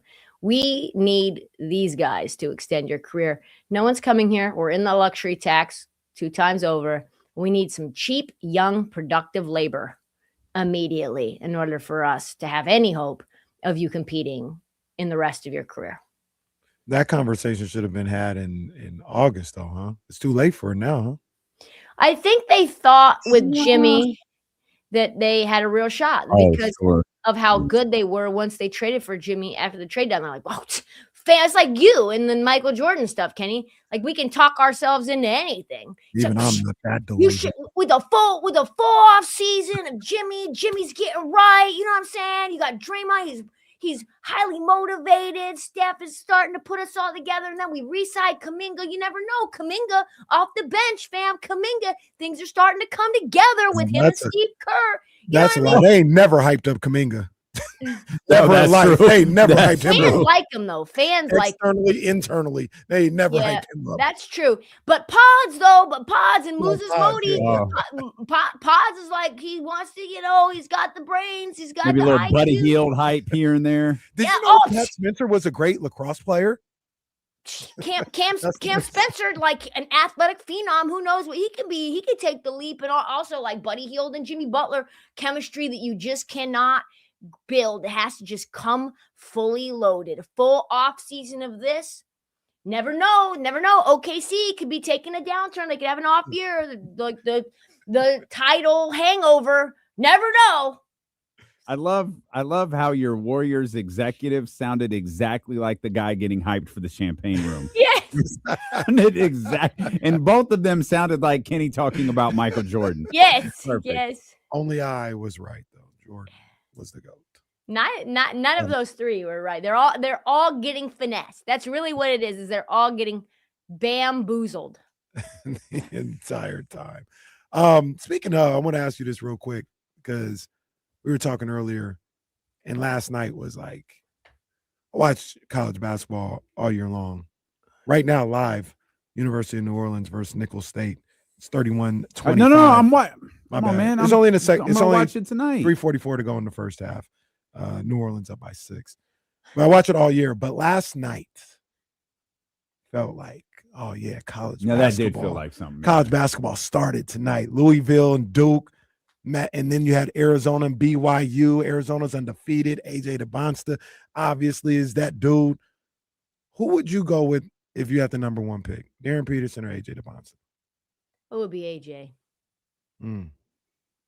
How come? I think the thing about, first of all, I do largely look at school. And BYU has no history for me to go off of.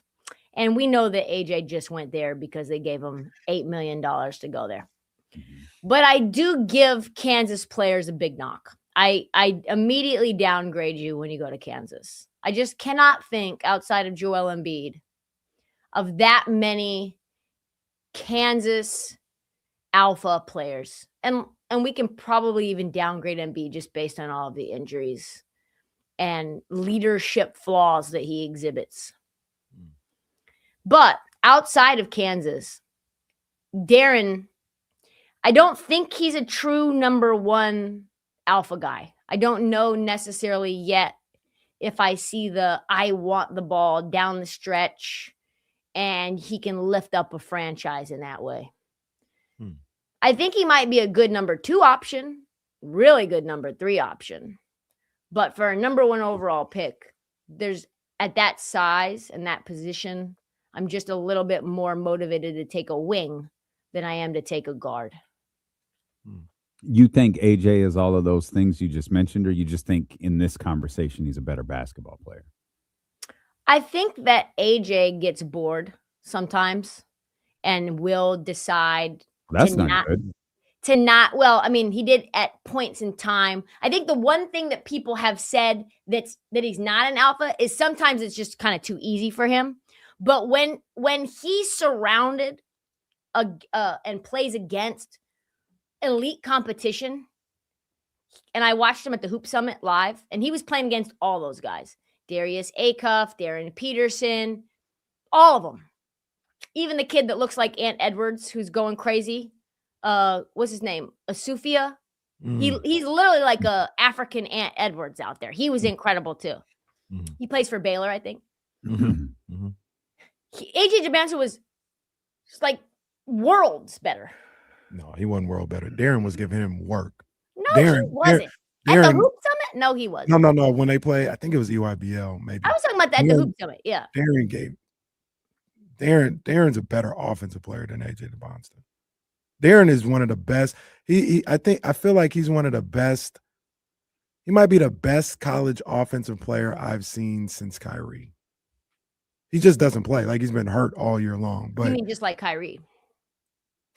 Right. Well, how did that turn out? Yeah, Kyrie was awesome, and I get that that's like a potential, like, oh, we're not too worried about his injury history.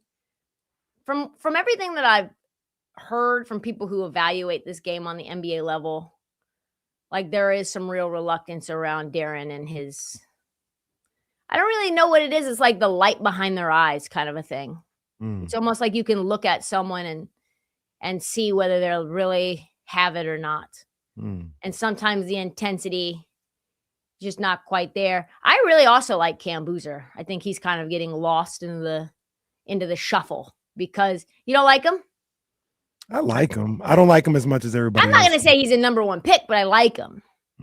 Like, I don't know. Like, who you like, him or Caleb Wilson better? I feel like it's a toss up. I might go with Caleb. That's a toss up. Maybe Caleb, but it's toss up. I'm starting to really like Kingston Fleming though. I like my guards.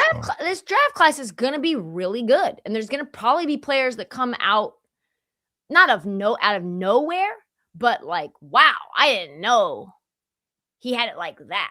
Where I think Devin Booker kind of came out of, wow, I didn't know Devin Booker was like this. I think we'll see that.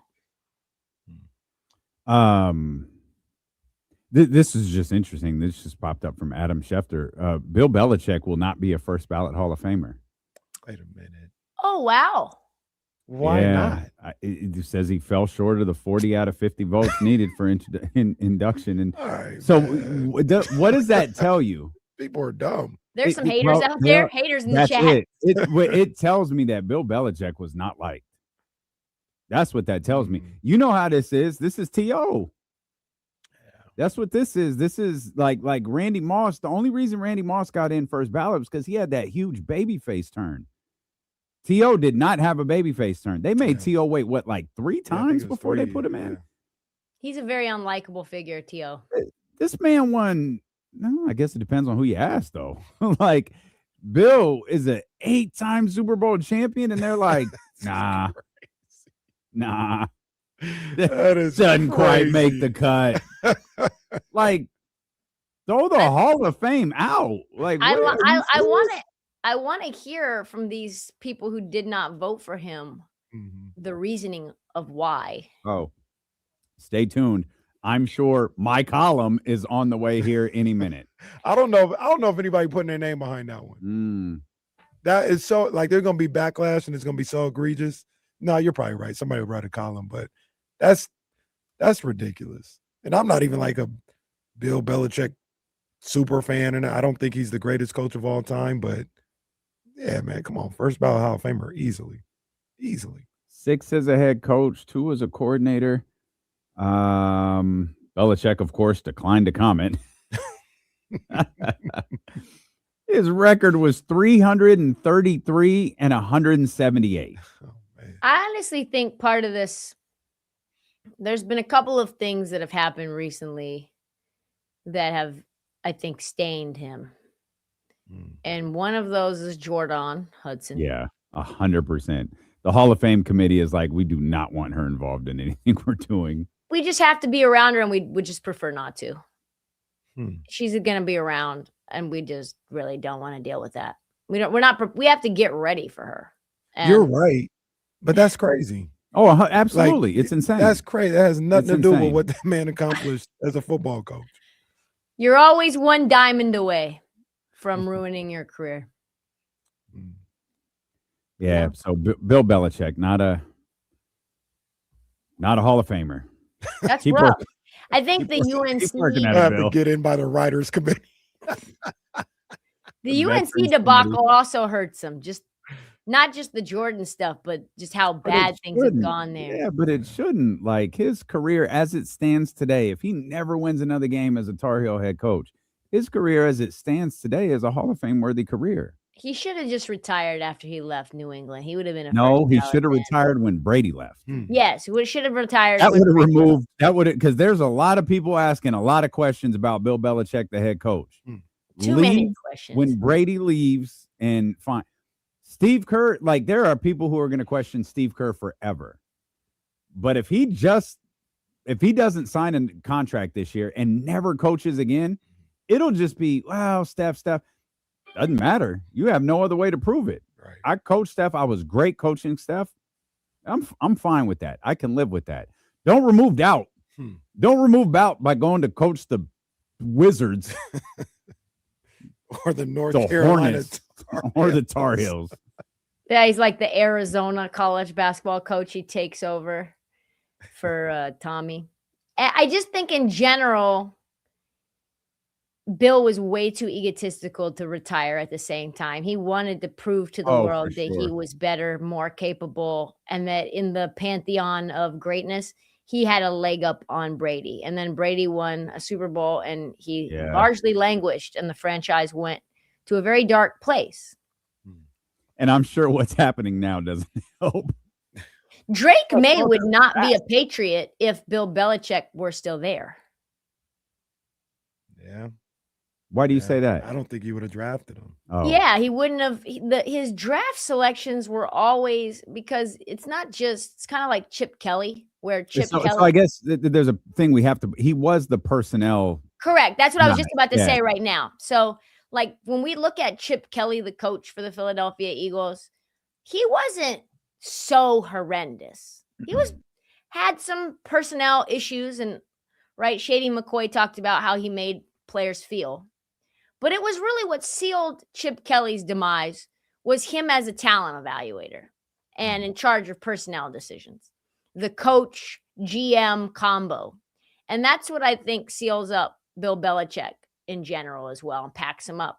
Is remember he was like drafting and his dog was there like on Zoom with him and he was getting roasted. He drafted N'Keal Harry over AJ Brown. We've just seen blunder after blunder. And they never had elite receivers for Tom Brady. They always had like a former lacrosse player. It's like Cam Spencer out there running routes for Tom Brady. So, yeah. They had one elite wide receiver. Crazy. They literally broke every record in existence the single year they played together. For sure. And they just never could find them in the draft. They just never could get, like, obviously Gronk was a great pick, but to me kind of felt lucky, truth be told. Because and nobody was thinking about Gronk becoming this version of Gronk. What he put together in that tight end room was kind of crazy. I'm not going to mention his name. Mention his initials, but that when he put those two together, and that was insane. That was crazy. So I think that killed him. So I don't think he would have drafted Drake May. I could see that. Yeah, I could see that. And then he went out and got Cam Newton. Got Jimmy, though. He got Jimmy Garoppolo. Went out and got Cam Newton. Went out and got Jimmy Garoppolo. Went out and got Mac Jones. He hasn't made one good pick at that position. Besides Tom Brady at whatever, 199. Well, sorry, Bill. You're going to have to wait. The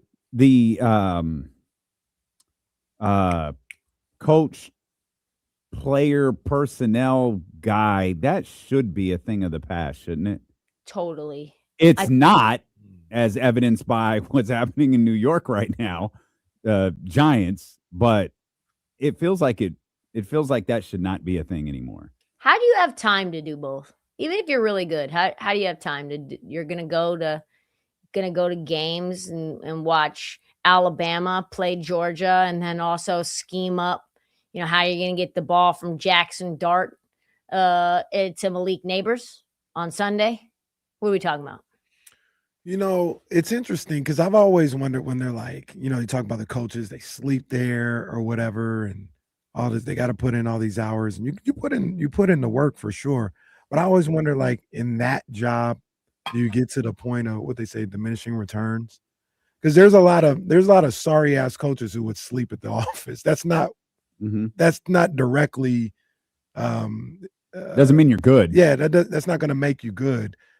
And I just wonder if, like, the people that are able to understand, like, hey man, I've been at this for 5 hours.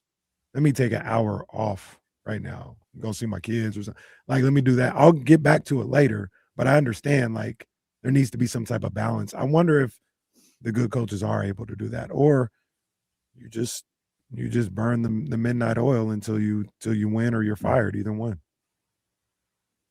Yeah, I don't know. I know I saw. We haven't really talked much about this. We could talk more about this later. I saw Mike McCarthy at his press conference. I cried a little bit. He did not look okay. He did not look healthy at all. I get, like, every year I get so happy to see Andy Reid at the beginning of the season because he's a little skinnier. He's a little more upbeat, and he's hey, Andy Reid. And then, like, 16 weeks later, it's like, oh man, this goddamn season is taking a toll on Andy. Oh, I'm just seeing it right now. That's how Mike McCarthy looks right now. Yeah, it's tough. They need a full scale, like Wegovy Ozempic partnership. Need to get some of these guys healthy, man. With these NFL coaches. Just give them the shot. We could even have the people in the locker room, like the staff people, administer the shots for you. Just make the NFL brought to you by Wegovy. Come on, It's fine. Kansas City Chiefs brought to you by Ozempic. Right. The Ozempic play of the game. Right? This trade deadline is going to be a bust, isn't it?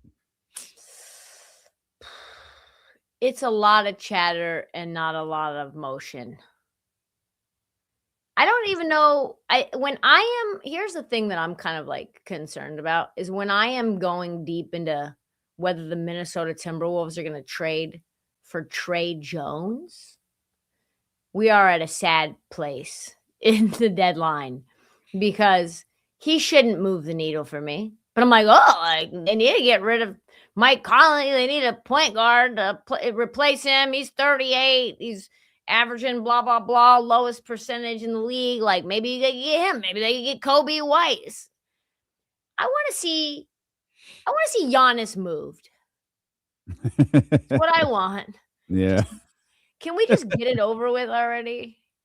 I don't think so. Yeah, that's feels like a summer deal, man. Giannis has ruled himself out for 4 to 6 weeks, and the team hasn't even commented on it. They're just like, yeah, he said 4 to 6 weeks. Could you imagine, like, if the team social media coordinator that runs the Twitter account, like, reposted the video with, like, a thinking face emoji? Like, oh, for real? I said this. Can you imagine if Domantas Sabonis had said, yeah, I'm out 10 weeks. I'll see you guys in 2 months. Yeah, I'm gonna get finger surgery. I'll see you back in training camp. Before we even run a scan, before we get into the MRI at all.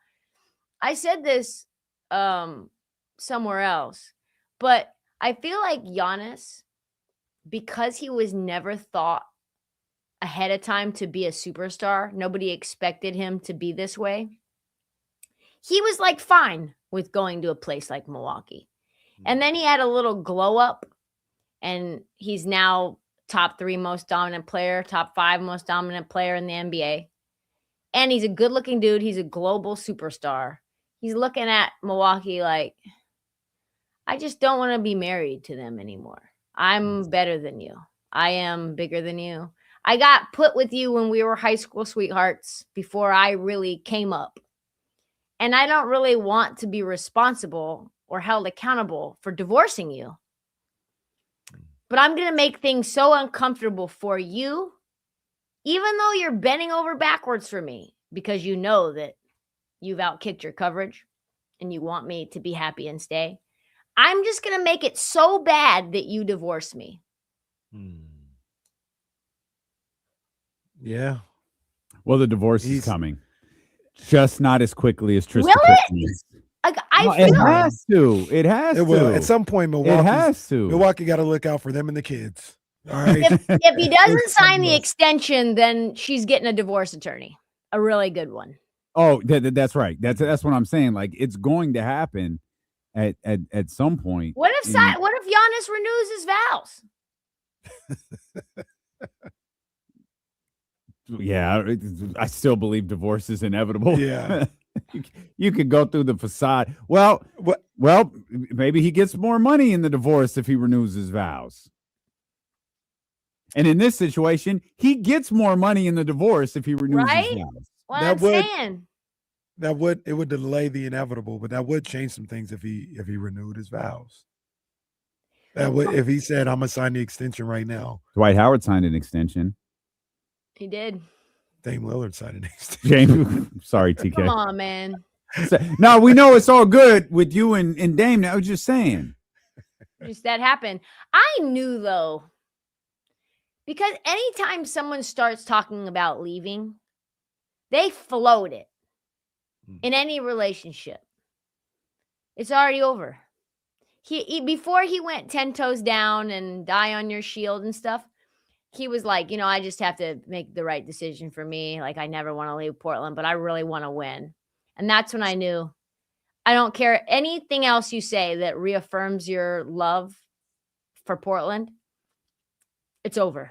And I think that's kind of Giannis and Milwaukee. The difference is, it feels like Milwaukee's not thinking clearly. They just are so thirsty to keep him because he's so important to the economy of, all the stuff surrounding Fiserv Forum or whatever it's called now, that they just feel like we can pull one more rabbit out of our hat to get you happy for just like one more year. Live to fight another day. We should have known when Giannis moved his family out of the city. Out of the city? Out of the country. Out of the country. Like, you guys can go. CK, you guys can go. CK, we appreciate you as always. Heat Check Podcast, Let Her Shoot, and of course, make sure you're following on the Daily W. Trysta will be back with us next week at 2:30 for an hour of uninterrupted sports talk. Congratulations on the new time slot. Drive time is a big deal. It is. We'll be back. It's Stilo and Casey on ESPN 1320. It's weird when people say congratulations on that because it's like, yeah, it's a big deal. We just never did it. That's all. Yeah, I'm just doing it to say it. I know what the backstory. Oh, it was a bit. It was a work. Oh, okay. She didn't actually mean congratulations. No, I didn't. It's like, fuck you and your new time slot. No, I mean, like, if it's good for you, if you like it, I love it, kind of a thing, If like it ends up, thank you. Is it purple? It's kind of hard to tell with the lighting. It's like a blue, purple, pink. Oh, there's multiple things happening there. Okay. Yeah, that's fire. This is brand Farm Rio, and they're based out of Brazil. Okay. And they do a lot of colorful stuff. You got a nice little sweater on too. Where's yours from? Oh, this is a jean jacket. Oh, that's jean. For some reason, I can't see it. Michael Jackson. Oh, that's just jean. It looked like it had a gradient to it. It looked like it was like a dark blue fading to a light blue for some reason. No, I got on cozy gear today. So, let's talk at some point offline about your plans to the Bay Area. Oh, for sure. Okay. I'm gonna be there also until Monday now, just because. So you're there Monday to Monday. Yeah, because Meta's sending me to the Super Bowl, so I'm gonna. Oh, that's right. You told me that. We're there. We're there Thursday. We're doing the show from the game studio on Thursday, the day of the deadline, and then we have to go. We're going to a St. Jude dinner that night. So, Yeah, let's. What time are you guys getting in? Not yet sure. Determined? Okay. Yeah, because we got to go with Complex. So my hope is to get there early because it's the trade deadline.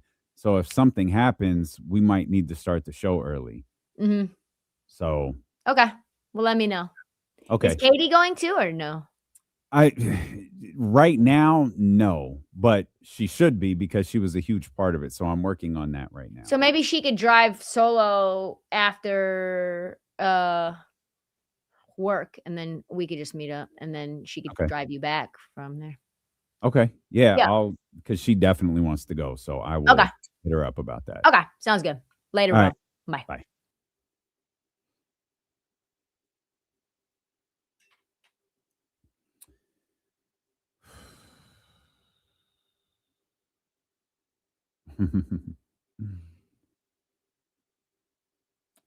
Yeah, Trysta. Meta loves Trysta.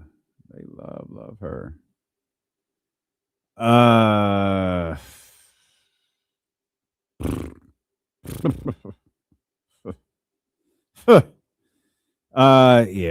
Don't forget your passport.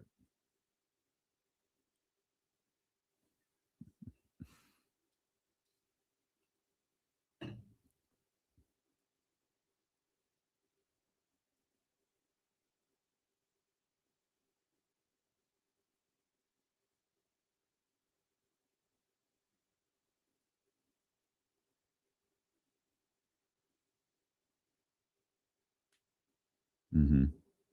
Yeah, it sounds like they're planning lottery, NBA, and NFL drafts. All right, big thanks to TK Trysta Krick for being with us as always. Again, we're moving to the afternoon drive next week, 2 to 6, starting on Monday. We'll have you covered all through the trade deadline. I'd actually just mentioned to Trysta, and I know Kyle referenced this a couple of days ago, but I also get how radio works. Not everybody was listening that day. We'll have the Rich Eisen show on during the day, and the jump rewind and all of that airs from 12 to 2. But that's the day of the NBA trade deadline. That Thursday, February 5th is the day of the NBA trade deadline. So if something happens with your Sacramento Kings, we'll be able to jump on. It's a weird day for Kenny and I because we'll be going to San Francisco. So we're going to be relying on a lot of different people to kind of help us get the show set up out there. But if something happens involving your Sacramento Kings that morning, we'll be able to get to you live really, really quickly. Securing the Carter asking, will you guys be able to stream? Will you guys be streaming the Rich Eisen show on YouTube? No, we won't be doing that. We don't have we have the ability to air it. I don't think we have the ability to air the video version. That's they keeping their money on that. But securing in that vein, I don't know if we could boot. I'm sure we can for a day if we have to boot the Rich Eisen show off the air at 11 o'clock. But for certainty, we can get on the stream immediately if a trade is made and neither of our shows are on the air. So you won't miss any Kings news with this lineup change. I had actually started tweet earlier, and I think it was from Twitch. Not a fan of the new upcoming schedule. Got to keep it local. The funny thing about that is there's actually more local content on because of this change. We have the jump on from 7 to 9. Then we have the jump rewind on from 12 to 2. Then you have Dilo and KC from 2 to 6. Then you have Run It Back from 6 to 7. So it's not a ton more local content, but it is more local content. Right now, there's no presence in the morning, and I truthfully, I don't even know what's on in the morning. Unsportsmanlike? Canty? No, not Canty. Yeah, it was the guy who was on the Insiders a couple weeks ago. Ain't he on in the morning? Oh, yeah. Evan, I think his name was, right? Yeah, something like that. Yeah. Something like that. I believe you, man. I believe you. I believe you, Kenny. Clinton and Friends? I believe you. Oh, no, you're right. It is. Clinton Yates is on in the morning. He wasn't on Clinton the Yates Insiders. was on the Insiders? No, he wasn't. It was another. I think the guy Evan that was on Cohen. the Evan Insiders, Cohen. Thank you, John Post. He comes on before Clinton Yates' show. But yeah, Clinton Yates is the one that's like 7. It would be the time that the jump is on. Okay, our boss is here. Shout out Unsportsmanlike with Evan, Canty, and Michelle. Followed by Clint and Friends. Followed by 1 hour of Rich Eisen. Yeah. Michelle who? Oh, Michelle. You know Michelle. You know Michelle. Yeah. Why are you asking? I don't even know who Canty is now that I think about it. Who the hell is Chris Canty? Canty used to play football, I believe. Is that no, that's not Really? I think. Yeah, I'm pretty Are sure. you thinking of is it the Canty and or Carlin guy, Conti? right? No, Canty. Yeah, Conti was the white safety for the Bears that my friend Alan, the Bears friend, couldn't stand, and he's the one that got Because burnt. he was white? No, he just wasn't that good, and he's the one that got burnt. Remember when the Packers eliminated the Bears on the last day of the season, and Rodgers threw a touchdown pass? With like he got him. Oh, well. All right. You know, Chris Canty played D-line. He played like 11 years in the league. Played for Dallas, the Giants, and the Ravens. No, he played for Dallas. You remember him, Dan? That's why we didn't know. We ain't never seen him outside of December. That's All why right, we don't man. remember him. All right, man. I think the Romo fumble was his second year. Why don't you, man? What? Oh, and they're still feeling. right, You feel that? Hey, Nah, it's fine. they're still feeling there. Hey, timeout. 1 point, low blow. 1 point, low blow. You're getting a point taken away. 1 point, low blow. That's a repeated offense. Ref, why don't you throw him Works every out? time. That's the only one. He threw an interception like a year later in the game against New York. Yeah, the He Giants, just completely did nothing. But game. that fumble hurts way more. Oh, yeah. I remember my grandpa was a Cowboys fan. I was like, oh, Dad, do we call grandpa? Nah, leave him alone right now. So his playoff games. No, he lost to Favre one time too in Minnesota. I was about to say, are his playoff? Oh, games, he got his ass kicked by Favre. Are his playoff games? Seattle fumble, Giants loss, Favre, and then Dez caught it? No, because they beat somebody. I think it was Philadelphia to get to the Minnesota game because they hadn't. Yeah, they remember, were a wild card. Yeah. Remember Wade Phillips said after the divisional round, he was like, "Well, we got the bye week, so it was kind of like winning a game." I was like, "Oh, Wade, God damn it!" But I think the next year they beat Philadelphia the last week of the season, and then beat them again in the wild card round, and then got it handed to them. Oh no, by Minnesota. That was the year. I believe they played Philadelphia at home, and didn't Donovan McNabb like try to scare the fans on the way into the? Remember that? No. He caught some heat for that because he didn't play well. So in the new stadiums, this was at Jerry's World. They got the entrance and the fans, just like all stadium, like Golden One Center has, where somebody's coming through the tunnel. Yeah, there's fans there that they can see. Sure. So Dallas is probably one of the first ones, and the Eagles are going through the tunnel and coming on the field, and the fans are saying something to Donovan, and Donovan like attacks the glass and like runs up on the glass to try to scare him. It's like, like that was funny. I scared the fans, and then they got dog walked by the Cowboys. I remember the game. They got dog, that and people moment. were on his head like, "You too worried about what's going on there?" And then you go out there and you get Donovan sucks, man. Donovan low key was trash. Wow. Go ahead. Week 17, they beat them 24-0, and then they beat the Eagles 34-14, and then they lost 34-3 to the Vikings. I actually thought it was worse. I thought it was 40-something. Tony Romo threw for like 198 yards, an interception, was sacked 6 times. Was that his last playoff game? No, Des Cotter was his last one. Des Cotter was after that. Oh, that was. I don't know if that was his last playoff game. God, that was but Tony. that was after the Vikings game. Oh, that's right. That was Tony, and then the next Packers one was Dak. Was Rodgers, where Rodgers threw that ball to the sideline. Still, I think it's the most incredible pass and catch I've ever seen. That was sick. Yeah, the Green Bay one was his last game. He's last the game. Des play. Yeah, lost 21-26. I hate this. Aaron Rodgers is so good. He is so good. Problematic, but so damn good. Yeah. Okay. Hold on. Sorry. I gotta. You might right. Oh, Donovan is Oh yeah, he deserves every bit of getting destroyed. I forgot it was this bad. He's turning Hold the on. clip on. I'm sorry. I'll walk the radio through it. Okay, You here he remember comes. this? He's playing the guitar. I don't. Why does this look like a? And then they got destroyed in that game. Oh, that was. They got destroyed. He looked part stupid for that. Come on, man. What's wrong with him? Look like Jameis Winston coming out the tunnel. Jameis Winston. He looked like Eugene. Remember the wrestler Eugene? Yeah, That's what he looked like. Eugene was a wild. He time. looked like Eugene out there. Triple H went over against Eugene, I believe. Of course he did. Of course he went over against Eugene.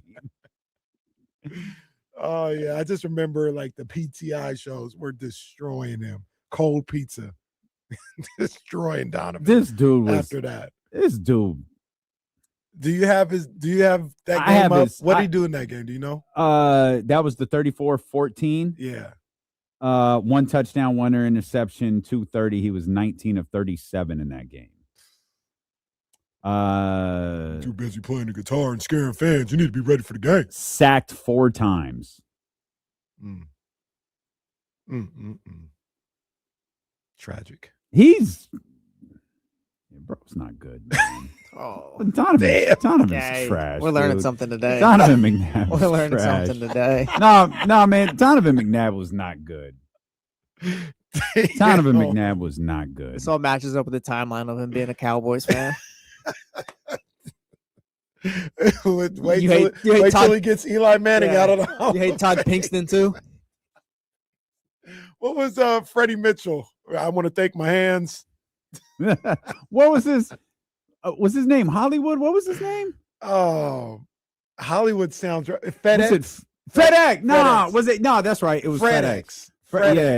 Yeah. Emmy was telling me before the show, Brian Westbrook wasn't worth a damn. That's not true. That's not true, man. We'll come back. This Tony Romo segment is brought to you by. We'll come back. We should at least for a second because we mentioned Mike McCarthy, the Steelers. We have not discussed Mike McCarthy taking over as the Steelers head coach. Patted ourselves on the back for that one. The Bills named their head coach, and the Titans, Robert Saleh, he named his offensive coordinator. Sort of. We'll explain. The 3 jobs are open, and, well, they all have something in common. We'll talk about that next on Sacramento Sports Leader, ESPN 1320.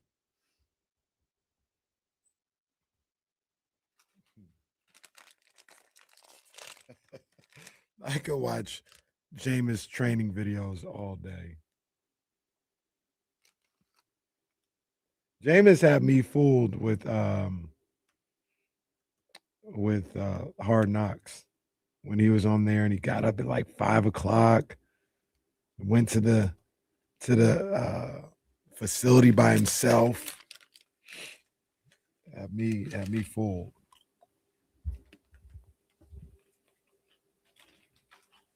It's all coming back to me like a light bulb right now. Do you remember that The Rock came back to help Eugene? Yes. Yep. I remember that.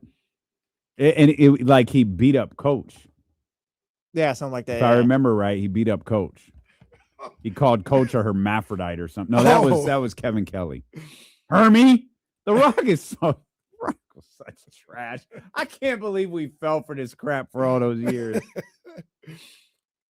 I just put in Jameis Winston's training, and do you guys? I saw this clip the other day. Do you remember when Jameis signed his contract with the Browns? I think, and then went to the weight room and worked on receiving the snap while he was in his suit. The center was like in there working out, and Jameis went in there with the football and was like, "Hey man, let's get some work in." Jameis was being serious too. Jameis has an oversized coat and yeah. Taking the snap. Jameis hella funny, man. Jameis funny. He ended up being better than Mariota, right? Yeah. Even though they didn't realize their potential. Jameis, I don't think Jameis, maybe I'm wrong, But I don't think Jameis was a bad quarterback. He was fine. Just a horrible decision maker at times, or more than times, I guess.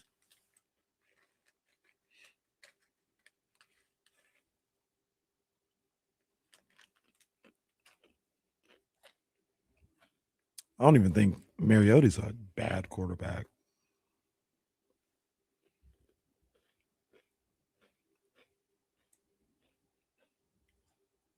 You think Eugene was Redacted's idea? 100%. 100%. I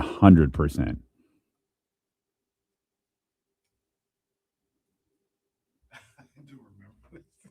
Oh, man.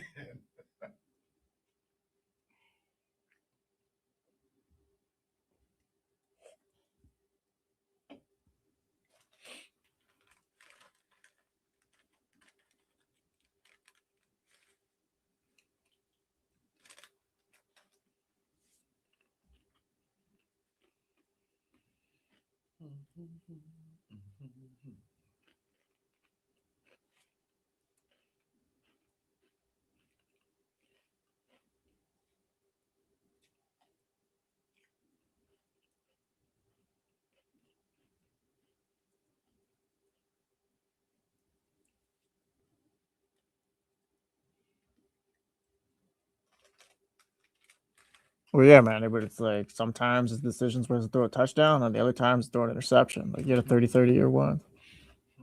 Not saying he was great or anything like that, but like, there was talent there.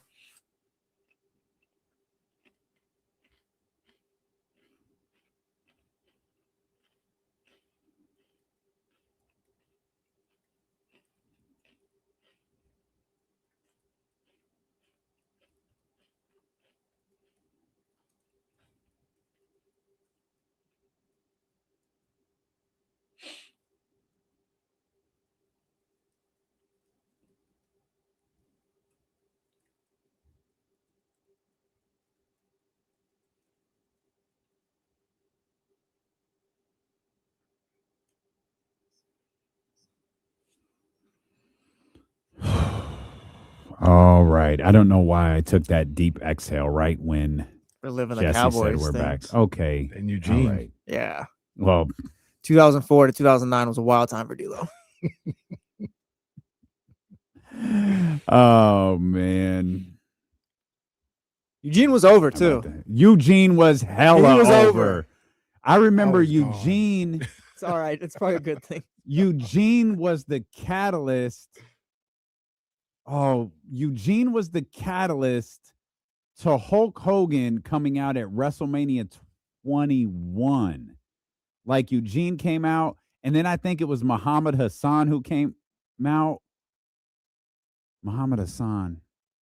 It was one of those short-lived characters that they got rid of because of how offensive it was really quickly. Like I said, it was a wild time. And then I think Hogan came out and saved Eugene. Yeah, saved him at WrestleMania 21. That's what it was. Yeah. Here's a clip of him versus Tatanka.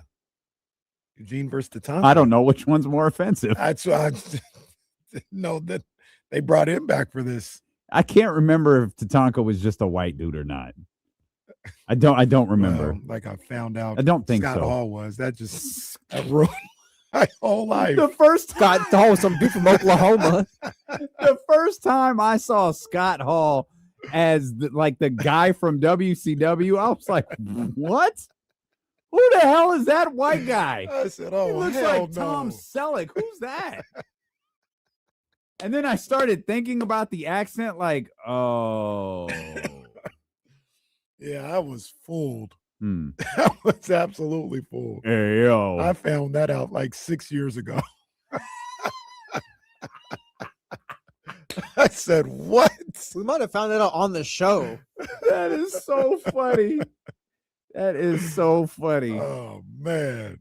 That was crazy. The fact that, like, as his life went along, he continued to sort of talk like Razor Ramon. He never ended the bit. That's why I never believe anything him or Kevin Nash said. Like, bro, why are you talking like that? The gimmick is over. Like, stop. He's talking about his time with Diamond Dallas Page and still talking like Scott Hall. Or Razor, I should say. Hey, yo. The Bills have named Joe Brady their next head coach. I think he was. I got this right. He was Josh Allen's quarterback coach, Offensive coordinator. offensive coordinator. I think he was at LSU, if I'm not mistaken, and then went to the Bills after that. Okay. And he was there, so that's an internal hire for Buffalo. We mentioned Brian Daboll. He's going to join Robert Saleh in Tennessee if he doesn't get the Raiders job, because he had a second interview for the Raiders opening, and there are now 3 job openings available. This is tough company. It's the Raiders, it's the Cardinals, and it's the Browns. And you could make the argument those are the 3 worst jobs that were available to begin with. I'm going to pay something off just real quick. Kenny and Scott Hall, January 3rd, 2022. Title of the show, Razor Ramon was a white dude named Scott Hall. What was the date again? January 3rd, 2022. I knew we had that one in there. That's amazing. Oh, how did you man. find that so quickly? Just searched it up. That's Crazy. awesome. That was Dr. David level. That was amazing. Searching right there. Razor Ramon was a white dude named Scott Hall. We got another one that says she might just be Scott Hall. I don't know what that's about. Oh my God. I don't know who that was about. I'm sure it's the same. Oh concept. man. Do the show titles stay the same in drive time, or do we have to button it up? Oh no, they stay the same. They stay the same. So Today, some of that Kings is lose to the Mavericks. no. That will never be this show, no matter what time it's on. We got a good one today. I wrote it down. Hold on. Michael Jordan gave us an uninspired lap dance.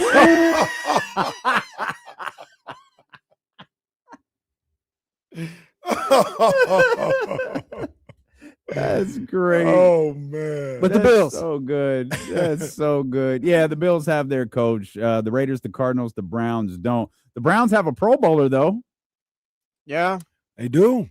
They do. I thought I read that wrong. I thought, yeah. I don't know how I thought they it was a came fake to- account. I don't know how they came to that conclusion. The NFL. And you guys know I like Shedeur. Well, yeah, That's my just boy. people Stop. People don't want to go to the quarterbacks, I guess. I think that's how Trevor Lawrence turned it down. Like, it was 20 quarterbacks didn't want I to don't go. That's how you. I don't know. That's how far you got to go down to get to Shedeur at least. What was Cam Ward doing? It's either Shedeur or Kyler Murray. And Kyler Murray played 2 games, so.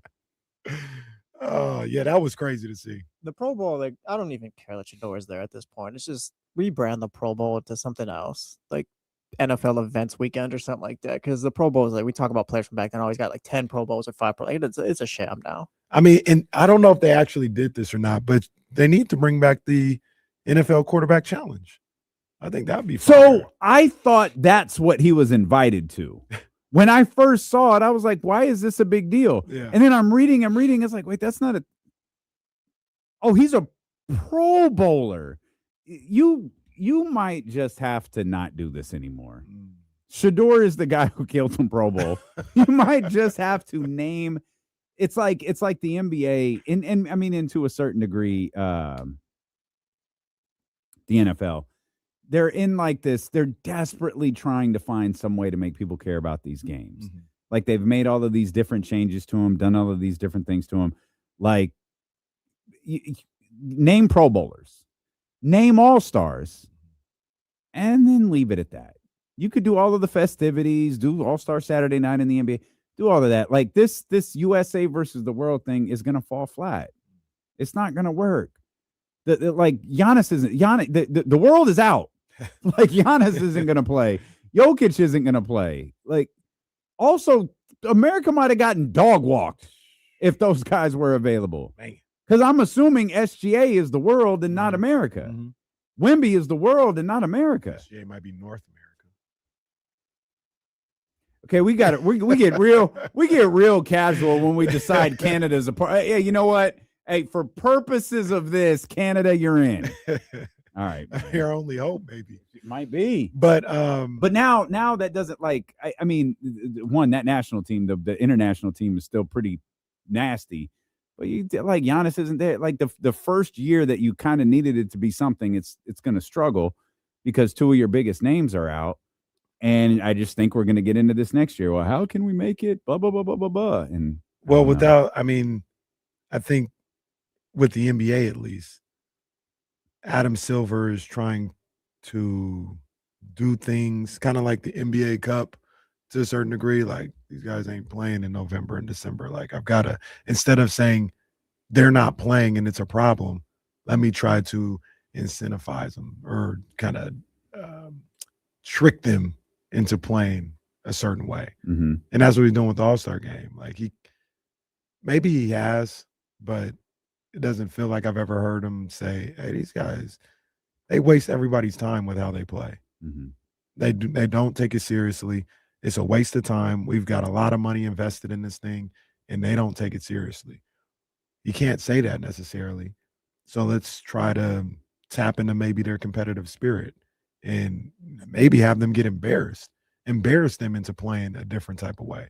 If Jokic, Luka, Embiid, SGA is out here dog walking Anthony Edwards and Anthony Davis and all these guys, maybe they'll get pissed off and like want to play. But you run the risk of those international guys playing the same exact way and it's looking a mess. Mm-hmm. The Pro Bowl, sure, they're trying with the flag football and all this other stuff. I always look at it like this, like it doesn't hurt to have the games. Like, it ain't hurt. I don't mind the flag football component to it. I think that's a lot better than asking them to like the real play a game and football stuff. game. Yeah, that's like too tough. like don't do that. Yeah. But playing a flag football game is and you perfectly can fine, you in my can opinion. soup it up a little bit. You could have it like, and I think they do. I'm the wrong person to ask. I haven't watched the Pro Bowl in maybe a decade None of since us Sean have. Taylor took out the punter. Yeah, that was the last time I watched the Pro Bowl. But I think God they bless do Sean have Taylor. Yeah. I think they do have like a rock and jock element to the Pro Bowl now Mhm. with how they play it, which is the way I would go to. Mhm. It's never going to be like this appointment viewing or I got to Right. get tickets to it, but yeah, do what you can with it. It's fine. Do you know when it is? It is Tuesday, I believe. Tuesday of Super Bowl week. I think if we polled 100 people, less than half would know. I'm not sure why I knew that either. I probably because I saw a commercial for You it said the the other Pro day. Bowl was Tuesday? Yeah, I think the Pro Bowl is Tuesday. Because NFL Honors is Thursday. What happened having the Pro Bowl on Saturday? It's one of the changes. Flag football. Well, maybe they think not and it's everybody's there on Saturday. It's in Santa Clara, right? It's in the Super Bowl site, right? I want to say yes. That would be the thought, but I'm not sure if they're having it at Levi's. A part of me, I'm sorry. Being held at the I meant the Cow Palace. Is it at the Cow Palace? says Moscone Center. Oh yeah. I Most meant home? the vicinity that the Oh yeah, yeah. the In city the- that yeah, the the whole Super Bowl city, is yeah. hosted. Yeah. Yeah, because they tried that a couple years ago where I think the game was in LA and the Pro Bowl was in Orlando, and that just looks stupid. Yeah, right. Yeah. For sure. Mike McCarthy was named the head coach of the Pittsburgh Steelers. Mike McCarthy was introduced as the head coach of the Pittsburgh Steelers today. One, kudos to us. We kind of called that. Yeah. Didn't mean to, but in fact did. And this is a weird one.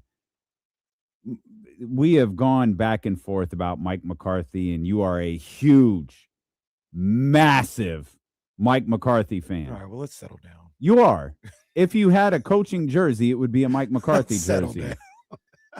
down. But the one reason this surprises, this is an insane sentence that I think you can only utter with the Pittsburgh Steelers. Like, I wouldn't say this about Baltimore Ravens.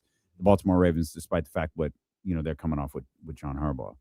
But Mike McCarthy almost certainly isn't going to be the Steelers head coach for the next 10 years. Yeah. And that's a Steelers, like, they're most of the times you hire a coach, if you make it to 10 years with that franchise, you have very, very literally defied the odds. But the Steelers are different. Like, Mike McCarthy's 62. Mike Tomlin isn't 62. Right. And he's been the coach for 20 years. Right. Like, Mike Tomlin's like 54, maybe. Yeah, that's the sneaky Maybe thing. younger. That's the sneaky thing about those Steelers coaching hires. Bill Cowher was really young too. Yeah. I don't know if he was younger than Mike Tomlin was when he got the job, but they were both pretty young guys, like 30s. This is a departure from that.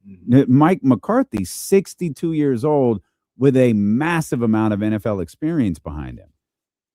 I don't know if this is a shift in philosophy, but like you've got, we've had 3 head coaches for the last 60 years. That's going to get skewed now because I just don't think Mike McCarthy is going to coach till he's 72 years old. Right. Feels like maybe this is the wrong word, but like a lazy hire. Like Mike McCarthy's got the Pittsburgh tie-in. Like he's a fine coach. Maybe he's back with Rodgers. Like I felt like you could have did better, or at least kind of moved in a different direction. I because I don't think Mike's gonna be here more than like 3 years. Really? Yeah, I don't. Like I don't think Mike's gonna, even I was giving him 5 to 6. Here we go. Go ahead. Favorite coach. Come on, man. Because he'll be successful. He'll be successful next season if Rod. Like they'll be a high floor team and all that. But it's like Stop for a second. Do we think Aaron Rodgers is playing next season? He's already said he'd be fine with that. He'd love Rodgers being his quarterback. Not love, but like he'd be okay with Rodgers being his quarterback, and like who wouldn't want Rodgers back? Yeah, Mike McCarthy said that. But I don't think Rodgers is retiring yet. I don't know if he's retiring. I think he wants to. This is just a pure assumption on my part. I think Rodgers wants the farewell. He wants everybody to know this is my last year. Everybody give him the farewell. Oh, I never. Okay. I never thought that. I didn't think he'd get it though. I mean, he's not going to get a rocking chair at every road game, but it'll be a middle finger at every road game. It'll be a storyline every week, pretty much. No, it'll definitely. I think that's what he wants. I don't think he'll just retire this offseason out of nowhere. Yeah, I think we want one more year. Okay. I didn't think that at all. Now I'll say this about Mike McCarthy. The guy's been good everywhere he's gone. He's only been 2 places, but I mean he's always been good. So I don't Dallas and Green Bay, that's it, huh? Mm-hmm. So I don't see any reason why he wouldn't be good enough to last past 3 or 4 years. But yeah, when did he start with Green Bay? I don't want to take away too much or anything, but like at every job he has every job he's had an established quarterback though. Mm-hmm. Yes, I mean, it's like you get a year Rodgers here. He brought along him and Rodgers came in at around the same time, right? Or he had Favre and Rodgers. I'm assuming he was. Yeah, he made the transition from. I have 2 separate tabs open that say Mike McCarthy, and I'm wondering what I'm doing with my life right now. They started with Green Bay in 2006, so he had Favre, and he made that transition. Then he had. I mean, the entire time, if you believe some of the reports from back then, he was the one pushing to. No, I'm not bringing him back. Who, Favre? Yeah, like when he unretired, it's like. That's great. We have a Hall of Fame backup quarterback because I've got my starting quarterback over here with Aaron Rodgers. Those were unconfirmed reports back then. Started out 8-8 his first season with Favre, then went 13-3. Favre retires, and then the third season Aaron Rodgers comes in. And his coaching history and pedigree is that of an offensive guy, and all his teams have been good on offense. He did win the Super Bowl 2 years after that. Yeah. I guess I'm wearing the Mike McCarthy jersey. I'm trying to give him. I'm trying to be impartial. Like I don't think Mike McCarthy's a bad coach. I think the idea. I think what I struggle with is you're bringing Mike McCarthy in to again. They didn't fire Mike Tomlin, right? It's not like they're looking to get over the hump. It's not like Mike Tomlin failed in the playoffs, too often. But it's similar to the Mike Brown conversation. Mike Brown is a successful head coach. Mike McCarthy is a successful head coach. Mike Brown saying that he has brought in the New York Knicks to get them over the top because that's what he's done is a completely disingenuous remark. Mike McCarthy, again, we've talked about this a lot recently. You get one in the NFL, you seem to be certified. But you have laid out repeatedly how good the Cowboys regular season records were with Mike McCarthy as the head coach. But those playoff flameouts were pretty spectacular. And I'm not sure what especially given their history, I'm not sure what the thought process was for the Mike McCarthy hire. He's a good football coach, no doubt. But it seems to be, and this goes back to how this conversation started, a shift in philosophy for the Pittsburgh Steelers. No, for sure. Completely understand that. I personally put those playoff flameouts a little bit more on, in Dallas at least, a little bit more on the players. I thought you had a group of players that they just weren't about that life when they went up against a team like San Francisco. Talking about your Trayvon Diggs, talking about Micah Parsons, Dak Prescott. I mean, these guys, they got scared in that first game. I don't think that's a Mike McCarthy issue. The second year, I always say Mike McCarthy had the Cowboys read. That was a game. Like, they were there. The difference was Dak throwing 2 interceptions and not being able to get something done. So I put that more on the players with those flameouts. You could go back to Green Bay, and maybe some of that was on Mike McCarthy, not having those guys ready and being able to execute in the biggest moments. But I think getting him in Pittsburgh, you're getting a guy that's going to win you games in the regular season, give you an opportunity getting into those playoffs. And I agree with you. I don't think he's going to be there 10 years, but it over under more or less 4.5 seasons in Pittsburgh. I'm going to go over. Jesse, you're going under, huh? What? Give me the number again. 4.5. I'm going over too. I'll go under on that. I just don't. Maybe he gets fired in the 4th season or after the 4th season, but like, let's say he plays with Rodgers for 1 year, they'll make the playoffs or fight for the division. After that, you're gonna have to find something else, and I don't know. I don't trust that Mike McCarthy's gonna see a rebuild through. This team's never rebuilt though, but I get maybe that's Tomlin. I mean, through the Roethlisberger transition to it wasn't Trubisky. Who was it? Mason Rudolph. Yeah, Mason Rudolph and Kenny Pickett were in there. Yeah. Miles Garrett. It was Miles Garrett, right? Yeah. Yeah. Like Kenny Pickett. Like, they never rebuilt. Why didn't they try? They just failed at quarterback. Yeah. They took shortcuts at quarterback, if anything. Like, Mason Rudolph probably should have never been a guy you attempted to make a guy. Kenny Pickett wasn't that talented going into the draft, I don't think. Back to your original point, you feel like they're taking a shortcut on the coaching hire. Yeah, it just feels like too much of a feel-good type of thing. Like, it's a full circle type moment for Mike McCarthy, and it's a nice thing for the Steelers. And I think they can win with him, but like I said, I think you could have done better. You think it's George Karl? Maybe. No. It's not like that's tough. That's tough, but it's not that bad, but just more so like you could have did better to me. I don't think it's not that. It's not that. George Karl's extreme. It's not that. Yeah, George Karl. George Karl is the absolute worst. Yeah, no. No, it's not that. And there was also a very obvious personality conflict waiting for George Karl.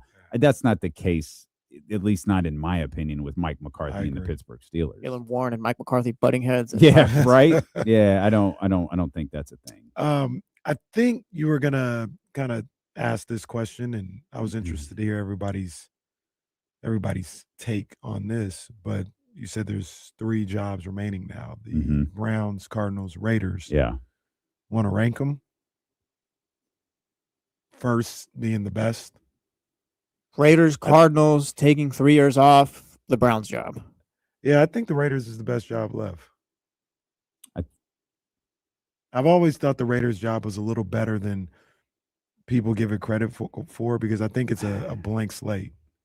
I think you gotta, and sometimes having a blank slate with perhaps some incentives, because you do have some players. You have potentially massive offensive playmakers, not at the quarterback position, but at skill positions.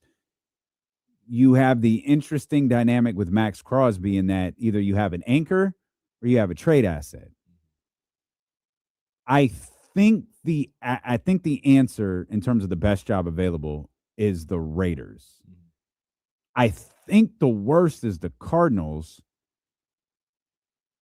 And if you gave me some time, and I don't mean like a segment, I mean like if you gave me some time to do like some serious homework, I feel like I could make a compelling case for the Browns being the best job, but it centers only on the defense.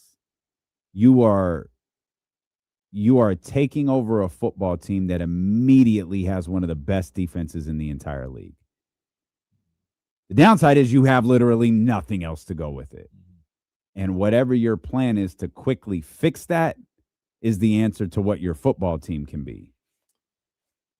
But even with that said, I think it's better than the Cardinals. You've got an owner, too, that kind of, I guess meddling's the word, but Jimmy Haslam is just probably the worst owner in the NFL. Yeah, right he's the reason terrible. why I think they're having I've been reading yesterday, one of the reasons why they're having a tough time with this coaching search is because he wants Jim Schwartz there. So it's like if you're a head coach, you're not hiring your DC, and Jim Schwartz is fine or whatever, but like that's going to affect you. That's why they've had so much trouble, I think, and things like that. It's like, do you really want to go play for an owner who might not let the GM do his thing, might tell you need to play this quarterback or you need to do that? That's kind of why it's the worst job to me. Like it's just the Browns. That's a good point. One of the things with the Browns and the Cardinals that make it a little unappealing to me is they've got a little Sacramento Kings in them. And what I mean by that is you can't even start to rebuild till you get rid of some of the stuff you have there. I hear you. Yep.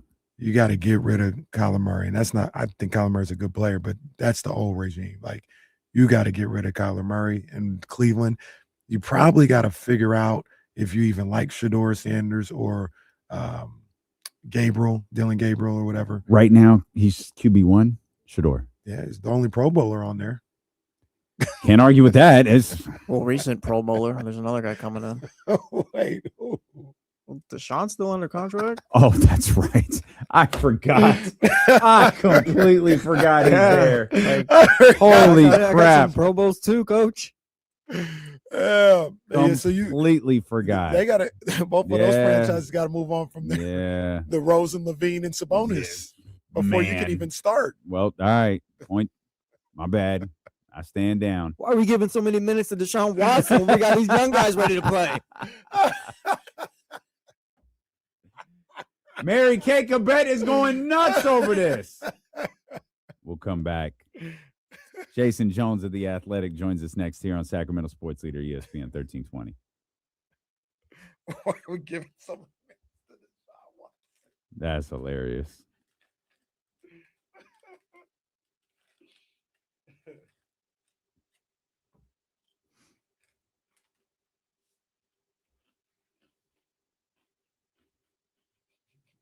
This was one of my favorites this year. That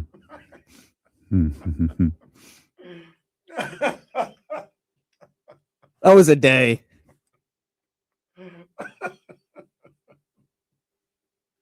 Shout out Precious, had a hell of a year too. I love y'all, man. I love y'all. People was losing their mind when Isaac Jones was Dude, like I said that one time, like, oh my God, they cut Michael Jordan.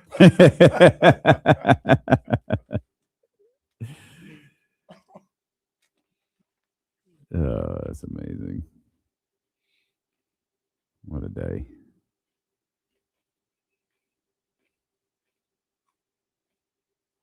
Yeah, I'd give Precious an A so far on the year he's had. I haven't had any issues with him. Shout out Isaac Jones. I think he's a Piston.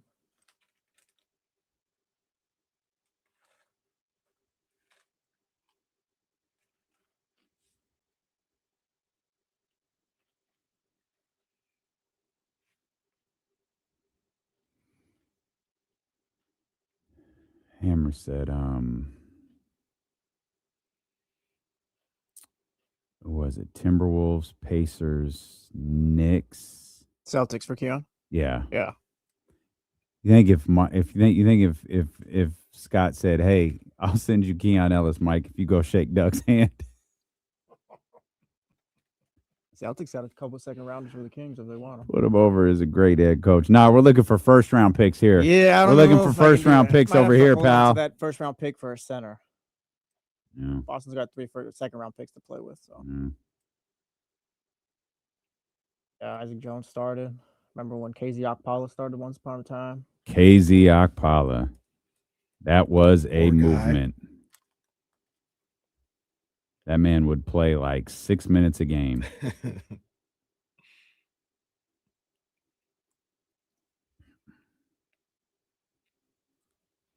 And I don't see nothing through these millionaire lenses. Just the 2 M's on the emblem. True story. My closet is like 2 stories. Straight to the happy ending because I don't do stories. That was one of my favorite Jay-Z features. Maybach Music 1, I think. Mm-hmm. Maybach Music. I like this Maybach Music. Sweet.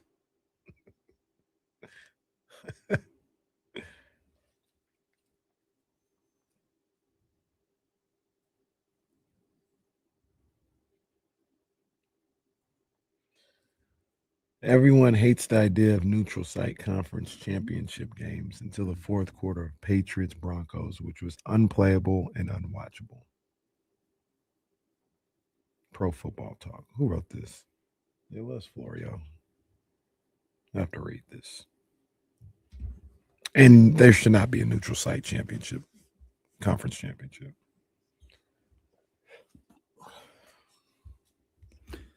Jason Jones of The Athletic set to join us here in just a couple of minutes. We'll get Jason's thoughts on these last 3 remaining jobs that are out there in the NFL, the Raiders, the Cardinals, and the Cleveland Browns. I can't even get a feel. Did they do the Davis Webb interview or no? Has that happened? I thought they did. I thought they did too, but I saw the Dayball thing pop up, and I was like, oh, maybe they haven't done it yet. Of course, Davis Webb isn't busy anymore, so, you know. That's not the worst idea, by the way. It's not the worst idea because he's the quarterback coach in Denver. You have Bo Nix, a second-year player. Bo Nix maybe not maybe not in the MVP conversation like Drake May is, his contemporary, who's also a second-year player. But if you are looking at taking Fernando Mendoza with the first overall pick in the draft, this probably isn't far off the type of guy that you want. Maybe it doesn't necessarily have to be a quarterback coach, but you do want in my opinion, if you're taking a quarterback at number 1, you do want a quarterback offensive minded guy to come in and help you develop this draft pick that you can't get wrong. Like, you just absolutely 1000% cannot get this draft pick wrong. And you need to be sure Fernando Mendoza can be a guy for you. And even in that certainty, you need to bring him in and get him developed. Yeah, for sure. When you get this guy in here to be your head coach, it's got to be an offensive-minded guy. Right. Whether it's a quarterback's coach or an old OC or whatever, it's you're leaning towards getting that offense right and getting that draft pick in Fernando Mendoza, getting him in a position where he can succeed the most. And that's with a guy that is going to have that offense tailor-made to what can make him successful. So, yeah, Robert Saleh, even though you have a job, you were never going to be considered for the Raiders if they were thinking of taking Fernando. Why can't I get my man's name? It's tough. Right? Fernando Mendoza. Fernando Mendoza. It's tough. I always want to cook. I don't know why it's tough, but it appears to be really difficult. All right, it happens. Yeah. Words just beat us up once. That's all it is, man. That's all it is. So, yeah, you want an offensive guy in there for your head coach, for your new quarterback. That's right. Yeah, there you go. Who is Fernando Mendoza? Probably, allegedly. All signs are pointing to that being the Raiders' new quarterback. One thing that we mentioned earlier but didn't really get to, because we talked a little bit about the All-Star game coming. We got into the Shedeur Pro Bowler. That led us to the All-Stars and all of that. It reminded me we had mentioned there were some Kings fans and media as well who were a little taken aback, maybe a little frustrated that neither Maxime Reno nor Dylan Cardwell were a part of the Rising Stars Challenge. I think you and I have similar feelings on that, in that this team thinks they weren't going to get a lot of recognition, and it was going to be difficult to get anyone associated with Sacramento playing at the All-Star festivities in Los Angeles in a couple of weeks. Yeah, and I like what Maxine has done. Obviously, I like what Dylan has done. I love Dylan. Thank you. 3:20. Yesterday we made it till 3:41. One day we'll get through the entire show. I like what they bring to the table, but I don't see anybody on that list of rookies that they should be on instead of. You know what I mean? Maybe I forgot my man's name in Toronto. He's having an all right season. He's having a good season, good rookie campaign. But Max has been as productive. I think Dylan is just a good story. Well, like we see, kinda and talked that's about earlier. and that's but that's where I felt like as a league, maybe you could have highlighted that a little bit. Like Dylan Cardwell's a pretty dope story. It's not like he's not like lighting the world on fire. I understand he's our guy, so we're a little bit more attached to him. But also, like, he was an undrafted free agent. He's a G League. He's a two-way guy. Yeah. And not only is he getting significant minutes on the main team, in all likelihood, he's going to be signed to an NBA contract at some point before this season is over. And he has established himself pretty firmly as a rotational player with this basketball team, thus in this league. Maybe Dylan stinks next year. Maybe Dylan's career completely goes sideways. Today, though, you can capitalize on that. Yeah. If you're the league and you're its television partners, today you can capitalize on that story while it means something. You could have finagled the situation to put him on the G League team. Sure, absolutely. They absolutely do. You could have done that. But like you said, we're a lot closer to it than the guys in New York or Secaucus, and they might not be really paying attention to the story that Dylan Carter. I don't know why Secaucus has a say in this. That's the replay center. Isn't that where that is? I think the headquarters in Manhattan, isn't it? Yeah. It's in New York. No, I think NBA. You're right. I think replay and like the NBA video catalog, like airtime. Yeah. Airtime is in Secaucus. The vault. The vault. There you go. But they probably aren't really paying attention to what's going on with Dylan Cardwell. Let's welcome in our man Jason Jones of The Athletic. Jay, you in on Dylan Cardwell? Do you know who Dylan Cardwell is? I know who it is, but I'd be lying if I told you that in my free time I decided to watch the Sacramento Kings basketball. See, they could have told a story about Dylan Cardwell to Jason Jones. Man, come on, man. Right then and there. It was a miss. That's fine. It was fine. Jay, let's bring I know who Dylan is, but I mean, if I got to choose between, I don't know, watching Netflix, NXT, oh gosh, Beavis and Butthead, or like Kings basketball, I think Kings basketball is going to be near the bottom of the list right now. Actually, I might watch NXT because Sean knows what he's doing. Yeah. But the main roster, no, I'm watching Dylan HBK Cardwell. Could have worked for Ebony Magazine in the 60s if he wanted to. Magazine. Yeah, he absolutely. My man say, give me another one. Give me another one. Now it makes the Sunny rumors make no sense. It was like, why wasn't it Jackie? Yeah, it's like, you saw what Bret Hart did when he got Bret got divorced. And, hey, he sure Bret did. Hart said, give me that shea butter. Yeah, shout out to the Hitman. A couple of things, Jay, real quick, because I want to bring you into a conversation that we were just having, and your Raiders are a big part of it. One, that's a great hoodie that you're wearing. Two, what is the hat that you have on? Oh, this is a Dodgers. I can't see it. This is a Dodgers championship parade hat. See? Oh, that's very nice, Jay. That's very nice. Thank you. That's a Came great with a nice little pin on there. Championship pin. Mm-hmm. Thank you. That is really nice, Jason. Thank you. I appreciate that. Been there, done that. Boy, I can't wait till my boy. You been to the Dodgers parade? No, to a championship parade. And I can't wait till my boy Mon-Fri just lays down the law on this entire organization. So that's the reason why the Giants spend money on the guys they spend money on. Like, I thought Chapman was a big signing for you. Got a big money deal. I like Matt Chapman. So why are you crying? The Giants in the top 10 in payroll. No, they're real estate people. They're not baseball people no more. We gotta sound like an issue you need to take up with them. We need to fix up. No, we need to fix the fact that you're paying Shohei Ohtani $10 an hour. That's what we need to fix. An hour? Is ridiculous, buddy. It's $10 total. The rest Hey, is guess deferred. what? When you create the culture the Dodgers have created, guys say, you know what?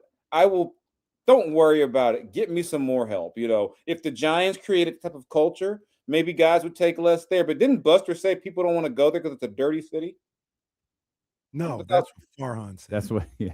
Well, I knew someone Your was like boy. dirty Your city. boy, the mole. I think Casey's right. I think Farhan might have infiltrated. It's the only thing that makes sense. It's like the old conspiracy that Bret Hart infiltrated WCW and sank it. Like I think that's what They have that out there for Bret Hart. Bret's my guy, man. Shout out to Bret Hart. Yeah, It says man. Bret went to WCW to sink the ship and make WWE a bigger entity. I love the idea that it wasn't the Shohei Ohtani thing that sparked. We need a salary cap. It was the Kyle Tucker sign. It was like, all right, enough is enough. It wasn't Yamamoto. None of that. It was just like Kyle Tucker.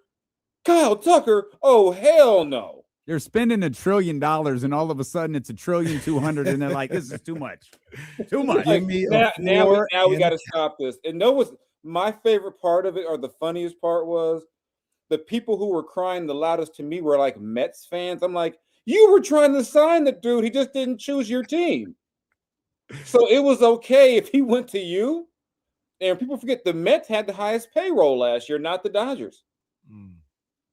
I mean, they just gave Soto what, $700 million, and now they're talking about it's not fair. You're burying the lead. Yeah, they had the highest payroll because the Dodgers are allowed to pay Ohtani $10 a year. That's not true. No, it's based on average, AAV, and when you take that into account, it would have been the New York Mets, But no, you know what? But you know why I'm not mad? When the Dodgers were owned by that parking lot dude and were broke, and the Yankees were spending money, I didn't hate the Yankees. I said, you know what? I wish my team would spend money like that. So now I get to finally live that. I'm happy. The Cardi B mindset. Didn't nobody say nothing when you was out there messing with mine. I thought you were about to say I'm about to go that the new ownership group was my Stephon Diggs. Oh man. Oh man. Well, Walter did go and get with the Lakers too now. So I mean, he out there, he's spreading it around. But a cap. Let's not talk about the Lakers. That's a whole other thing. So yeah. All right, real quick. Just again, great looking outfit, Jason. Thank you. Real quick. We have tickets to give away to see your Sacramento Kings take on Memphis coming up on February 4th. Jason clearly does not want them. So if you want them, you can be number 13 right now, 916-909-1320. Again, caller number 13. I ain't going to be playing. I don't want to see the Jaren Jackson. What's the dude's name? Devin or Dylan or who'd you say? I'm sorry. Dylan Cardwell. Dylan Come on, Cardwell. Jay. Come on. I almost said Devin the dude. I'm sorry. I'm like, they got a Devin, right? Jay is absolutely going to be at the Welcome to the West concert that's going on at the Oakland Arena. Well, I think I watched that one from the live stream. Yeah, I think y'all can tell me about that one. If I go to that show, just don't get me drug tested anytime soon, because I'm gonna walk in and be like, woo. Yeah. Leave the Dodger gear at home that day just to be safe. Hey. Wear all your wrestling clothes that day. LA rules for that one. Wear your black, white, gray. That's it. If Essentials makes it, you can wear that color. Again, caller number 13 right now, 916-909-1320. We'll get you out to see the Sacramento Kings take on Memphis February 4th. Big thanks to the Sacramento Kings for these tickets. There are 3 jobs left available in the NFL, Jason Jones. The Raiders, the Cardinals, and the Browns. Which one is the worst? God, it's like, man, that's a tough one. I'm going to say Cleveland only because I think they might have the worst cap situation. Oh, sure, because of the defense. Their defense makes they got Deshaun. Yeah, they got a legit defense. They're paying the freaky dude, a lot of money. But, so I think they may have the worst cap situation. The Raiders may have the best cap situation, but you don't know who's in charge. I mean, the guy who I thought was supposed to be in charge is up in Seattle calling games. I'm like, shouldn't you be at the interview, dude? Like, what is this? Like, are they texting you during the interview? Like, what's going on, Tom? Come on, man. I forgot about that At aspect. least Matt Ryan was like, I probably shouldn't be on TV and have this job. Do you think Tom that's is ever like, going I'm to gonna do what I'm change? gonna do. You think that's ever going to change? Like No. Tom is, He's making like $38 million a year on Fox. He ain't walking away from that. he's getting better too. He is. He's really good. Yeah, Like, his so product yeah, athlete is he's good. not giving that up. I think, but it's the Raiders He is have, essentially the decision maker, though, right? Like, I know. Spytek is the general manager, but it feels like Brady's the actual decision maker. and if that's the case, I would love for him to take more of the heat for some of the decisions from last year. Like, if it's true, the notion that you passed on Sam Darnold because you'd rather have Geno Smith don't look very good. Mind you, I think if Sam would have been in Vegas, he wouldn't have been much better behind that line in that system. So, I think as much as we laugh at Geno, I mean, it wasn't like Geno went behind the 95 Cowboys offensive line out there and had, he didn't have Mike Martz calling plays, or he didn't have Bill Walsh as his coach. It was pretty bad. But if you made the call to hire Pete Carroll, who clearly thought it was a win now thing, and you were when you don't have a clear leader, it's easy to pass blame around. And right now, it's easy to blame Pete because he's gone, or blame Telesco because you fired him when you got there. But I'll say this: Telesco drafted one player probably better than anyone they drafted. I mean, I think Genty gets a little unfair heat, but I mean, that rookie class they drafted was, outside of Genty, was pretty unremarkable. I mean, they weren't even playing those guys half the year. I don't know if that was Pete. I don't know what that was, but if you draft a receiver in the second round and he can't get on the field, that's a problem. Mm-hmm. Like, why is Tyler Lockett there when you have a second round pick at the wide receiver? He should be playing. So yeah, that being said, it's still got to live in Cleveland, and oh, damn, jeez. And I got family from Cleveland. I tell them I don't mind visiting y'all sometime, but it's cold out here. This lake, that cold off that lake is no joke. And and like I said, their cap situation. I mean, the fact they just couldn't cut Deshaun Watson last season, crazy. I mean, they still have the same GM that drafted 2 quarterbacks and signed 2 quarterbacks. Like, they traded for one and signed one. They had 5 quarterbacks. Jeez. Him skating all of that is kind of crazy. Goodness. I mean, it's like that. I was like, people act like, I said, I'm not saying Stefanski was a second coming of, he's a Hall of Fame coach or anything great, but they drafted 2 quarterbacks and traded for, and it wasn't like anyone was supposed to be the answer. Let's trade for Kenny Pickett. Let's draft Dylan Gabriel. Oh, what the hell? Let's just draft Shedeur, because what could go wrong? Hey, let's go ahead and sign Joe Flacco. What are you doing? Yeah, I don't get it. The one thing I would say about the Raiders job, though, that I do like is I like that it's a blank canvas. You got the number 1 pick, you got cap space. It's always, you got to be careful saying this, but feels like you would have time there. You know what I mean? They're not going to fire another head coach in 1 or 2 years. Maybe. I don't know. You would think. But it feels like more of a you would hope that they wouldn't fire another coach next year, because this is Would that be 5-5 if it were to happen? Oh my God. Because it's 4 and 4 years now, right now. Yeah, right? it have to be. Yeah, it was Josh McVisor, Pierce. Who was it before the visor? It was the team coach who actually did a good job. So I always forget his name. Versace. Yeah, he did so good they were like, we can't keep you. Well, he did so good that they were like, we better keep Antonio Pierce this time because they seem to like him. And then that all went wrong. Yeah, and then Antonio's like, what do you need? Like, I need a quarterback and a running back. They're like, here's Gardner Minshew. Oh, 5 was a Raider. 5-5 would be crazy. I mean, 4-4 is pretty wild, but 5 head coaches in 5 years. Even Vivek Ranadive is like, damn, man, chill. He's like, you guys got to have some patience over there. What are you guys doing? The Kings sitting around, get some stability, losers. And then like they were like, come on. They're like, come on, you guys. What? How many GMs? They've had 3 GMs? Yeah, they've had 3 GMs. Well, hold on. They're still chasing the ghost of Reggie McKenzie. Yeah, Ziegler, Telesco, now Spytek. I mean, and I'm pretty sure Mark Davis probably figures if the NFL had never leaked those emails, those emails. I was gonna say John Gruden was the death of this organization. Yeah, the absolute death of the Las Vegas Raiders. And you brought John back, got rid of the GM who actually drafted the last bit of talent you had. Then got rid of all of the talent that the GM drafted. He's like, get this out of here. Let me go draft guys who can't play because I've got a terrible draft record out of Tampa Bay. So Mark is like, hey, John, you want to try it again? And it went, Cleveland Farrell was I was like, oh, God, really? Goodness gracious. That's why I mean, you could say what you want to about Steve Kerr. I always credit Steve Kerr, who took over for Mark Jackson and said, I don't have to do a lot. I need to make a few changes. I don't need to completely wipe this thing out. They're on a good trajectory.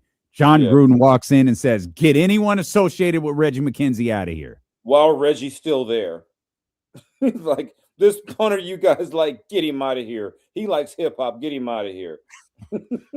Oh, man. He's like, Khalil Mack, defensive player of the year, we're not going to pay you. We're going to draft someone to replace you. And the guy he drafted, I forgot who I remember who the guy he was hyping. Didn't do like went to LA. It's like a DN out of LSU he was hyping. Like he's gonna replace Khalil. I don't remember the dude's name.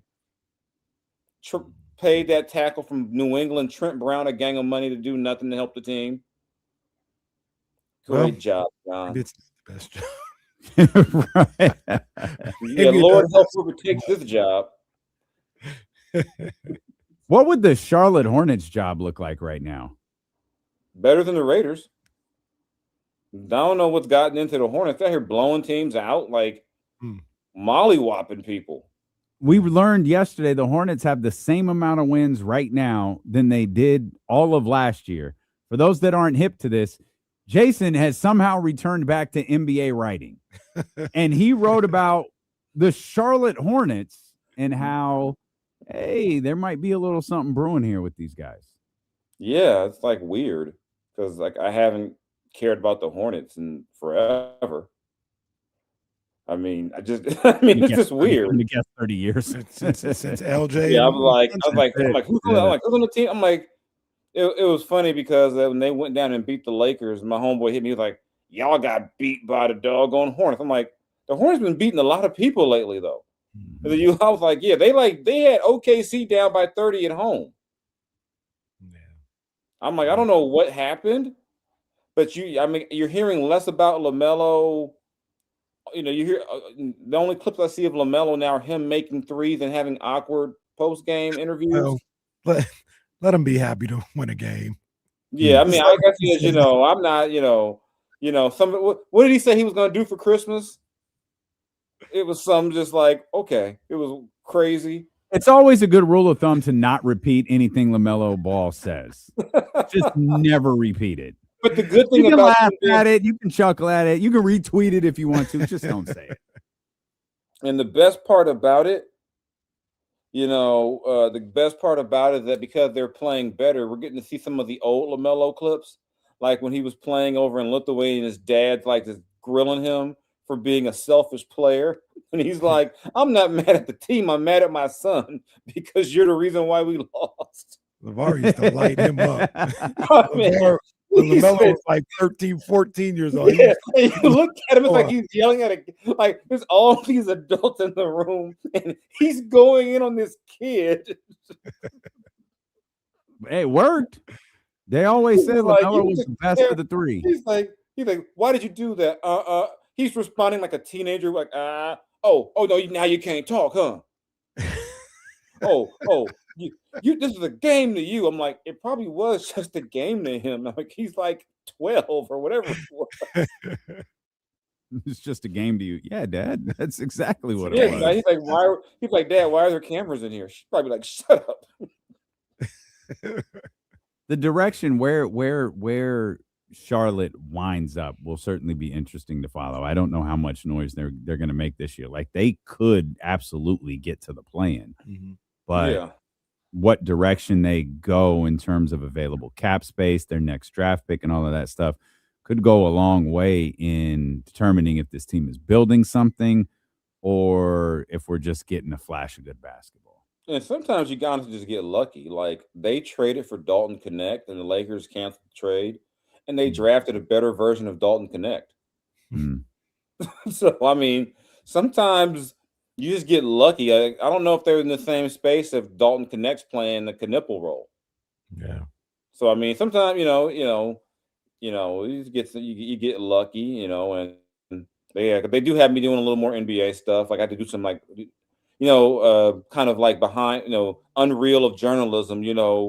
We do write stuff before a guy gets traded, so we can just be ready if it happens. So they had me doing a couple of the Kings, and I kept on writing since 2023. I was like, damn, that feels like it was 10 years ago. It was like, and then you start listing what's happened since 2023. It's like Coach of the Year gone, All-Star gone. Like, damn.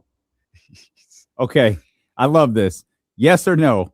Do you have the DeMar DeRozan was traded column written? I don't know. Somebody else is working on that. Oh, okay. Okay. Yeah, I don't have that. No. I was just writing paragraphs on certain guys who might get traded. I think I had the Malik Monk one. Okay. Who was, of course, supposed to have been traded for over a year. Yeah. It feels like.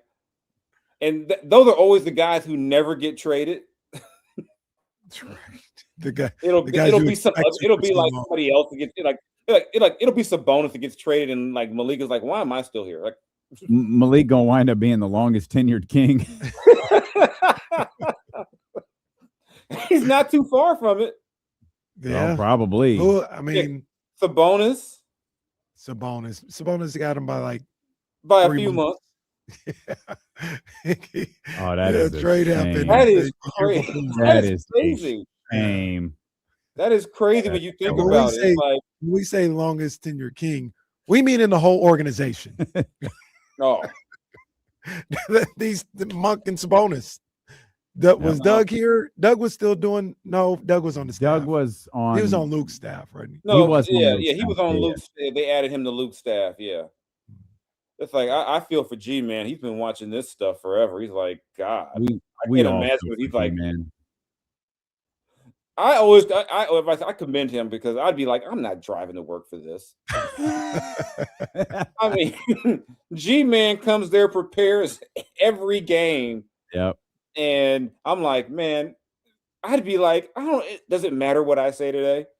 I'm like, he always makes it entertaining. I'll just be happy when G-Man like snaps and goes, well, Kings are up too, but Jason, we both know they're going to be down by 30 in about 5 minutes. We know this won't last. Kings up 4-2. Enjoy it while you can because we all know a big run is coming soon. Awful announcing. Kings finally break long-time play-by-play announcer Gary Gerald. And everybody would cheer. Everybody would, my God. G-Man, yeah. He'd be the most popular guy in Sacramento. They'd be mad at the players, like, you guys broke G-Man. That's right. We hate you. And whatever player did the thing that did it, they'd be like, oh, you kept dribbling and he couldn't take it anymore? We hate you. That guy would get booed forever. Yeah. I got a question that Jason would be a good guy to ask. I want to ask you as well. I was watching the Lakers, not so much last night because we saw what happened last night. I was watching them on Saturday, and Luka goes back to Dallas. He's getting buckets and all this other stuff. And they're down 14. Mm-hmm. And the game doesn't change until LeBron wakes up and starts to play. And that's when everything changes. Mm-hmm. I don't want to be disrespectful to Luka and what he's able to do on the court because he's one of the great scorers of all time. She's about to be disrespectful. Go for it. It almost feels like it doesn't matter with this Lakers. The thing that matters the most is how's LeBron playing that night. Luka could have 30, 40 points. If LeBron isn't having a good game, they'll lose by 25 points. But if LeBron is playing, he don't even have to be the high scorer. But if he starts to make those impact plays, that's the only thing that matters with this Lakers team. Do you think that's accurate? I think there's something to that. I think LeBron has to be engaged. I think he goes through these periods like he's kind of like he's coasting. And I've heard this from people who have played with him or coached with him and whatnot. He has this ability in almost some way to suck the life out of a team, in the sense that if he ain't with it, everyone can sense it and it just affects everyone.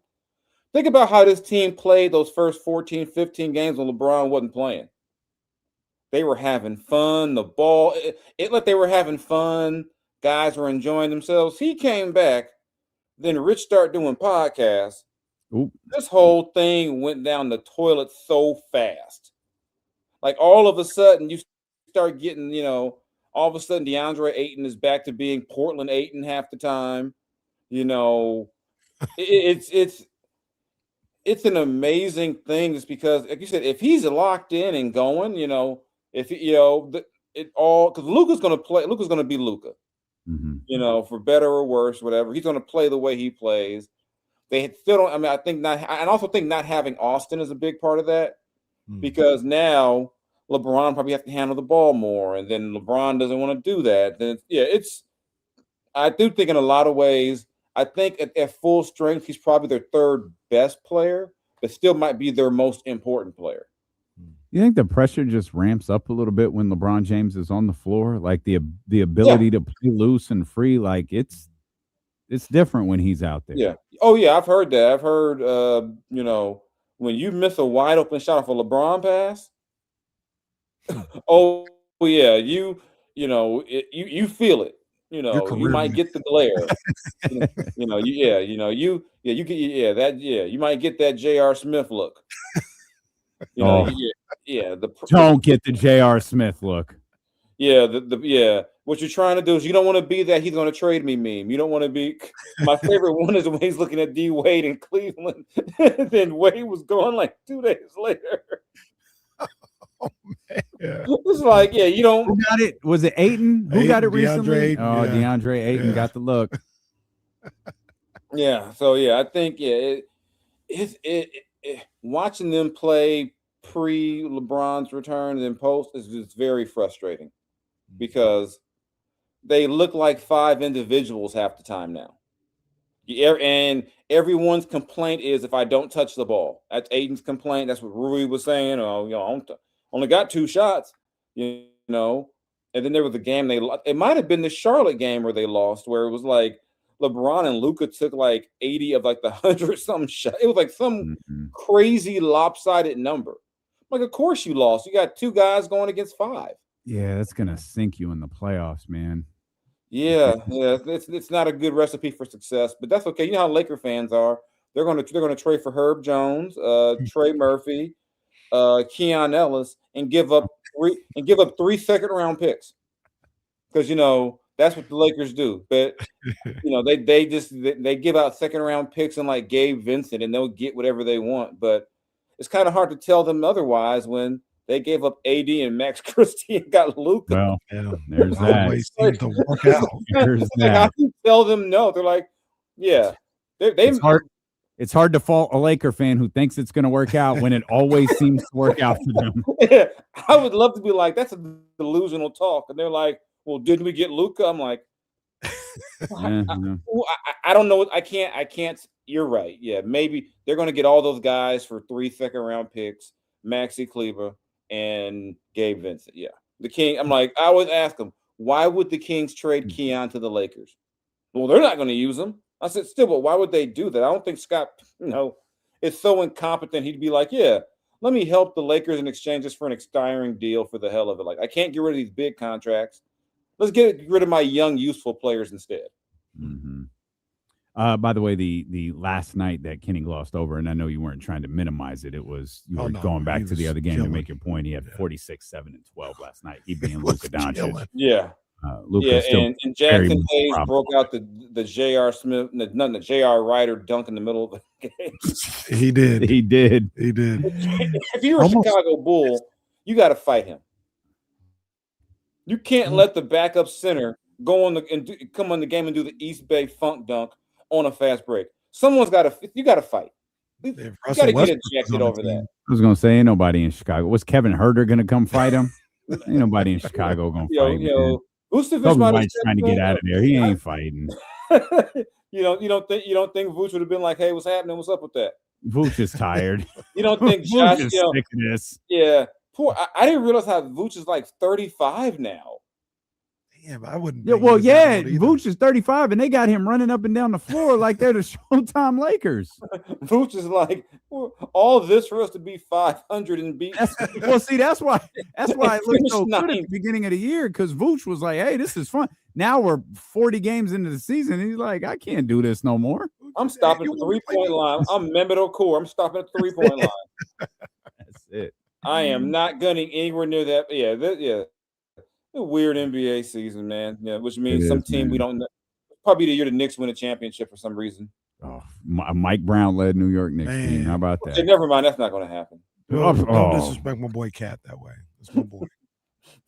I'm like, I don't know what's going to happen. Honestly, you got, maybe Wemby will do. Who knows? Ant-Man. Knicks are going to the finals though. The Clips knows what's going to happen. They're not going to fool me again this year. They won't. They're not going to win. They're not fooling me. No, I'm just saying they woke up. They're going to win a series. They're not going to fool. You put it up. Put it on the board. You're going to put it on the board. So, Mark, let me think about it. The Clippers will not win a playoff series. Let me think about it. It might go. That's not a crazy take. I mean, not a crazy take at all. Because I mean, team was like 0-30 a week ago, and now all of a sudden they're winning. Now they're like 31 30 and 0. They do this every year. Every year. Around this time. And then around April, May, Kawhi's knee acts up. And then they got their one star out there fighting for his life. And Kawhi's in the street. I mean, it's like it happens every year. Yeah, James Harden's perfectly healthy, but it's game 6 in the series, so James is like, man, the longer this series goes, the worse I get. That's it. He get to a game 7, it's a wrap. 10 times. You might as well keep Ben Simmons out there sometime. I'm like, dang, James, come on. I was actually mad at them that year against the Warriors. I'm like, you can't beat them this year? Bro, he missed 23 straight through. I said, you ain't never. I said, you'll never win anything. You can't. Remember the Warriors were all injured, and him and Chris Paul, they couldn't make a shot for 3 quarters. Yeah. I said, I don't think God wants you to win. Yeah. How do you miss that many shots? The reverse of Charles Barkley in '93. God do not want us to win an NBA championship. I talked to him last night. Yeah. Jay, we appreciate you as always. You look great. Thanks for joining us. Getting ready for Super Bowl next week. Woohoo, Super Bowl. Are you? Well, I'm gonna be there my first Super Bowl. Oh wow! Hey, congrats. I'm gonna be out there. I'm gonna be out there. See what it do. Maybe I can run into Marshawn. Oh, there you go. Maybe I'll run into Cardi B. Maybe I'll run it. Well, I'd stay away. Just to be safe, man. Stay away. Hey, I'm broke. She ain't got no time for me. She got the one player nobody on his team wanted to date their sister. Well, if you need a rapper and you're broke, look for Sexy Red. Like Sexy Red might. God, they're just going. My girl too. I like. Maybe I will. Why not? Appreciate you, Jason. Thank you, brother. All right, y'all. All right, catch you. Man, Jason Jones, the professor right there of The Athletic, covering his first Super Bowl for a guy who's been in the game that long. That's pretty dope. Yeah, that's 10 years ago, right? 10 years ago, the Super Bowl was in San Francisco. That's right. How the hell was Jason Jones not there? Well, I guess he was too busy probably on the Kings beat then. Dealing with the 13 and 35 Kings team. To cover King's Sons that night. Yeah. Oh, that's tough. That is tough. Next year it's in LA. He might do back-to-back Super Bowls. Yeah, probably. I would think he's. The Super Bowl on Valentine's Day meme is starting to make its way around the internet. For those that didn't know, NFL do that? Next year's Super Bowl is on February 14th. The NFL legit said, I'm going to show you how powerful we are. You think your little vows for better or worse in front of God can take on the NFL? Watch this. I bought the competition. Man. Boy, that is... Cupid doing the coin toss. There's going to be more Valentine's Day dinner reservations at a sports bar than we've ever seen. We'll come back tomorrow. We will come back tomorrow at 10 a.m., beginning with the Insiders right here on Sacramento Sports Leader, ESPN 1320. Don't get it twisted. Vamos Kings like the beat. Head over to BakerFamilyWine.com. Also, grab you a bottle. Hello, this is Dusty Baker. Welcome to the family. There you go. Our man, Dusty. Go blue, by the way, too. Shout out Brian. Won today's tickets. All right on, B. Congrats, man. Shout out, Brian. Good stuff. Yes, sir. Enjoy, man. Congrats. I know we have a lot of fun at the Kings' expense, but going to a game is still pretty dope. It's always fun. It's still pretty dope. Yeah, I got reminded of that when the girls went the other day. Like, they're like, this is so cool. They have no idea that the team stinks. No, they don't care. Doesn't bother them a bit. No, they're excited. Appreciate you, Tyler. Appreciate all of you, man. Hit the thumbs up before you go. And remember, 2 to 6 starting Monday, 7 to 9, the jump. We'll see you guys tomorrow.